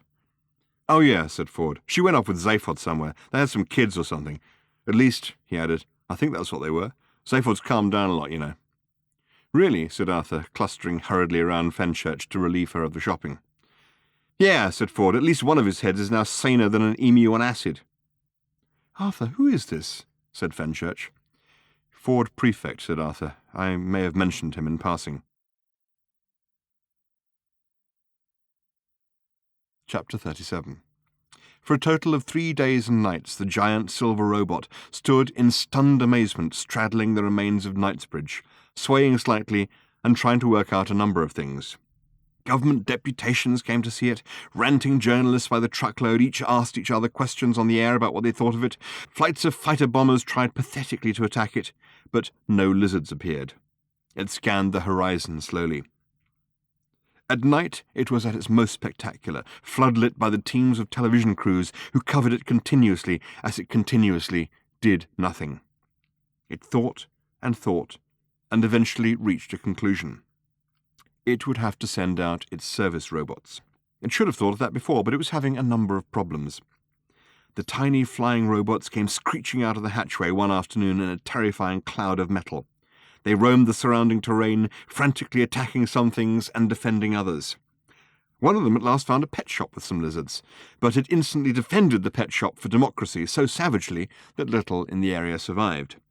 A turning point came when a crack team of flying screechers discovered the zoo in Regent's Park, and most particularly the reptile house. Learning a little caution from their previous mistakes in the pet shop, the flying drills and fret saws brought some of the larger and fatter iguanas to the giant silver robot, who tried to conduct high-level talks with them. Eventually, the robot announced to the world that despite the full, frank, and wide-ranging exchange of views, the high-level talks had broken down. The lizards had been retired, and that it, the robot, would take a short holiday somewhere, and for some reason selected Bournemouth. Ford Prefect, watching it on TV, nodded, laughed, and had another beer. Immediate preparations were made for its departure. The flying toolkit screeched and sawed and drilled and fried things with light throughout that day and all through the night time, and in the morning, stunningly, a giant mobile gantry started to roll westwards on several roads simultaneously, with the robot standing on it, supported within the gantry. Westward it crawled like a strange carnival buzzed around by its servants and helicopters and news coaches, scything through the land until at last it came to Bournemouth, where the robot slowly freed itself of its transport systems and braces and went and lay for 10 days on the beach. It was, of course, by far the most exciting thing that had ever happened to Bournemouth. Crowds gathered daily along the perimeter, which was staked out and guarded as the robot's recreation area, and tried to see what it was doing. It was doing nothing. It was lying on the beach. It was lying a little awkwardly on its face. It was a journalist from a local paper who, late one night, managed to do what no one else in the world had so far managed, which was to strike up a brief, intelligible conversation with one of the service robots guarding the perimeter. It was an extraordinary breakthrough. "I think there's a story in it," confided the journalist over a cigarette shared through the steel link fence, "but it needs a good local angle. I've got a little list of questions here," he went on, rummaging awkwardly in an inner pocket.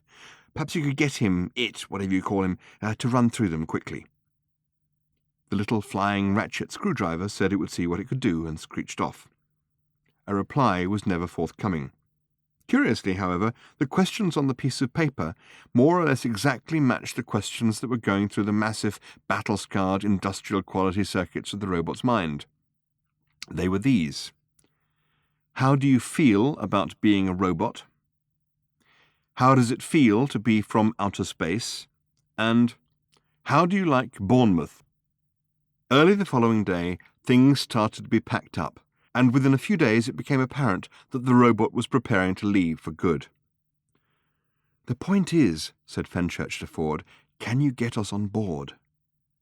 Ford looked wildly at his watch. "I have some serious unfinished business to attend to," he exclaimed. Chapter 38. Crowds thronged as close as they could to the giant silver craft, which wasn't very.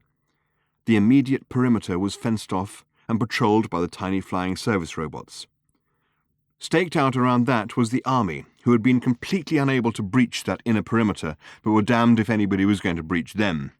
They, in turn, were surrounded by a cordon of police, though whether they were there to protect the public from the army from the public, or to guarantee the giant ship's diplomatic immunity and prevent it getting parking tickets, was entirely unclear and the subject of much debate. The inner perimeter fence was now being dismantled. The army stirred uncomfortably, uncertain of how to react to the fact that the reason for their being there seemed as if it was simply going to get up and go. The giant robot had lurched back aboard the ship at lunchtime, and now it was 5 o'clock in the afternoon, and no further sign had been seen of it. Much had been heard, more grindings and rumblings from deep within the craft, the music of a million hideous malfunctions, but the sense of tense expectation among the crowd was born of the fact that they tensely expected to be disappointed. This wonderful, extraordinary thing had come into their lives and now was simply going to go without them. Two people were particularly aware of this sensation. Arthur and Fenchurch scanned the crowd anxiously, unable to find Ford Prefect in it anywhere, or any sign that he had the slightest intention of being there. "How reliable is he?" asked Fenchurch in a sinking voice. "How reliable?" said Arthur. He gave a hollow laugh. "How shallow is the ocean?" he said. "How cold is the sun?" The last parts of the robot's gantry transport were being carried on board, and the few remaining sections of the perimeter fence were now stacked at the bottom of the ramp, waiting to follow them. The soldiers on guard around the ramp bristled meaningfully. Orders were barked back and forth, hurried conferences were held, but nothing, of course, could be done about any of it. Hopelessly and with no clear plan now, Arthur and Fenchurch pushed forward through the crowd. But since the whole crowd was also trying to push forward through the crowd, this got them nowhere. And within a few minutes more, nothing remained outside the ship. Every last link of the fence was aboard. A few flying fret saws and a spirit level seemed to do one last check around the site, and then screamed in through the giant hatchway themselves. A few seconds passed. The sounds of mechanical disarray from within changed in intensity, and slowly, heavily, the huge steel ramp began to lift itself back out of the Harrods' food halls. The sound that accompanied it was the sound of thousands of tense, excited people being completely ignored. "Hold it!" A megaphone barked from a taxi, which screeched to a halt on the edge of the milling crowd. "There has been," barked the megaphone, "a major scientific break-in. Break through, it corrected itself. The door flew open, and a small man from somewhere in the vicinity of Beetlejuice leapt out, wearing a white coat. "Hold it!" he shouted again, and this time brandished a short, squat black rod with lights on it. The lights winked briefly, the ramp paused in its ascent, and then, in obedience to the signals from the thumb, which half the electronic engineers in the galaxy are constantly trying to find fresh ways of jamming, while the other half are constantly trying to find fresh ways of jamming the jamming signals, slowly ground its way downwards again. Ford Prefect grabbed his megaphone from out of the taxi and started bawling at the crowd through it. "Make way," he shouted. "Make way, please! This is a major scientific breakthrough! You and you, get the equipment from the taxi!" Completely at random, he pointed at Arthur and Fenchurch, who wrestled their way back out of the crowd and clustered urgently round the taxi.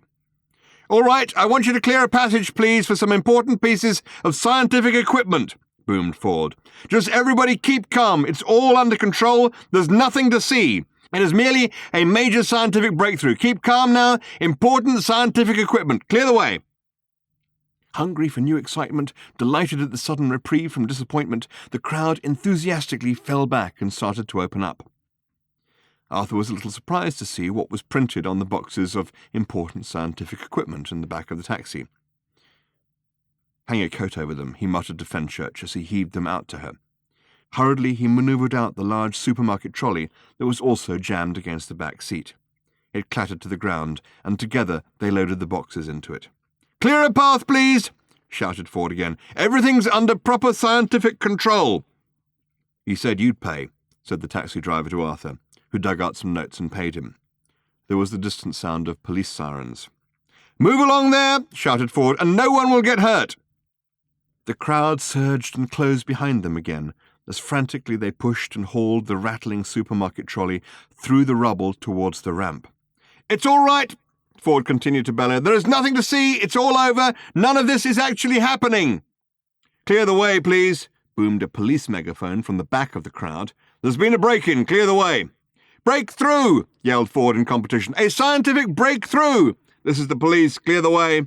"Scientific equipment. Clear the way." "Police, let us through." "Walkman," yelled Ford, and pulled half a dozen miniature tape players from his pockets and tossed them into the crowd. The resulting seconds of utter confusion allowed them to get the supermarket trolley to the edge of the ramp and to haul it up onto the lip of it. "Hold tight," muttered Ford, and released a button on his electronic thumb. Beneath them, the huge ramp juddered and began slowly to heave its way upwards. "Okay, kids," he said as the milling crowd dropped away beneath them, and they started to lurch their way along the tilting ramp into the bowels of the ship. "Looks like we're on our way." Chapter 39. Arthur Dent was irritated to be continually awakened by the sound of gunfire. Being careful not to wake Fenchurch, who was still managing to sleep fitfully, he slid his way out of the maintenance hatchway, which they had fashioned into a kind of bunk for themselves, slung himself down the access ladder, and prowled the corridors moodily. They were claustrophobic and ill-lit. The lighting circuits buzzed annoyingly. That wasn't it, though. He paused and leaned backwards as a flying power drill flew past him down the dim corridor with a nasty screech, occasionally clanging against the walls like a confused bee as it did so. That wasn't it, either. He clambered through a bulkhead door and found himself in a larger corridor. Acrid smoke was drifting up from one end, so he walked towards the other. He came to an observation monitor let into the wall behind a plate of toughened but still badly scratched perspex. "Would you turn it down, please?" he said to Ford Prefect, who was crouching in front of it in the middle of a pile of bits of video equipment he had taken from a shop window in Tottenham Court Road, having first hurled a small brick through it, and also a nasty heap of empty beer cans. "Shh!" hissed Ford, and peered with manic concentration at the screen. He was watching The Magnificent Seven. "Just a bit," said Arthur. "No!" shouted Ford. "We're just getting to the good bit. Listen, I finally got it all sorted out. Voltage levels, line conversion, everything. And this is the good bit." With a sigh and a headache, Arthur sat down beside him and watched the good bit. He listened to Ford's whoops and yells and yees as placidly as he could. "Ford," he said eventually when it was all over, and Ford was hunting through a stack of cassettes for the tape of Casablanca. "How come if—" "This is the big one," said Ford. "This is the one I came back for. Do you realize I never saw it all through? Always I missed the end. I saw half of it again the night before the Vogons came. When they blew the place up, I thought I'd never get to see it. Hey, what happened with all that anyway?" "Just life," said Arthur, and plucked a beer from a six-pack. "Oh, that again," said Ford. "I thought it might be something like that. I prefer this stuff," he said, as Rick's bar flickered onto the screen. "How come if what?" "What?" "You started to say, how come if you're so rude about the Earth that you—" "Oh, never mind. Let's just watch the movie." "Exactly," said Ford. Chapter 40. There remains little still to tell. Beyond what used to be known as the limitless light fields of Flanox, until the grey binding fiefdoms of Saxoquin were discovered lying behind them, lie the grey binding fiefdoms of Saxoquin. Within the grey binding fiefdoms of Saxoquin lies the star named Zas, around which orbits the planet Preliumtan, in which is the land of Sevelbiupstri, and it was to the land of Sevelbiupstri that Arthur and Fenchurch came at last, a little tired by the journey. And in the land of Sevelbiupstri they came to the great red plain of Raz, which was bounded on the south side by the quentulous Quasgar Mountains, on the further side of which, according to the dying words of Prak, they would find in 30-foot-high letters of fire God's final message to his creation. According to Prak, if Arthur's memory served him right, the place was guarded by the logistic Vantrashel of Lob, and so, after a manner, it proved to be. He was a little man in a strange hat, and he sold them a ticket. "Keep to the left, please," he said. "Keep to the left," and hurried on past them on a little scooter. They realized they were not the first to pass that way, for the path that led around the left of the great plain was well worn and dotted with booths. At one they bought a box of fudge, which had been baked in an oven in a cave in the mountain, which was heated by the fire of the letters that formed God's final message to his creation.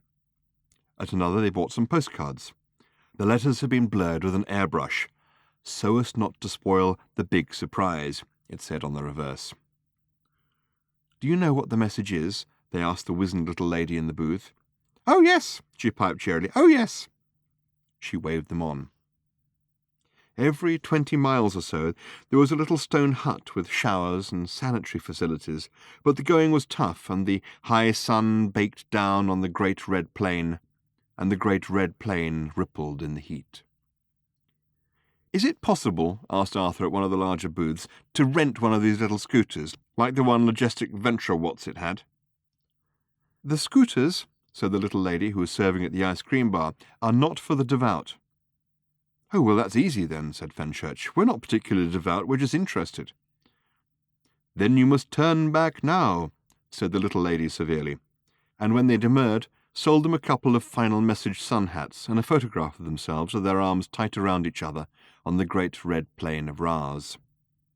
They drank a couple of sodas in the shade of the booth, and then trudged out into the sun again. "We're running out of barrier cream," said Fenchurch after a few more miles.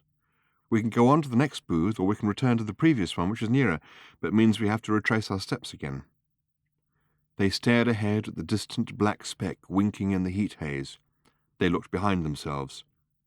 They elected to go on. They then discovered that they were not only not the first to make this journey, but they were not the only ones making it now. Some way ahead of them, an awkward low shape was heaving itself wretchedly along the ground, stumbling painfully slowly, half limping, half crawling. It was moving so slowly that before too long they caught the creature up, and could see that it was made of worn, scarred, and twisted metal. It groaned at them as they approached it, collapsing in the hot, dry dust. "So much time," it groaned. "Oh, so much time, and pain as well, so much of that, and so much time to suffer it in, too. One or the other on its own I could probably manage. It's the two together that really get me down. Oh, hello, you again." "Marvin," said Arthur sharply, crouching down beside it. "Is that you?" "You were always one," groaned the aged husk of the robot, "for the super-intelligent question, weren't you?" "What is it?" whispered Fenchurch in alarm, crouching down behind Arthur and grasping onto his arm. "He's a sort of an old friend," said Arthur. "Friend," croaked the robot pathetically. The word died away in a kind of crackle, and flakes of rust fell out of his mouth. "You'll have to excuse me while I try and remember what the word means. My memory banks are not what they were, you know, and any word which falls into disuse for a few zillion years has to get shifted down into auxiliary memory backup. Here it comes." The robot's battered head snapped up a bit, as if in thought. He said. "What a curious concept." He thought a little longer. "No," he said at last. "Don't think I ever came across one of those. Sorry, can't help you there." He scraped a knee along pathetically in the dust, and then tried to twist himself up onto his misshapen elbows. "Is there any last service you would like me to perform for you, perhaps?" he asked in a kind of hollow rattle. "A piece of paper that perhaps you would like me to pick up for you, or maybe you would like me," he continued, "to open a door." His head scratched around in its rusty neck bearings and seemed to scan the distant horizon. "Don't seem to be any doors around at present," he said, "but I'm sure that if we waited long enough, someone would build one. And then," he said, slowly twisting his head around to see Arthur again, "I could open it for you. I'm quite used to waiting, you know." "Arthur," hissed Fenchurch in his ear sharply, "you never told me of this. What have you done to this poor creature?" "Nothing," insisted Arthur sadly. "He's always like this." "Ha!" snapped Marvin. "Ha!" he repeated. "What do you know of always? You say always to me, who, because of the silly little errands your organic life forms keep on sending me through time on, am now 37 times older than the universe itself. Pick your words with a little more care," he coughed, "and tact." He rasped his way through a coughing fit and resumed. "Leave me," he said. "Go on ahead. Leave me to struggle painfully on my way. My time at last is nearly come. My race is nearly run. I fully expect," he said, feebly waving them on with a broken finger, "to come in last. It would be fitting. Here I am, brain the size." Between them, they picked him up, despite his feeble protests and insults. The metal was so hot it nearly blistered their fingers, but he weighed surprisingly little and hung limply between their arms. They carried him with them along the path that ran along the left of the great red plain of Raz towards the encircling mountains of Quentulus Quasgar.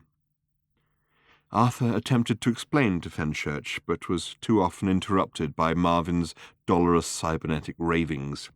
They tried to see if they could get him some spare parts at one of the booths, and some soothing oil, but Marvin would have none of it. I'm all spare parts, he droned.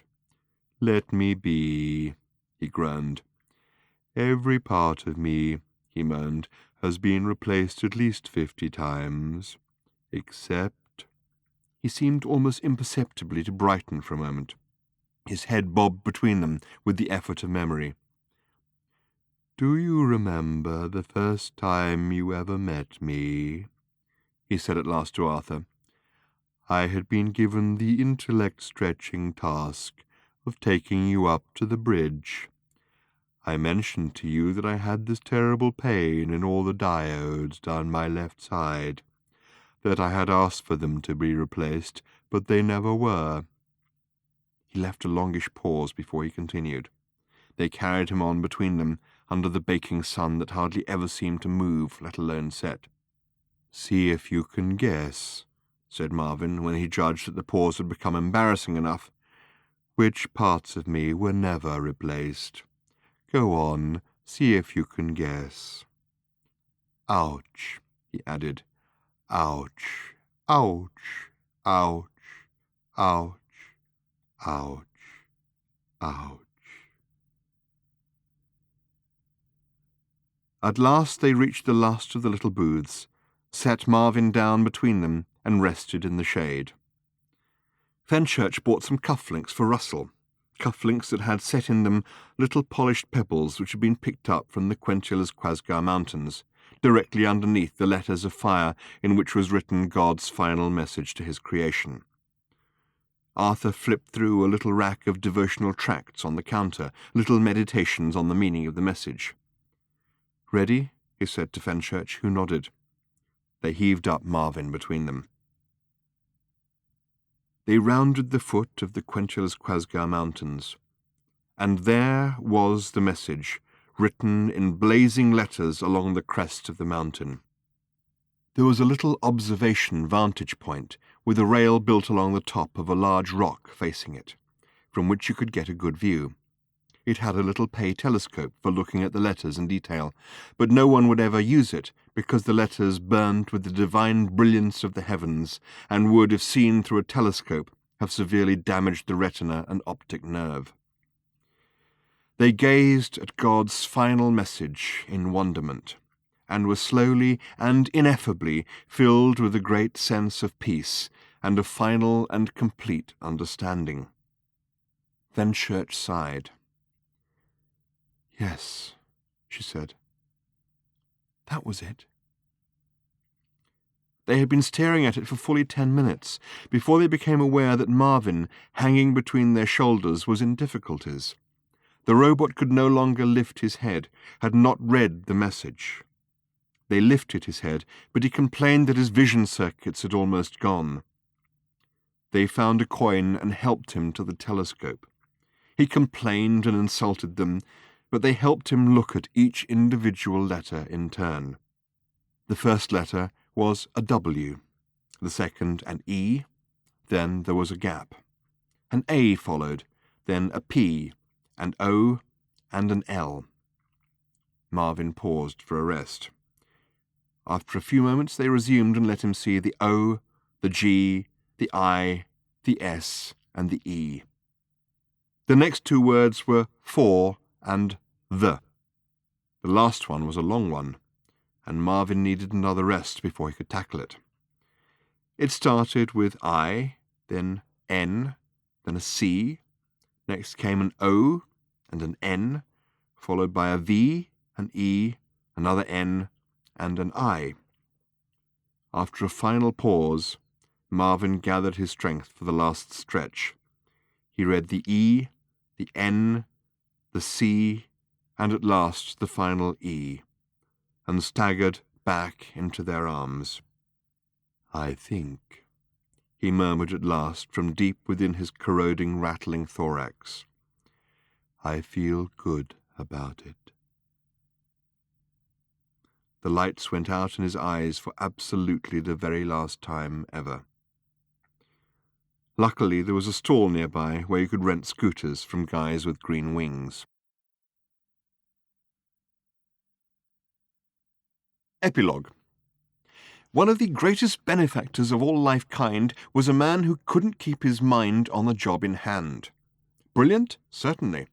One of the foremost genetic engineers of his or any other generation, including a number he had designed himself? Without a doubt. The problem was that he was far too interested in things which he shouldn't be interested in, at least, as people would tell him, not now. He was also, partly because of this, of a rather irritable disposition. So, when his world was threatened by terrible invaders from a distant star, who was still a fair way off but travelling fast, he, Blart Versenweld III, his name was Blart Versenweld III, which is not strictly relevant, but quite interesting because, never mind, that was his name and we can talk about why it's interesting later, was sent into guarded seclusion by the masters of his race, with instructions to design a breed of fanatical super warriors to resist and vanquish the feared invaders, do it quickly, and, they told him, concentrate. So he sat by a window and looked out at a summer lawn and designed and designed and designed, but inevitably got a little distracted by things, and by the time the invaders were practically in orbit around them, had come up with a remarkable new breed of superfly that could, unaided, figure out how to fly through the open half of a half-open window, and also an off switch for children. Celebrations of these remarkable achievements seemed doomed to be short-lived because disaster was imminent as the alien ships were landing. But astoundingly, the fearsome invaders, who, like most warlike races, were only on the rampage because they couldn't cope with things at home, were stunned by Versenwald's extraordinary breakthroughs, joined in the celebrations, and were instantly prevailed upon to sign a wide-ranging series of trading agreements and set up a program of cultural exchanges. And, in an astonishing reversal of normal practice in the conduct of such matters, everybody concerned lived happily ever after. There was a point to the story, but it has temporarily escaped the chronicler's mind.